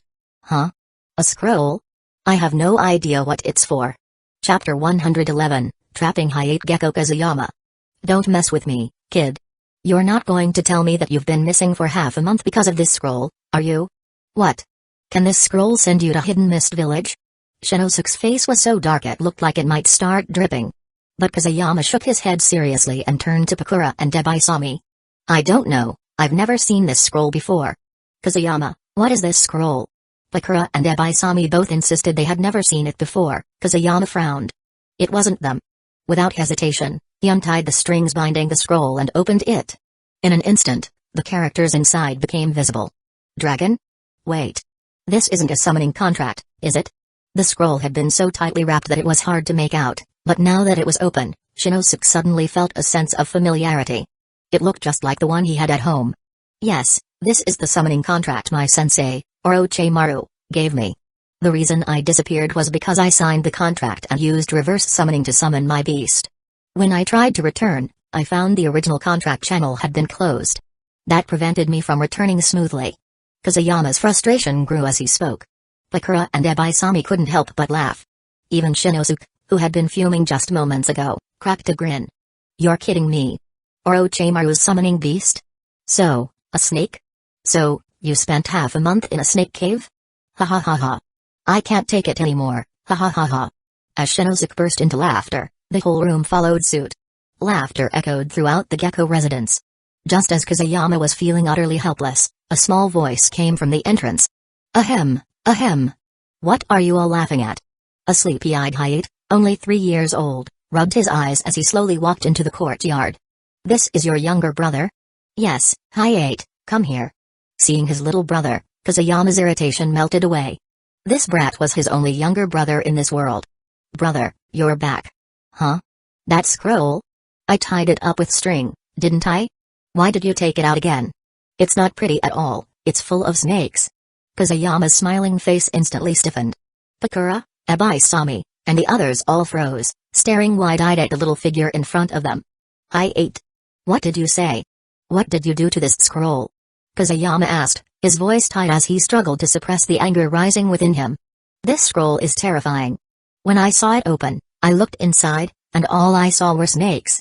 I was so scared that I closed it immediately and tied it up with a bunch of strings. And in the end, I even threw it onto the bookshelf. Brother, I'm awesome, right? Hayate had no idea what was happening. He was just a 3-year-old, what did he know? Great. Kazuyama thought, his eye twitching. So it was you who did this. Because of Hayate, the scroll had been tied up, leaving him stranded with no way back. In the end, if not for Orochimaru's summoning jutsu, he wouldn't have escaped at all. This kid is done for. Today, I'm gonna make him cry for mercy. Furious, Kazuyama realized that his own little brother had been the cause of all his suffering. What a wonderful sibling, learning how to sabotage his brother at such a young age. Determined to teach him a lesson, Kazuyama glanced around for something to use. His eyes landed on a broom near the door. Without hesitation, he grabbed it, ready to deal out some well-earned punishment. Whoa. Brother Kazuyama is going to hit someone. Sister Pakura, help. And Tebai-sami, help. Though only 3, I-8 could tell things had taken a very bad turn. Panicking, he quickly darted behind Pakura, yelling for help. Pakura and Ebai-sami couldn't stop laughing, but when they saw Kazuyama actually holding the broom, they quickly stepped in. Kazuyama, what are you doing? He didn't do it on purpose. Just scold him, don't hit him. What if you break the broom? Pakura blocked Kazuyama's path and turned to I-8, lecturing him seriously. Don't ever touch other people's things again, do you hear me? Especially things like scrolls. Your brother is always collecting all sorts of strange things. What if you got hurt? Kazuyama had expected Pakura to scold I-8. Instead, she was scolding him. He was so frustrated that he nearly coughed up blood. That's enough, Kazuyama. You just said that Orochimaru used the summoning jutsu to save you? Then. Doesn't that mean you returned to the battlefield in the Land of Rivers? Shinosuke suddenly spoke up, his tone carrying a hint of doubt. Kazuyama put down the broom and nodded. Well, yeah. I just came back from the battlefield in the Land of Rivers. The situation there is relatively stable. With my sensei there, Hidden Sand Village won't be able to gain the upper hand for a while. But the casualties among our forces were high. I originally planned to report to the Hokage. Shinosuke nodded, then grabbed Kazuyama and started walking. Let's go. We're heading to the Hokage building now. The Anbu already had a mission, and most of our personnel are deployed. Hidden Stones Village and Hidden Clouds Village just fought a large-scale battle in the Land of Rice Fields. Right now, both sides are in a ceasefire. Come on, let's go see Lord Hokage. Kazuyama nodded but left a quick comment behind, I'll be back for dinner tonight. With that, he followed Shinosuke straight to the Hokage building. Hokage building. So, you've gained a summoning beast. Very good. You've completely inherited your sensei's will. After hearing Kazuyama's report, Hiruzen and Sarutobi nodded in satisfaction. But his expression quickly turned serious. Although Hidden Stones Village and Hidden Clouds Village are at war in the Land of Rice Fields, Hidden Clouds Village's forces in the Land of Hot Water have yet to withdraw. In fact, they're showing signs of further movement. I've already assigned Jiraiya to garrison in Hidden Stones Village. But we still need a strong leader for the Land of Hot Water. Shinosuke, now that Kazuyama has returned to the team, you'll take charge of the Land of Hot Water. Shinosuke nodded. For days, he had wanted to head to the battlefield, but Kazuyama's unexpected disappearance had forced him to stay behind and investigate. Now that Kazuyama was back, he could finally go without worry. Chapter 112, huh? Minato's squad is gone? As for you, Kazuyama, you have 2 choices. First, while Hidden Clouds Village and Hidden Stones Village are at war, their conflicts are constant, making it difficult for us to access intelligence. After all, it's nearly impossible for ordinary people to infiltrate the heart of the battlefield, the Land of Rice Fields. You understand what I mean, don't you? Kazuyama rolled his eyes. What a scheming old man, saying things like that. What else could he say? What's the other option? Why don't you tell me first? Hiruzen smiled slightly, took a slow puff of his pipe, then said, although you're an Anbu, you're also a Jonin of the village. There are a large number of new Geinin graduating, but most of the Jonin have already gone to the battlefield. I want you to stay in the village and lead a team of Geinin. Of course, if a mission comes up, you'll still need to go to the front lines. But your students won't be involved in the war, for now. Lead a team of Geinin? Don't be ridiculous. Leave that kind of work to Minato and the others. Hiruzen leaned back in his chair, silently smoking. He already knew what Kazuyama would choose, without a doubt, the first mission. The brat was a lazy. He was half-hearted about being a teacher, and if he had to lead a Geinin team on missions, that would be the end of him. But Hiruzen underestimated Kazuyama. He was the type who prioritized safety. If he could hide in the back, he absolutely would. Charging ahead was never an option. Kazuyama instantly saw through Hiruzen's setup. The old man was sure he'd refuse to be a team leader. That's why he had put the 2 options together. Humphrey. Old men are always scheming. Then there was no way he could let him win. I choose the second one. Leading a team? Sounds easy enough. Hiruzen nearly snapped his pipe in half. His eyes widened as Kazuyama flashed his signature grin, a smug, mocking smile. You damn brat. You're messing with me on purpose, aren't you? Piss off, old man. You want me to gather intelligence? Not happening. But leading a team? Sure, I'll take it. The 2 locked eyes, neither backing down. Fine. Then get lost and lead a team. Tomorrow morning at 9, be at the academy playground to meet your class. Humphrey. Watching Hiruzen fume, Kazuyama just laughed. Old man, only a fool would volunteer for a mission. Besides, Hidden Clouds Village and Hidden Stones Village's little war isn't ending anytime soon. If something serious happens, I'll go. But for now, I think I'll enjoy some time off. With that, he pushed open the door and stepped out. As Hiruzen watched him disappear, his frustration melted into quiet laughter. That idiot. Still as lazy as ever. Never mind. Early in the morning, Kazuyama arrived at the Ninja Academy playground. After finishing the last of his dumplings, he activated the transparent escape jutsu and settled on the edge of the bleachers, waiting for his assigned class to arrive. But soon, he was dumbfounded. Someone had beaten him there. And not just anyone. Kakashi. Then came Rin. Really, it's almost 9 o'clock. I can forgive the sensei for not being here, but why isn't that idiot Obito here either? Kakashi muttered. He's not helping an old lady cross the road again, is he? Dressed in a sharp, battle-ready outfit with a short sword strapped to his back, Kakashi looked like a younger version of his father, Sakamo. Rin smiled gently. Come on, Kakashi, Obito should be here soon. But I am surprised Dar-sensei isn't here yet. Kakashi was even more surprised. To him, a Jonin should be punctual. Why did they end up with such an unreliable one? Another half hour passed. At 9:30, Obito finally arrived, gasping for breath. The moment he spotted Kakashi and Rin, he rushed over. I'm late. He panted. I was helping an old lady catch her cat. That's why I took a little longer. Rin chuckled, while Kakashi shot him a look that said, you win. Seeing Rin smile, Obito straightened his back, instantly trying to put on his best self in front of her. But where's our Jonin leader? He asked. Why isn't he here yet? Is he late? The three glanced at each other.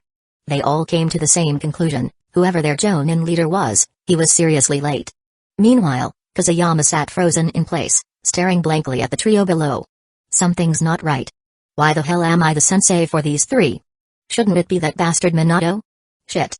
Did he go to the front lines with Jiraiya? So Team Minato is gone? And now they're my students? Well, when he put it that way, Team Kazuyama did have a nice ring to it. Our Jonin leader is unreliable. He's late. Obito huffed. I was excited for nothing yesterday. I don't know who's leading us, but it's his honor. After all, I, Obito Uchiha, am the future Hokage. Kakashi and Rin exchanged helpless glances. Obito was truly something else. But he wasn't wrong about one thing, their Jonin leader, whoever he was definitely unreliable. Kazuyama, who had just been about to reveal himself, stopped mid-step. Kid, did you just call me unreliable? Fine. Let's see how long you three can last. Smirking to himself, he lay back down, continuing to condense natural energy through the transparent escape jutsu while casually observing the trio.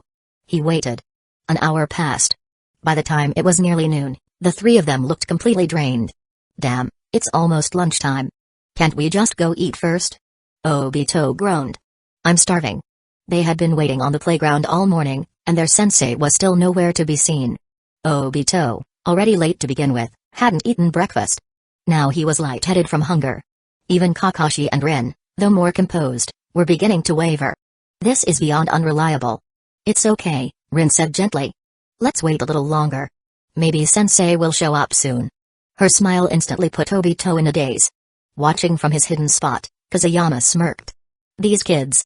Not bad.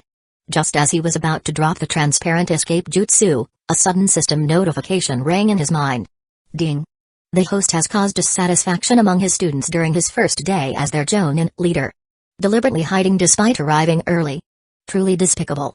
Special reward, Taijutsu +1, ding. Don't try to argue, host. You weren't testing their patience at all, Kazuyama scoffed internally. Nonsense. Of course I was testing their patience.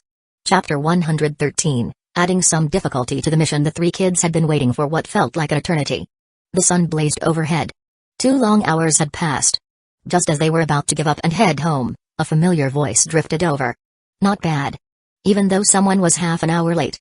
But all three of you did well. Kazuyama slowly appeared before them, his signature mischievous grin in place.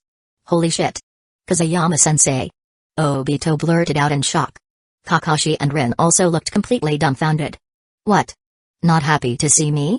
The three immediately shook their heads like rattledrums. Even Kakashi. After all, this was Kazuyama, the demon teacher who conquered the academy in just 1 year. In his stealth course, you could never let your guard down. 1 second of distraction, and he'd drag you off from an angle you'd never expect. Terrifying. I told you this on the very first day, Kusayama continued. Patience. For a ninja, it's the most important skill. I actually arrived early this morning and have been watching you from over there. Well done. Especially you, Rin, you understand the value of patience and waiting. Kusayama grinned. Whatever the truth was, they had to accept it now. Sensei Kusayama, you're our team leader? Rin's eyes sparkled with excitement. No matter what others thought, she genuinely liked the teacher standing before her, a jonin of Hidden Leaf Village, still young but undeniably strong. That's right. From today on, I'll be leading you three. In other words, you're now under my command. How about it? Excited? Kakashi and Obito exchanged glances. There was no excitement. Only mild depression. Kusayama was strong, sure. But how to put it? He just wasn't serious enough. The trauma of 1,000 years of death had yet to fade from their young minds. What's wrong, Kakashi, Obito? Not happy? Or are you thinking of this? Kusayama slowly pressed his hands together, forming the tiger seal. Kakashi and Obito visibly shuddered. Instantly, they plastered on forced smiles. Of course not. With Kusayama-sensei leading us, we'll definitely succeed. Obito declared. Right, Kakashi? Right, Kakashi nodded vigorously. Kusayama burst into laughter. Ha ha ha ha. I'll believe that for now. Anyway, it's noon. You must be starving. I know I am. My treat, Ikiraku ramen. After the meal, Kusayama led the three straight to the mission center. There was no need for long speeches, the best way to get them working as a team was to start a mission. A simple D-rank task. One of the classics, catching a rich woman's cat. This mission? Kusayama murmured, a nostalgic smile forming. He remembered doing this when he first became a genin. That fat, no, wealthy, woman was quite generous, offering 10,000 ryo just to retrieve her cat. And somehow, she always lost them. Seriously, is this some kind of divine punishment? This is your first mission as a team, catching a cat. It only runs around the village, so you have until nightfall to find it. Memorize the target's appearance and get to it. Go catch the cat. Kusayama handed them a picture of the cat, then vanished in a blur, using the body flicker jutsu to leave them behind. Wait. Did he just ditch us? Obito blinked. Catch a cat? Seriously? This is our first mission? My god, I want to go to war. I want to make a name for myself. Meanwhile, Kakashi remained calm. He'd already gone through the D-rank mission stage before. He hadn't caught a cat, but he had weeded gardens. Let's go, Kakashi said. If it's on the mission list, it's probably not an ordinary cat. If we don't search carefully, we might not find it before dark. Rin nodded in agreement, then turned to Obito with a patient smile. Obito, since we accepted the mission, we have to finish it. Let's go catch that cat. Her words worked far better than Kusayama's. Obito instantly perked up. The three quickly got into the rhythm of things, going street by street, searching for the elusive feline. Kusayama hadn't really left, he stood on a nearby rooftop, watching them from above. Seeing them work together brought a small smile to his face. Chomai, noticing Kusayama's smirk, immediately perked up. Kusayama, are you trying to cause trouble again? Don't be ridiculous, Kusayama replied smoothly. I just want to add a little extra challenge for them. It's training. Cut it out. That's not training. The man and the beast exchanged glances, then burst into laughter, both filled with mischief. Just a little more difficulty is fine. In that case. Kusayama bit his finger and pressed a summoning jutsu onto the ceiling. With a burst of white smoke, 5 snakes, each as thick as an arm, materialized before him. Hello, my friends. I need your help. Transformation jutsu. As his chakra surged, the 5 snakes instantly turned into 5 identical cats. Alright, go out there and cause some confusion. The cat started off into the village. Kusayama chuckled and activated the hive mind, settling in to enjoy the show. Meanwhile, his 3 students remained oblivious to their sensei's interference. They were still searching tirelessly for the cat. Kakashi, over there. That's the one from the mission. Obito pointed up at a wall, where a tabby cat was sprinting along. Kakashi followed his gaze and nodded. Obito, Rin, surround it. Go. At Kakashi's command, the 3 swiftly moved into position, boxing the cat in. This was where Kakashi's talent shone. Despite his age, he had already reached Chunin level strength. With a quick body flicker, he closed the gap, reaching out to snatch the cat. Meanwhile, Obito and Rin flanked the sides, cutting off any escape routes. Got it. Kakashi's eyes flashed with satisfaction as his hands closed around the cat in a swift motion. Chapter 114, The Imagination King and the cautious trio Kazuyama nodded in approval as he watched the scene unfold. Kakashi's strength is solid, but unfortunately, you didn't observe your target carefully. On the other side, Kakashi landed smoothly after catching the cat. Kakashi, not bad.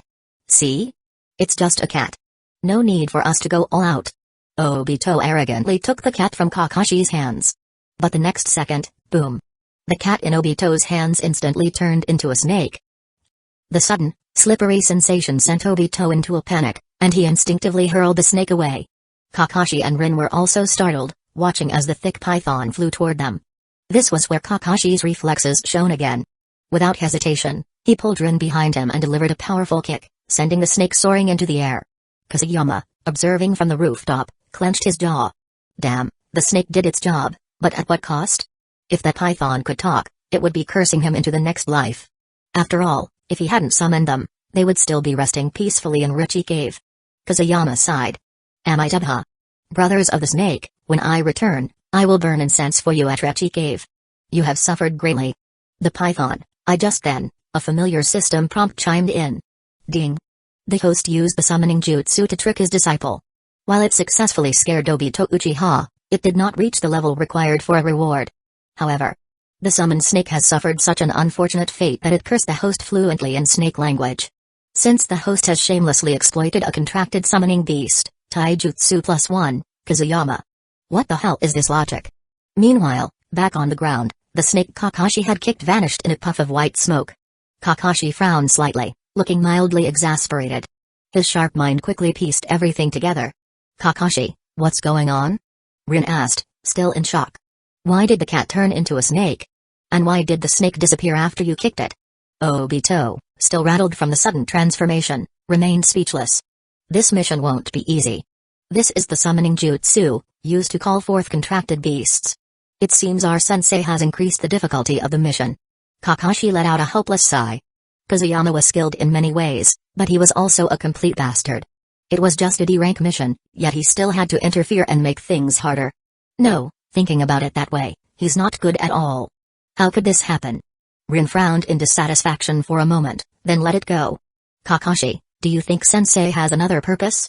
Like making us pay closer attention to the target? I remember in his class, he once said that what we see isn't always the truth. We need to think critically and make sure our judgment is correct. Kakashi's eyes widened slightly. He fell into deep thought. Meanwhile, from his hidden spot, Kazuyama's jaw nearly hit the floor. His eyes were so wide they looked like they might pop out of his skull. It must be that he used summoning and transformation jutsus to confuse us, Kakashi murmured.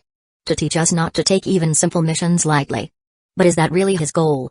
Something about this feels off. Kazuyama, of course something feels off. I was just messing with you guys. Rin, you're a natural mind reader. You even came up with a logical explanation for something that doesn't exist. Absolutely brilliant. While Kakashi and Rin were deep in thought, Obito finally snapped out of his shock. Looking serious behind his goggles, he nodded firmly. Rin's right. I got too careless. This is definitely Sensei's way of reminding us to take every mission seriously. Kakashi, let's go. I bet Kazuyama-sensei summoned more than one snake. This time, we have to be careful. That snake was so scary and slippery. Watching them piece together their own conclusions, Kazuyama felt like their brains had stopped working. In the end, he could only sigh. As long as you're happy.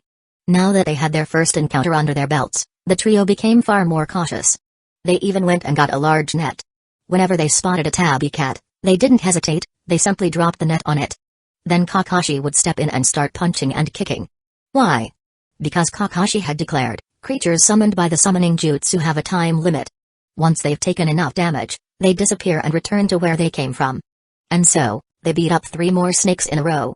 Each of the unfortunate creatures cursed Kazuyama 3 times before vanishing. Although no system notification popped up, Kazuyama could feel the string of abuse echoing in his mind as the snakes disappeared in puffs of white smoke. With no choice, he cancelled the summoning jutsu and sent the last remaining snake straight back to Richie Cave. But this only caused more trouble for the Kakashi trio. When they spotted another tabby cat, they followed the same plan, drop the net, then attack. Kakashi stepped up first and started beating it. Meow. The miserable screech startled all 3 of them. While they were still processing the sound, Obito gasped in amazement. Wow! This snake is incredible, It has developed spiritual awareness and can even imitate a cat's meow. Kakashi, let me take over. You must have hit it too lightly. Without waiting for a response, Obito rushed forward and delivered 2 solid kicks. Oh!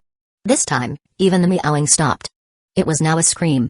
Finally, Rin realized something was very, very wrong. Stop it. I think this is actually the real mission target, the tabby cat. Hey! Obito, stop kicking. Look, it's foaming at the mouth. Panicked, Rin hurriedly stopped Obito before he could land another blow. Only then did Obito realize that the cat beneath him had gone limp, its eyes rolled back, foam dribbling from its mouth.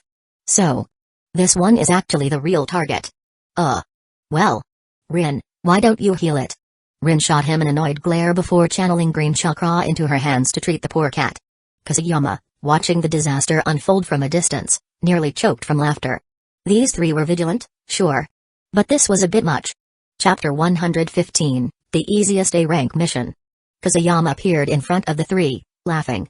He completely ignored the resentful looks in their eyes, especially Obito, who had just endured close contact with the giant snake. Afterward, he returned to the mission hall to submit his report. The owner of the cat took one look at her half-dead pet and nearly lost her temper. It was only after Kazuyama and the staff profusely apologized that her anger was temporarily quelled, though the original reward for the mission was cut in half. The 3 stared at the pitifully small amount of money in their hands, their expressions turning manic. Sensei. You said everything was fine, so why did you have to make it harder? Now all the money is gone. Kazuyama gave a faint smile and spoke in a calm, almost philosophical tone. Obito, do you know how many D-rank and C-rank missions your sensei has completed? No exaggeration, at this stage, no one has done more than me.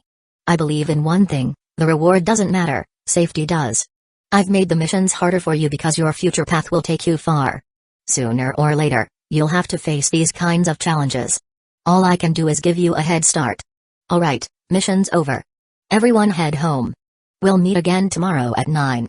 After delivering his speech, Kazuyama vanished with the Flying Thunder God Jutsu, leaving the 3 staring blankly as they reflected on his words. In the following days, Kazuyama led the team through various D-rank missions. Of course, some unexpected excitement was inevitable. For example, while weeding, suddenly unearthing a snake. Or, while investigating something, getting covered in scale powder and sneezing uncontrollably. In the end, Obito voiced what they were all thinking: when there's no actual danger, our biggest threat is Kazuyama-sensei himself. Both Kakashi and Rin wholeheartedly agreed. Kazuyama, upon hearing this, laughed out loud, and promptly increased both the frequency and difficulty of their missions. 1 month later. One afternoon, while on a garbage disposal mission, the Kazuyama team received an unexpected visitor, an Anbu agent. Kazuyama frowned slightly as the masked figure appeared before him. It was clear they had an assignment. Kazuyama Gecko, this is from Lord Hokage. You are required to report immediately. Kazuyama took the scroll, slowly opened it, and read through it carefully before tucking it into his robes. I understand. Tell Lord Hokage I'm on my way. The Anbu nodded and vanished with the body flicker jutsu. Kazuyama turned to the 3 and gave them a reassuring smile. I'll be gone for a while. In the meantime, Kakashi will be leading the team. Just stick to D-rank missions. If there aren't any, focus on training. I'll check up on you when I return. With that, he activated the Flying Thunder God Jutsu and disappeared. Rin watched him go and smiled. Not gonna lie, every time Kazuyama-sensei leaves, he looks really cool. Her words made Kakashi and Obito exchange glances. The next second, they both scoffed in unison. Not at all. Half a day later, Kazuyama had already left the village, heading straight for the land of rice fields. According to intelligence, Hidden Stones Village and Hidden Clouds Village had once again gone to war, with their battle raging in the land of rice fields. More importantly, traces of the Hidden Clouds Village Jinchūriki had been discovered. This mission was difficult, very difficult, but that was for others. For him, Kazuyama, it was simple. In fact, it was the easiest A-rank mission ever. The objective? Identify the Jinchūriki fighting for Hidden Clouds Village. But was that even a question? It had to be the new A-Tails Jinchūriki, Killer Bee. Of course, he couldn't just report that without even leaving the village. So, he decided to go through the motions, taking a leisurely stroll through the land of rice fields. He'd wander around for 10 days, maybe half a month, then return and submit his findings. This mission was practically a gift. Kazuyama, why are you so happy? Do you already know who the new A-Tails Jinchūriki is? Chomai, sensing Kazuyama's relaxed mood under the moonlight, was puzzled. Of course. It's just the 8 tails Jinchūriki, Kusayama replied casually. Think of this as a little vacation. But the land of rice fields is a battlefield right now. We still need to be careful. Despite his words, Kusayama had no intention of exercising caution. When the time came, he would simply use the transparent escape jutsu and find a good hiding spot. If he came across a lone Hidden Stones village or Hidden Clouds village ninja, he could deal with them easily. And if things got dicey, he'd just use the Flying Thunder God jutsu to escape, quick and effortless. There was no need to be careful. The land of rice fields was a small country bordering Hidden Leaf village, without its own ninja village or military force. That was why it had become a battlefield. Its daimyo, however, was infamous for his greed. If anyone wanted to wage war on his land, they had to pay up. The moment the fighting broke out, he sent letters to the daimyo of the Land of Earth and the Land of Lightning, demanding compensation as if it were his right. The two great nations, eager to ensure the war yielded greater benefits, quickly sent a hefty sum. And just like that, the land of rice fields became the battleground for Hidden Clouds Village and Hidden Stones Village. Upon entering, Kusayama immediately activated his transparent escape jutsu and marked a hiding place in case he needed a quick getaway. Meanwhile, deep in the forest, double lariat. Lariat. Two powerful voices roared in unison. In an instant, a head flew into the air, blood spraying in a crimson arc across the ground. Oh yeah, brother. We're on the attack. Yo, no one can stop us. A muscular young man in sunglasses rapped excitedly, his energy infectious. The word iron was engraved on his shoulder, adding to his intimidating presence. Let's go. Time to show Hidden Stones Village the power of our brotherhood. Oh, yes, brother. The other man, more solidly built, was none other than the third Raikage's son, the heir to the Raikage title. He had previously fought Kusayama and was widely recognized as Hidden Clouds Village's next leader. Together, they formed the legendary AB combination, a powerful duo passed down through Hidden Clouds Village's history. Chapter 116, Clash of the Kage's Sons. Earth Style. Earth Flow Spheres. Lightning Style. Wave of Inspiration. Earth and lightning clashed, sending rocks flying and crackling electricity through the battlefield. It was a confrontation between two groups of ninja. Hidden Stones Village had the numbers advantage with 2 teams, 8 ninja in total, while Hidden Clouds Village had only 1 team of 4. Yet, despite being outnumbered, the Hidden Clouds Village ninja were clearly stronger. Beyond ninjutsu, the fight was a blur of flashing blades, kunai, and shuriken. Humphrey. Damn you, Hidden Clouds Village. Die. Dream on. Lightning Style. Lightning Ball. A barrage of lightning spheres shot forward uncontrollably. Just as the battle raged on, a fine powder began falling from the sky. The moment it touched the ninja, their bodies convulsed, and within seconds, all 10 collapsed, completely immobilized. Chomai, your paralytic powder keeps getting better. Of course. I've been refining it since you entered the land of rice fields. Don't worry, use as much as you like, I've got plenty. And I've improved the scale powder. It's colorless and odorless, completely invisible in sunlight. A must-have for any traveler. Kusayama slowly emerged above the battlefield. The scale powder he had released was the reason for the paralysis, rendering every affected ninja helpless. His control over it was precise, none of them would recover for at least half a day. He began searching the fallen ninja for valuables. Money, ninja tools, explosive tags, take everything useful. Then, he started his cleanup. The Hidden Stones Village ninjas' belongings were tossed east and buried under soil, while the Hidden Clouds Village ninjas were thrown west and covered with branches. Once everything was taken care of, Kusayama retreated to a distant tree, counting his newfound wealth. As he sifted through the bills, a satisfied smile crossed his face. Even though he already had a decent fortune, there was something about easy money that never got old. This was his 3rd operation since arriving in the land of rice fields. And each time, his pockets got heavier. Is that? Kusayama's gaze locked onto a familiar figure. If he recognized them, it meant they were someone of considerable fame. The man ahead was slender, his face twisted into a hideous expression, accompanied by several other ninja. It was none other than Gari of the Explosion Corps, a wielder of the KK Genkai, explosion style. Kusayama pondered the implications. Although Hidden Stones Village and Hidden Clouds Village were at war, the conflict had yet to escalate into a full-scale battle. However, the presence of a KK Genkai user signaled that Hidden Stones Village had sent some of its main forces into the land of rice fields. Was this a sign of an impending large-scale war? With that thought, Kusayama quickly concealed himself and followed. As he moved, his expression grew more serious. The sound of explosions echoed ahead, growing louder with every step. Before long, He arrived at an open battlefield, where Hidden Stones Village and Hidden Clouds Village forces were clashing. The fighters on both sides were people he knew well. On Hidden Stones Village's side stood a burly figure with a resolute face, Kitsuchi, the son of the third Sushi Kage. And on Hidden Clouds Village's side, the lineup was even more striking. The heir to the Raikage position, the future fourth Raikage, was battling alongside his rap-loving comrade, the Eight-Tails Jinchūriki, Killer Bee. An impressive showdown. Gari's squad wasted no time and dove into the fray. Explosion style, landmine fist. With a single punch, a Hidden Clouds Village ninja was obliterated into nothingness. Nearby, two figures observed the battlefield. Chomai, do you see that guy with the iron symbol on his arm? Huh? Yeah, I see him. Why? That's the Eight-Tails Jinchūriki, Juki's host. That iron symbol is a powerful fu in jutsu. Really? Then why can't I sense Juki's chakra? The seal suppresses the Eight-Tails. Unless he taps into its power, you won't sense a thing. Kazuyama remained hidden in the shadows, carefully watching the battle unfold. Killer Bee, still young at the time, wielded his two swords infused with crackling lightning chakra, moving effortlessly across the battlefield with his kenjutsu skills. Meanwhile, the fourth Raikage was locked in fierce combat with Kitsuchi. Kitsuchi's earth-style mastery, combined with his hardening jutsu and fist-rock jutsu, made him an immovable force, capable of countering A's speed and thunderous defenses.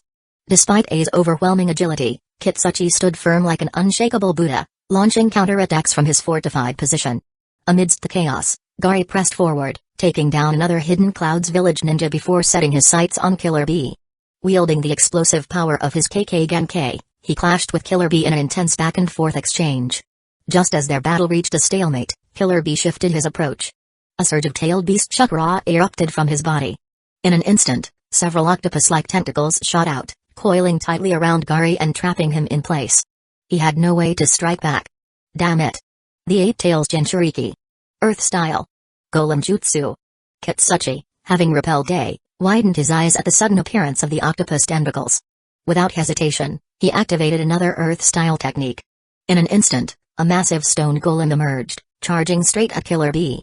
Kazuyama watched as Gari was ensnared by Killer Bee's tentacles, instantly intrigued. The opponent was formidable, and any reckless action would bring more risk than reward. Yet, Kazuyama was not one to let opportunities slip by. If he played this right, he could make a move, retreat quickly, and still reap significant rewards. But attacking was a problem. After much consideration, he abandoned the idea. Both sides were too strong, and as a hidden leaf village ninja, interfering could draw unnecessary hostility. Meanwhile, Gari struggled against Killer Bee's hold. Damn it. Let me go. Explosion style. Impact. Unwilling to remain helpless, Gari unleashed a massive explosion, far more powerful than before. The sheer force tore apart the octopus tentacles, freeing him, though at a cost. The blast sent him hurtling into the air, his own technique injuring him in the process. Kazuyama observed, licking his lips. The Hidden Stones Village explosion core were ruthless, always ready to detonate themselves without hesitation. Cough. Damn Jinchūriki. Covered in black soot and racked with pain, Gari could no longer control his descent. He plummeted helplessly toward the ground. Two Hidden Stones Village ninjas immediately moved to intercept, dashing toward his landing point. Humphrey. Retreat. Earth style. Sandwich jutsu. Kitsuchi, after a long glance at Killer Bee, made the call to withdraw. At the same time, he pressed a hand to the ground, forming a massive stone mountain that surged forward to crush the Hidden Clouds Village forces, covering their retreat. The Hidden Clouds Village ninja reacted swiftly, retreating to a safe distance as the rock formation threatened to engulf them. A rush to Killer Bee's side. "Bee, are you okay?" Killer Bee nodded, retracting his tentacle legs. However, the sweat beading on his forehead did not go unnoticed by A. Chapter 117, The Haunted Land of Rice Fields. After the battle with the Hidden Clouds Village ninja, A led his team back to their base at high speed. As soon as they arrived, he immediately sensed something unusual. "Hey, Gontaru, what's wrong with you guys? Why do you all look so depressed?" The ninja named Gontaru quickly approached A, the son of the Raikage, as soon as he saw him return. "Lord A, the land of rice fields is haunted." A's expression twisted as if he had just heard the most ridiculous thing, making Gontaru even more dejected. "I'm not joking, Lord A," Gontaru insisted. "My team was fighting Hidden Stones Village, but suddenly, we all became paralyzed and lost consciousness. The same thing happened to the rest of my squad. When we came to, all our money and ninja gear were gone. The Hidden Stones village ninja we were fighting had also vanished. But the worst part is, whoever robbed us even left leaves on our bodies. The ninjas behind Gontaru nodded repeatedly, confirming his words. A's eyes widened in confusion. Wow. Ghosts? Ghosts? What kind? White-clad ghosts? Female ghosts? Killer B, now fully recovered, chimed in with another one of his terrible raps. As A was still processing what he'd just heard, another group of ninjas suddenly returned, wearing the exact same haunted expressions as Gontaru's team. Momoi. What happened to your team?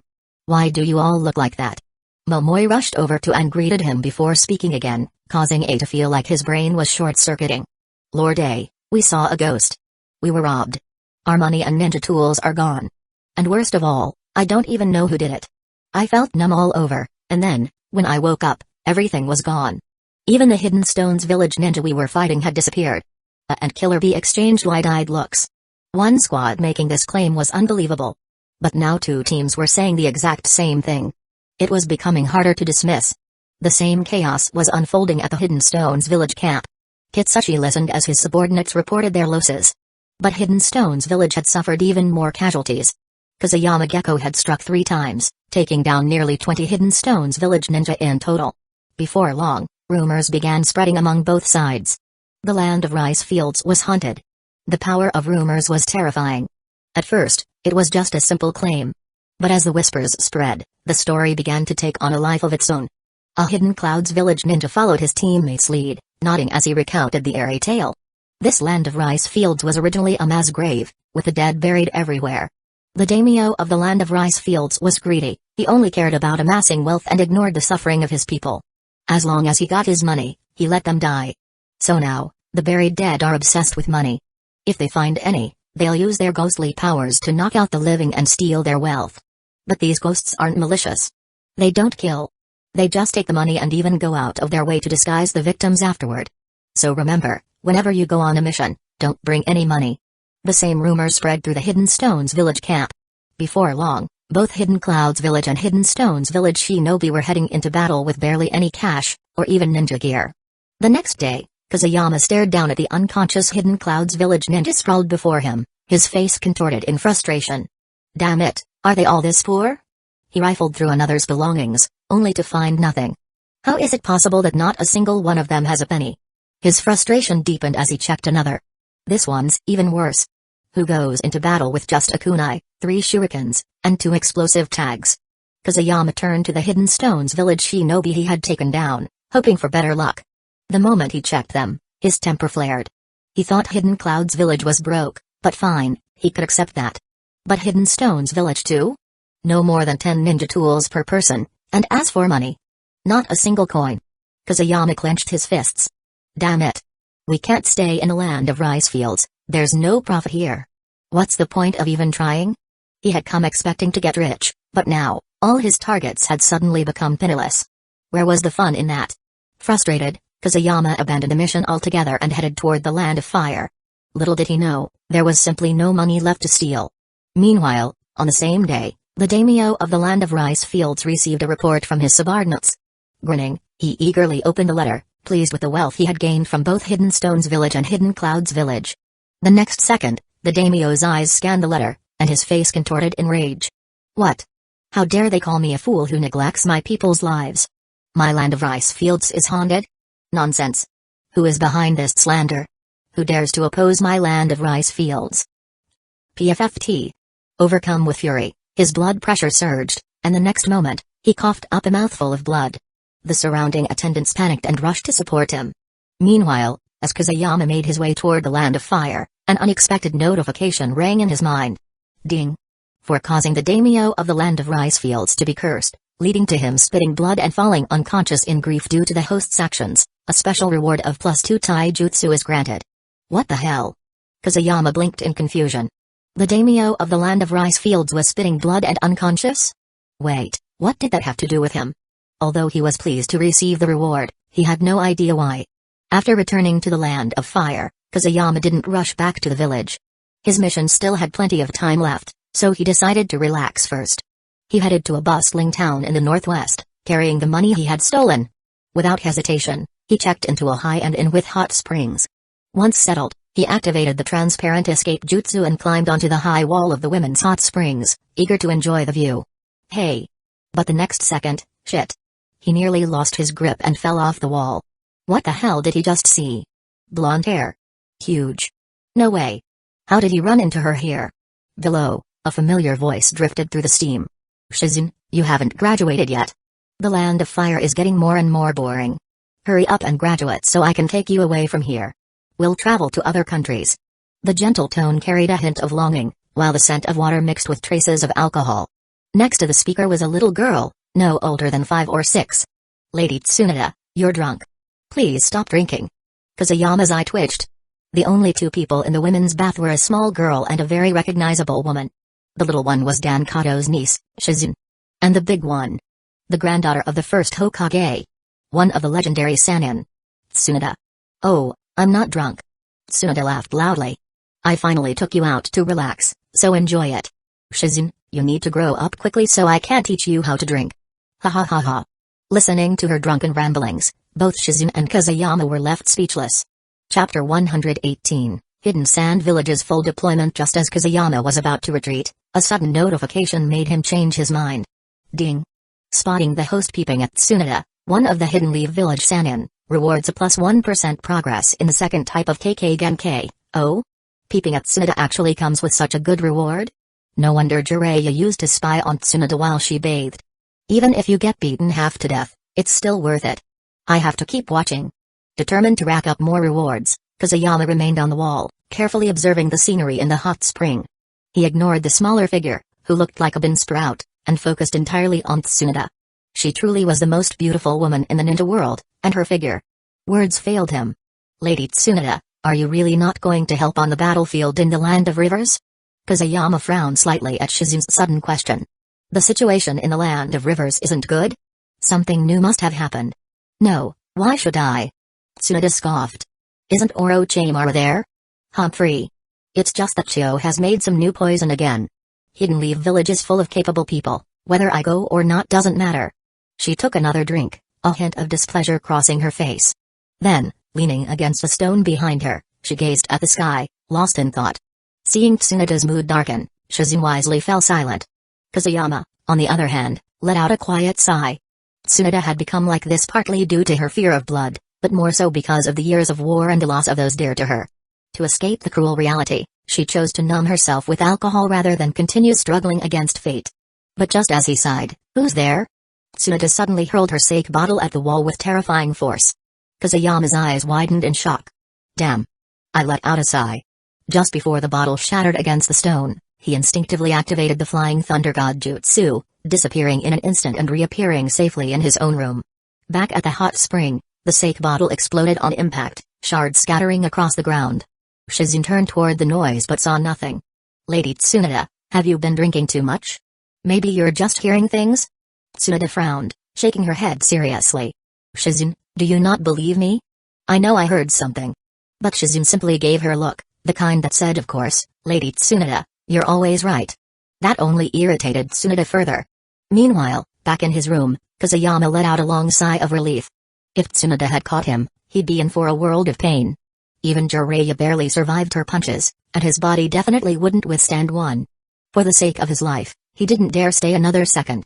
That very night, he checked out of the hotel and bolted straight for Hidden Leaf Village. The next day, Kazuyama Gecko headed straight for the Hokage building. He had rushed back to Hidden Leaf Village overnight. Lord Hokage, we now have a clear picture of the Hidden Clouds Village Jinchūriki, he reported.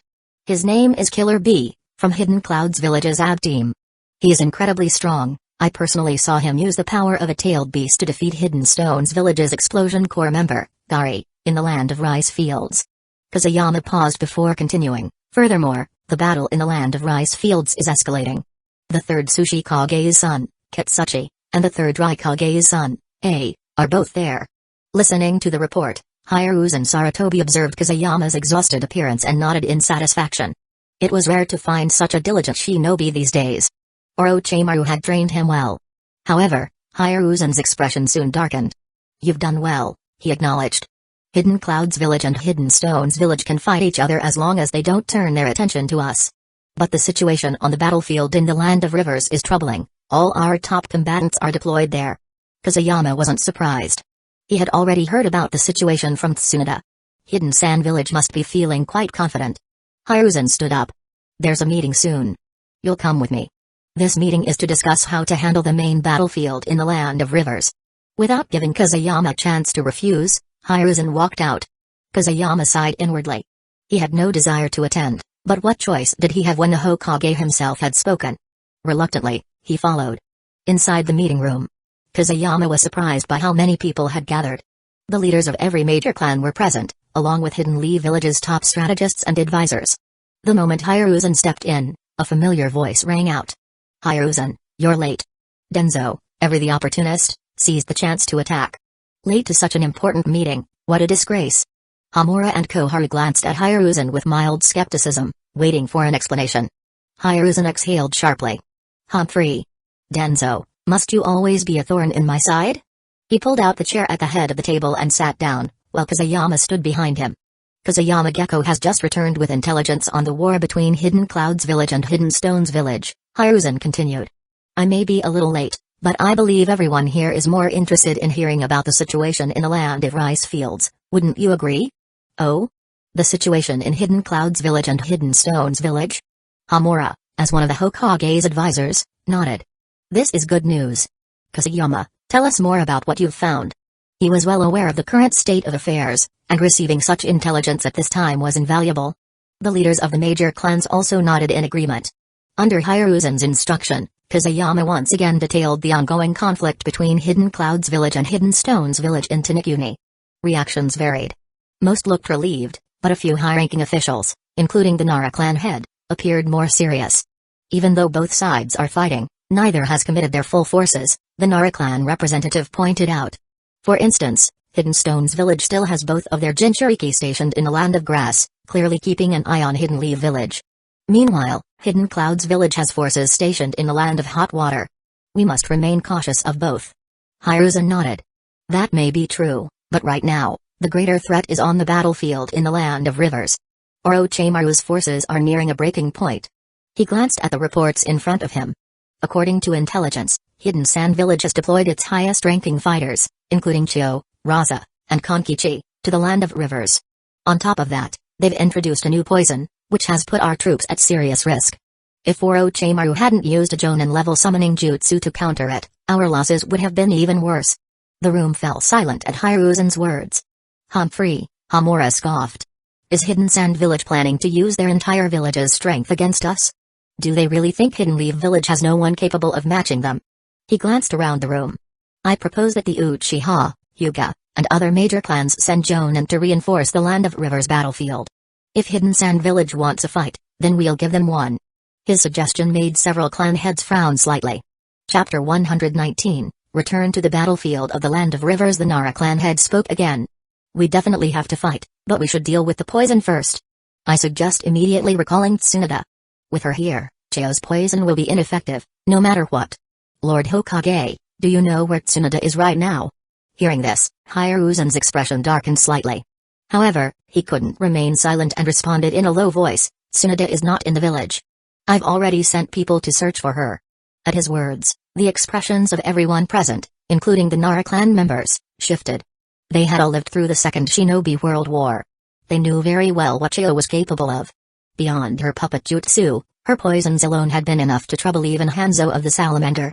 Back then, Hidden Leaf Village had relied entirely on Tsunade to endure the wars. Without her, they had no antidote. Humphrey. Hiruzen, this is because you're too soft. You actually let her leave despite her fear-induced sickness? You should have made her stay in the village. Otherwise, we wouldn't be in this mess. Here we go again, Danzō taking the opportunity to attack the Hokage. Hiruzen's face turned red with anger. Danzō. If you don't have a better idea, then shut your mouth. Everyone knows Tsunade's situation. She has a deep-seated phobia and post-war trauma. Even if she were in the village, she could only help with the poison. As for the rest. Sigh. Everyone understood Tsunade's condition and nodded in agreement. By the way, Lord Hokage, on my way back, I passed through a town to the northwest. I think I saw Lady Tsunade there. If possible, please send Anbu to search the northern region. Kazuyama's sudden words drew everyone's attention. His information caught Hiruzen by surprise. Kazuyama, are you sure about this? Well, I was in a hurry, But I don't think I was mistaken. I saw a cloak with the word gambling written on the back. Hearing this, Hiruzen's expression visibly lightened. The issue wasn't that Tsunade wouldn't return, it was that they couldn't find her. Now that they had a lead on her whereabouts, retrieving her would be much easier. Not bad, Kazuyama. You've done it again. Now that we've found Tsunade's whereabouts, the next step is to arrange reinforcements. Everyone, this is wartime, and I hope we can all work together to defeat our enemies. Kazuyama had seen just how smooth Hiruzen's tongue was.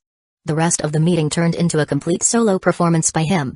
With his silver tongue, he managed to convince each clan to send a considerable number of elites to the battlefield in the Land of Rivers. TSK, you had to admit, anyone who could serve as a Kage during wartime wasn't just strong, they were also master manipulators. Kazuyama, what about you? Are you taking a break for a few days or heading to the battlefield? Kazuyama thought for a moment, a gleam appearing in his eyes. My sensei is fighting in the Land of Rivers, and as his apprentice, I should assist him. I'll go to the battlefield, but I'll leave my 3 students behind. It's still too soon for them. Hiruzen nodded. He respected Kazuyama's decision, after all, he had just delivered crucial intelligence, so it was reasonable to let him rest. But Kazuyama had his own plans. Sasori and Raza were on the battlefield in the Land of Rivers. They were treasures. If he didn't take this opportunity to trick them at least twice, where would he find another chance? The meeting concluded, leaving only a few people in the large conference hall. Hiruzen, regarding Kazuyama, I think you should let him serve under my command. We've all seen his capabilities. A talent like this shouldn't be wasted leading a simple Jonin squad. Danzō had once again set his sights on Kazuyama. Although his root division had many skilled operatives, none could rival Kazuyama. Take intelligence work, for example. Every time Kazuyama went on a mission, he returned with crucial information. A talent like that had to be kept under his control. But before he could even make a move, 3 sharp sentences and a piercing glare cut him off. Humphrey. Don't even think about it. He's my disciple's disciple, he follows my orders. Give up on that idea. Hiruzen shut him down immediately. Was Danzō joking? Trying to steal one of his own men? Not a chance. Danzō, you're overthinking this. While Kazuyama is excellent at intelligence work, his combat skills don't align with Root's operations. And if I recall correctly, doesn't Root already have its own intelligence personnel? Isn't there someone named Nano Yakushi? Hamura glanced at Danzō, fully aware of what he was plotting. But Kazuyama's situation was unique. Orochimaru's disciple and Hiruzen's grand disciple, what are you thinking, Danzō? Humphrey, she laughed. I'll deal with that later. Hiruzen, I still believe Kazuyama should be trained under my root division. Hiruzen had been in a good mood, but Danzō's persistence soured it. Humphrey. Danzō, keep your hands off. Kazuyama is both a Jonin of Hidden Leaf Village and a member of Anbu. He follows my orders alone. Remember, I am the Hokage. With that, Hiruzen gave Danzō no chance to argue and left the meeting room. Hamura and Koharu followed shortly after, leaving Danzō alone in the vast chamber. His expression twisted with frustration as he spat, Damn you, Hiruzen. You'll regret this. After leaving the Hokage building, Kazuyama didn't head home. Instead, he went straight to the Land of Rivers. He had no intention of following the main force, it was too slow. A day later, he once again set foot in the Land of Rivers. As he looked at the distant battlefield, a trace of shock flickered in his eyes. It had only been half a month, yet the battlefield had changed completely. Almost all the surrounding trees were gone. The ground looked as if it had been plowed, scarred with countless traces of destruction. Hey, Kazuyama, you're here. A familiar, chilling voice came from behind him. Turning around, he saw Orochimaru. He looked exhausted, his face worn with fatigue. Sensei, the village has dispatched a large number of reinforcements, including elites from various clans. They should arrive in less than 2 days. Orochimaru's lips curled into a faint smile at the good news. That is good news. What about Tsunade? Any updates? This poison is becoming a real problem. At the mention of poison, a rare look of seriousness crossed Orochimaru's face. Chapter 120, Sowing Discord. We have located Lady Tsunade. Lord Hokage has already dispatched Anbu to find her. Sensei, did you get poisoned by the enemy? Orochimaru nodded.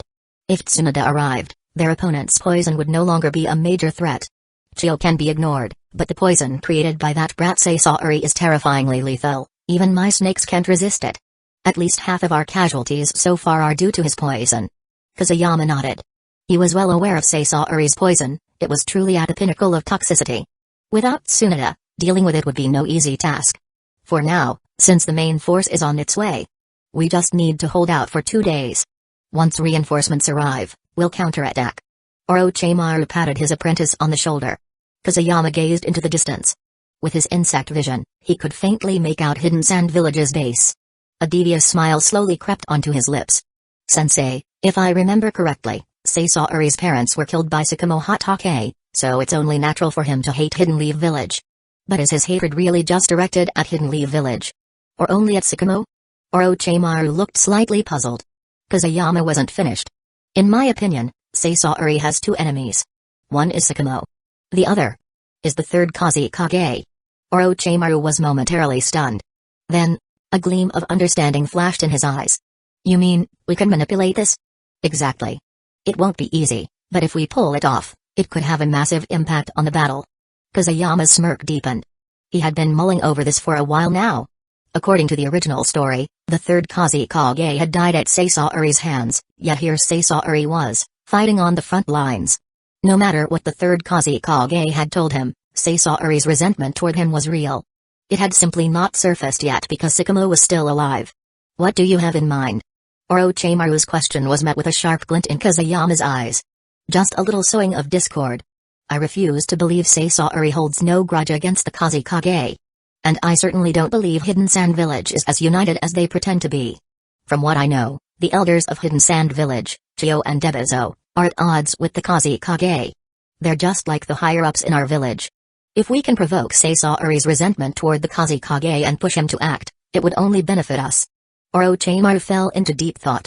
Based on his observations of Sasori over the past few days, Kazuyama's words held merit. Sasori was someone who never let go of a grudge. After suffering at Orochimaru's hands, he had repeatedly tried to obstruct him in battle. He even wanted him dead. Kazuyama chuckled internally. Sensei, looks like you'll have to take the blame for this one. Ha ha ha. A person with such a vengeful nature could indeed be manipulated. And since he was still young and Chio's grandson, the odds of success were high.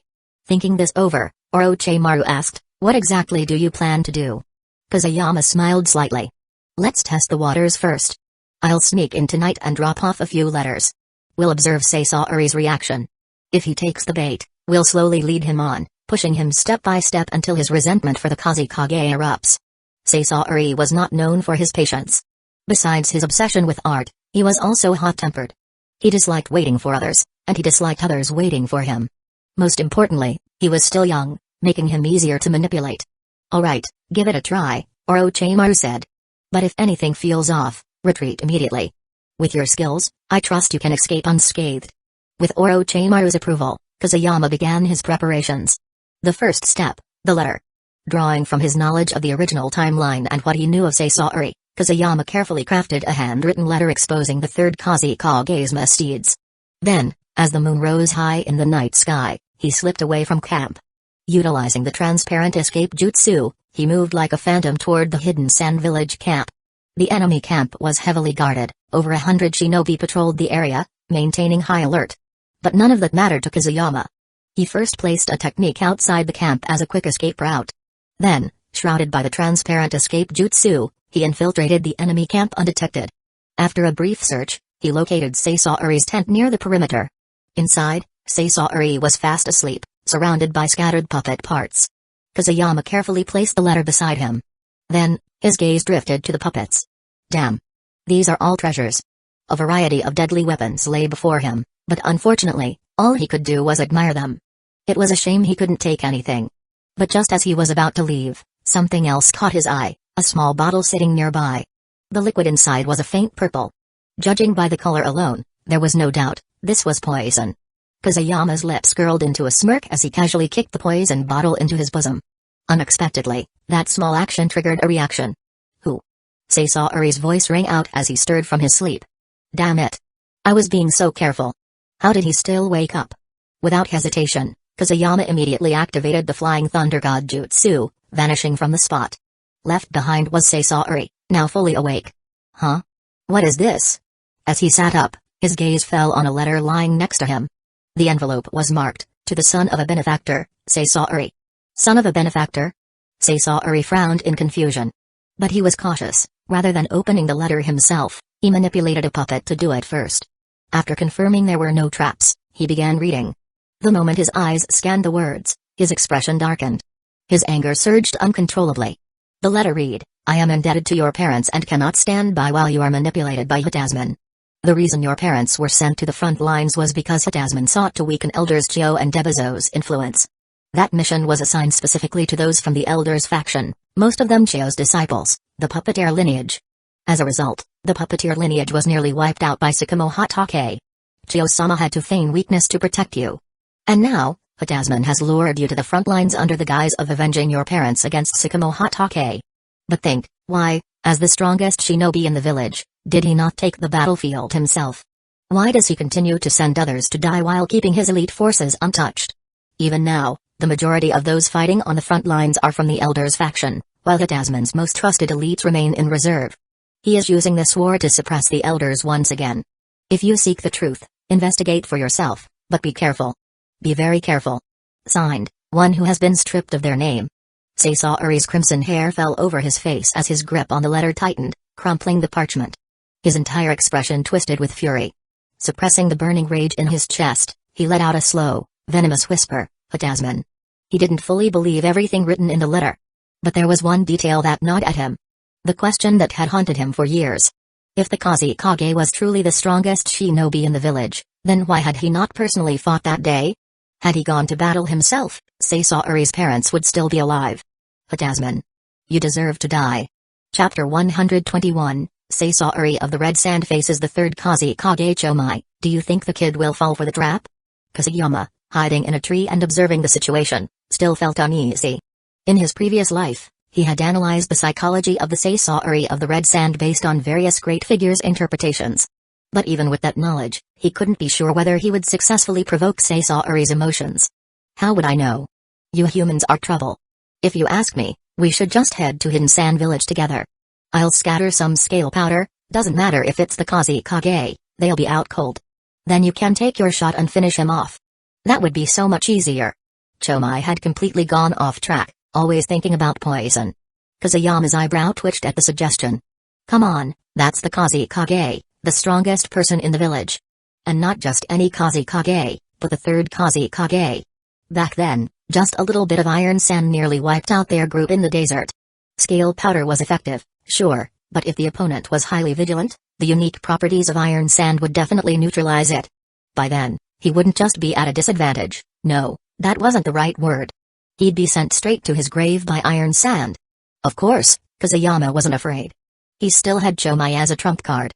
Even if the third Kazekage was stronger, worst-case scenario, he could unleash his tailed beast form and escape. But the aftermath would be too much to deal with. If that happened, Kazeyama might have to leave the village for good. Just as his thoughts were running wild, the tent suddenly opened. A young man with red hair, carrying a backpack, dashed toward the desert. Good. Looks like my letter worked. Chomai, let's go. Time to watch a show in Hidden Sand Village. Kazeyama immediately perked up, maintaining his transparent escape jutsu as he sped toward Hidden Sand Village. Kazeyama, you mean that kid is going back to the village to attack the third Kazekage? I think so. But we need to get there before him. Chomai, wings. Chomai quickly sent chakra into Kazeyama's body. In an instant, wings sprouted from Kazeyama's back. With their help, he shot into the air and flew at full speed toward Hidden Sand Village. On a dark and windy night, two figures were racing toward the same destination. One was running. The other was flying. And the one flying was moving much faster. Far ahead, Hidden Sand Village remained buried in endless yellow sand. Inside his office, the third Kazekage, Hitasman, was reading the battle reports from his subordinates. Hidden Sand Village's repeated defeats in battle were giving him a headache. Just Orochimaru and less than 1,000 Hidden Leaf Village ninja have stopped my thousands of ninja. Damn it. What on earth are Chio and Sasori doing? As Hitasman's mind boiled with frustration, the surrounding black iron sand surged violently. At this moment, Kazeyama had already flown over Hidden Sand Village, using hive mind to lock onto Hitasman's movements. This old guy sure is calm. The front line has suffered a series of defeats. If it were me, I would have exploded long ago. TSK, I have to say, this third Kazekage is really something. His words prompted Chomai to ask aloud, Kazeyama, can Sasori defeat the third Kazekage? No. Iron Sand has absolute control over puppets. If Sasori fights him head-on, He definitely doesn't stand a chance. In the original story, Sasaori relied on the puppet of the third Kusagakure, his mastery of Iron Sand second to none, completely overwhelming Chio, another puppeteer. As long as Iron Sand touched a puppet, it restricted the joints, rendering it nothing more than decoration. So you still want him to fight the third Kusagakure to the death? Or are you going to do it yourself? Kazuyama nodded. Now that the situation had deviated from the original story, he would set things right. With Sasaori acting as the surface distraction, he would provide support from the shadows. As long as the third Kusagakure died, everything would fall into place. Without the Kusagakure, the village would be like a headless fly.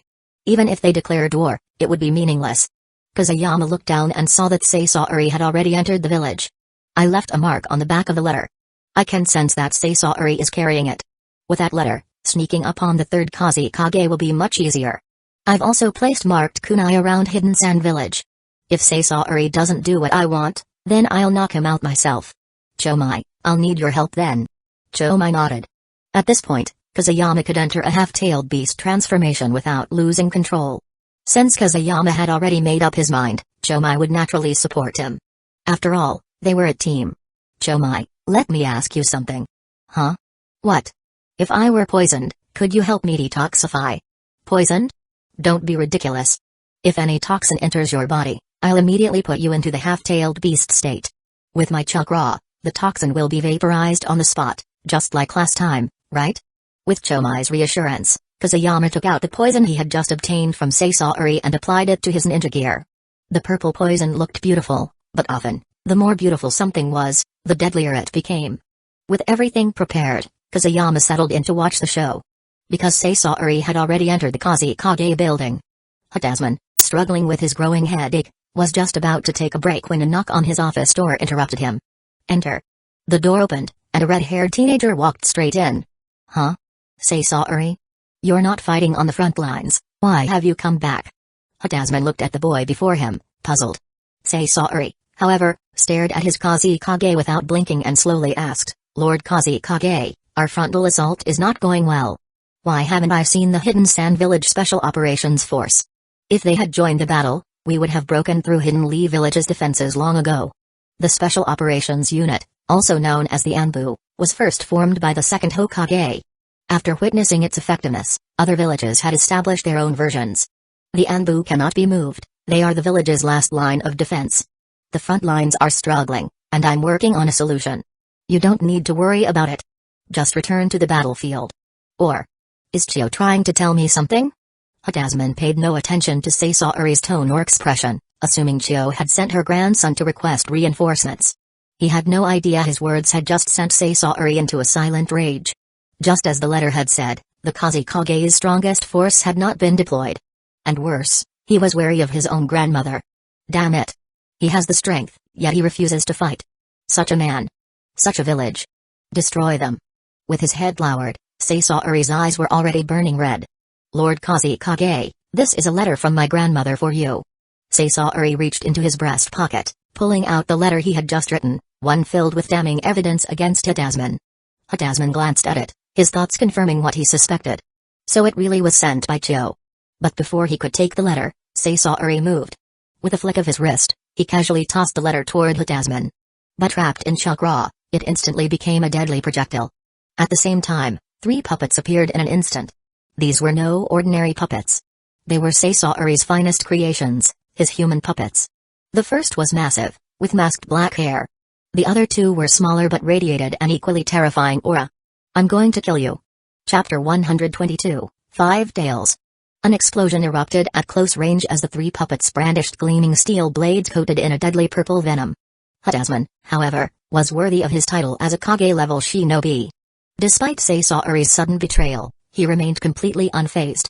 A surge of iron sand erupted from the ground, instantly forming 3 towering iron pillars that blocked the puppets' attacks. Even the letter Sasaori had thrown was halted midair by the iron sand. Attacking your own Kage. Sasaori, are you planning to betray the village? Hatasman's expression darkened, his tone laced with fury. A massive amount of iron sand began to rise, transforming the office into an inescapable cage. A person like you. You don't deserve to be the Kusagakure. My parents died because of you. Red secret jutsu, machinery triangles. Sasaori had completely snapped. His hands blurred as he manipulated his puppets at an alarming speed. The three puppets, momentarily blocked by the iron sand, swiftly retreated before launching another coordinated assault. Threads of chakra-infused silk unraveled from their elbows, intertwining as they charged toward Hitasman. The threads gleamed with venom. Humphrey. Such petty puppet jutsus. Even if Chio herself were here, she wouldn't stand a chance against me. Iron Sand World Method. Hitasman raised his hand. Under his magnet style, the iron sand around him surged violently, transforming into a devastating barrage of spears. The sheer scale and intensity of the attack far surpassed Sasaori's expectations. The three puppets were instantly impaled, frozen in midair. Do you see now? Your puppet jutsu is meaningless before me. Hitasman's voice was eerily calm, as if Sasaori's attack was nothing more than a child's tantrum. But in the very next moment, the puppets moved. Despite being restrained by the iron sand, they suddenly unleashed a storm of senbon. Each needle, coated in lethal purple venom, shot toward Hitasman at high speed. Poisonous needles. As expected, you puppeteers always have more tricks up your sleeves. But it's still useless. Hitasman took a single step back. A massive iron sand shield instantly materialized before him, blocking every single senbon with ease. Damn it! Sasaori gritted his teeth, attempting to retract his puppets, but they were completely immobilized. Just then, a masked figure suddenly appeared in the room. Before Sasaori could react, a thin silk thread wrapped around his arm. The same thread also coiled around the iron sand. In the next instant, the scenery around Sasaori shifted. The Kusagakure's office vanished, replaced by an endless desert. Before Sasaori could even cry out in surprise, a large cloud of scale powder was blown straight into his face, knocking him out instantly. Space-time ninjutsu. Hitasman scattered the iron sand and fixed his gaze on the masked figure before him. Hey. You're quite knowledgeable, Lord Kusagakure. Kazuyama smiled beneath his mask, twirling a kunai in his hand. The blade gleamed with a sinister purple sheen. Sasaori's venom. Sasaori's venom. I didn't think that brat would actually team up with outsiders to take me down. Humphrey, you two are overestimating yourselves. You think you can find me? Huh? Before Hitasman could finish speaking, his eyes flicked to Sasaori, collapsed, unconscious on the ground. A flicker of confusion crossed his face. No. You're not the help Sasaori called. Who are you? A surge of iron sand rose once more. The desert was rich with iron particles, and with his magnet style, Hitasman was in his element. Who am I? That question is meaningless. The real issue, Lord Third Kusagakure, is that today, you may not leave this desert. In the next instant, Kazuyama vanished. Before Hitasman could react, Kazuyama reappeared behind him, slashing with his poison-coated kunai. But Hitasman wasn't the Kusagakure for nothing. Instinctively, his iron sand moved to defend him. Was Kazuyama's attack really that simple? Of course not. A sudden numbness spread through Hitasman's body. No. In a panic, he manipulated his iron sand into a tornado, kicking up a storm of yellow dust. Did you notice? Just as I suspected. The moment Kazuyama's kunai struck, a fine mist of scale powder had also been released. Hitasman had reacted quickly, countering immediately, but not quickly enough. Damn. This technique. Powder. Paralyzing effect. Even with his swift response, he had inadvertently inhaled a trace of the scale powder. Iron sand naturally carried a rusty scent. But for a brief moment, that scent had been overpowered. And that unsettled him. Even though Chomai's scale powder was colorless and odorless, when used in high concentrations, it could suppress other smells. That small detail made Kazuyama realize a minor weakness in scale powder. Iron Sand World Method.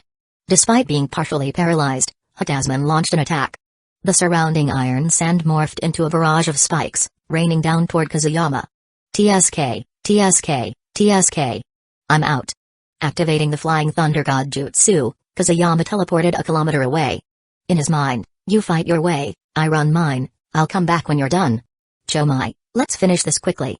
We can't afford to drag this out. Okay. Tailed Beast Transformation? Yes. As Hitasman launched his next attack, Kazuyama activated his half-tailed beast transformation. 4 tails burst forth, and a crimson-tailed beast cloak enveloped him in an instant. The eerie red chakra illuminated the night. 4 tails aren't enough, let's make it 5. I can handle it. Sensing Kazuyama's resolve, Chomai channeled even more chakra. A 5th tail formed. This time, something changed, the crimson chakra cloak solidified, and a layer of insectoid armor took shape around his body. Kazuyama, stay focused. Don't worry. I know exactly what I'm doing, I'm going in. With a roar, Kusayama charged at Hutasman, his crimson chakra surging violently. Seeing this, Hutasman finally realized his opponent's true nature. Tailed Beast Transformation. You're a Jinchūriki. Though slightly taken aback, as the Kusagakure, he was unfazed. He had the power to stand against a tailed beast. Ninja art, iron sand drizzle. Countless thin iron sand needles materialized and shot toward Kusayama at blinding speed. Hey. Not good enough. Insect scythe. Hutasman's eyes widened. He can still talk while maintaining tailed beast form? The words perfect Jinchūriki flashed through his mind. But by then, Kusayama's attack had already arrived. The crimson chakra morphed into a massive scythe as Kusayama raised his right hand. With a single swing, the scythe tore through the iron sand, shattering it. Chapter 123, Perfect Jinchūriki achieved. An insect? You're the Seven Tails Jinchūriki? A ninja from Hidden Waterfall Village? Impossible. Hidden Waterfall Village has never had a Jinchūriki before. And why are you working with Saga? Even with his sharp mind, Hutasman was momentarily at a loss. Among the 9-tailed beasts, only the 7 tails had an insect-like form. But at the same time, it was the only one that did not belong to one of the 5 great ninja villages. How could Hidden Waterfall Village, a secluded village, allow the 7 tails Jinchūriki to roam freely? A flurry of unanswered questions made his head spin. He. Can't figure it out? Then don't think about it. Wouldn't it be better to stay buried in this yellow sand forever? Insect scythe. Kusayama extended his arms forward, and sharp, curved blades resembling the antennae of a rhinoceros beetle sprouted from his forearms. Then, he charged straight at Hutasman. Damn it. Magnet style, iron sand wall. A massive black iron sand barrier formed in an instant, its hardened surface standing tall like an impenetrable fortress. But could mere iron sand truly stop a Jinchūriki's charge? The answer was no. The 7 tails Chomai's true form resembled a massive, armored beetle with 6 wings and sharp, sturdy horns. At this moment, the appendages Kusayama had formed were a direct manifestation of Chomai's own horns. This was one of the abilities granted by his 5-tailed chakra cloak. When transforming into a bug-like form, he could replicate his original body's abilities through chakra, carrying the same overwhelming force as the tailed beast itself. There was no way an ordinary defense could withstand such an attack. Boom. A metallic clang echoed as the impact struck. A second later, the iron sand wall was instantly pierced. No good. The sheer momentum of Kusayama's charge did not weaken. He crashed straight into Hutasman, sending him flying. But at the last moment, Hutasman swapped himself out using a sand clone. You can activate body replacement even at a time like this? No wonder you're the Kusagakure. But before Kusayama could finish, Hutasman, who had barely escaped death, suddenly felt his body go numb again. Scale powder, how will you defend against this? Yes. Kusayama's relentless assault had been laced with scale powder. Now, the numbness in Hutasman's body had deepened. If not for the iron sand covering his body, which he was forcing to move using magnet style, he wouldn't even be able to stand. Huh. Damn. Who the hell are you? The heavy loss of chakra left Hutasman panting. I already said, it doesn't matter who I am, just be a stepping stone. Kusayama charged again. This time, there was no way for Hutasman to avoid it. Damn it. Don't underestimate a Kusagakure. Ninja art, iron sand world method. Since escape was impossible, he would face it head-on. The pitch-black iron sand spread, dyeing the desert around him in darkness. Countless spikes shot up from the ground, surging toward Kusayama. Damn it, is that all you've got? Shit, no, don't let this kid Saga die. I need him to increase my attributes. Noticing Saga still within range of the attack, Kusayama immediately abandoned his charge and rushed toward him. 1 second before the iron sand spikes exploded, he kicked up the sand beneath Saga, sending him flying in the opposite direction of the battlefield. At that moment, ding. Sensing that the host took action against the sleeping Saga, inflicting permanent damage with a single kick, further strengthening Saga's obsession with a puppet's body. Special reward, Tailed Beast Transformation Proficiency plus 10. Note, once you reach 100, you can try using the Tailed Beast Ball, ding. Host has reached 100% proficiency with the Tailed Beast Transformation. Obtain Tailed Beast Skill, Tailed Beast Ball, ding. Tailed Beast Ball optimization has been activated. The Tailed Beast Ball skill can now be optimized in the future, damn it. Saga. This was worth every effort we put into you. Look at this reward, it exploded instantly. After all this time, we finally got the Tailed Beast Ball. Kusayama was about to laugh his head off. What is the strongest attack of a tailed beast? It has to be the Tailed Beast Ball. With a devious grin, Kazuyama turned to Hitasman, who was still attacking. Chomai, let's finish this quickly. Use the tail beast ball to take him out. Chomai was stunned. Kazuyama, don't be ridiculous. You've never used the tailed beast ball before, it's impossible for you to pull it off. That ability requires tail beast chakra to be fused in a precise yin-yang ratio to work. Kazuyama burst into laughter, his confidence unwavering. Just provide the chakra. I'll handle the rest. I teleported this battle deep into the desert, even if there's an explosion, no one will find it.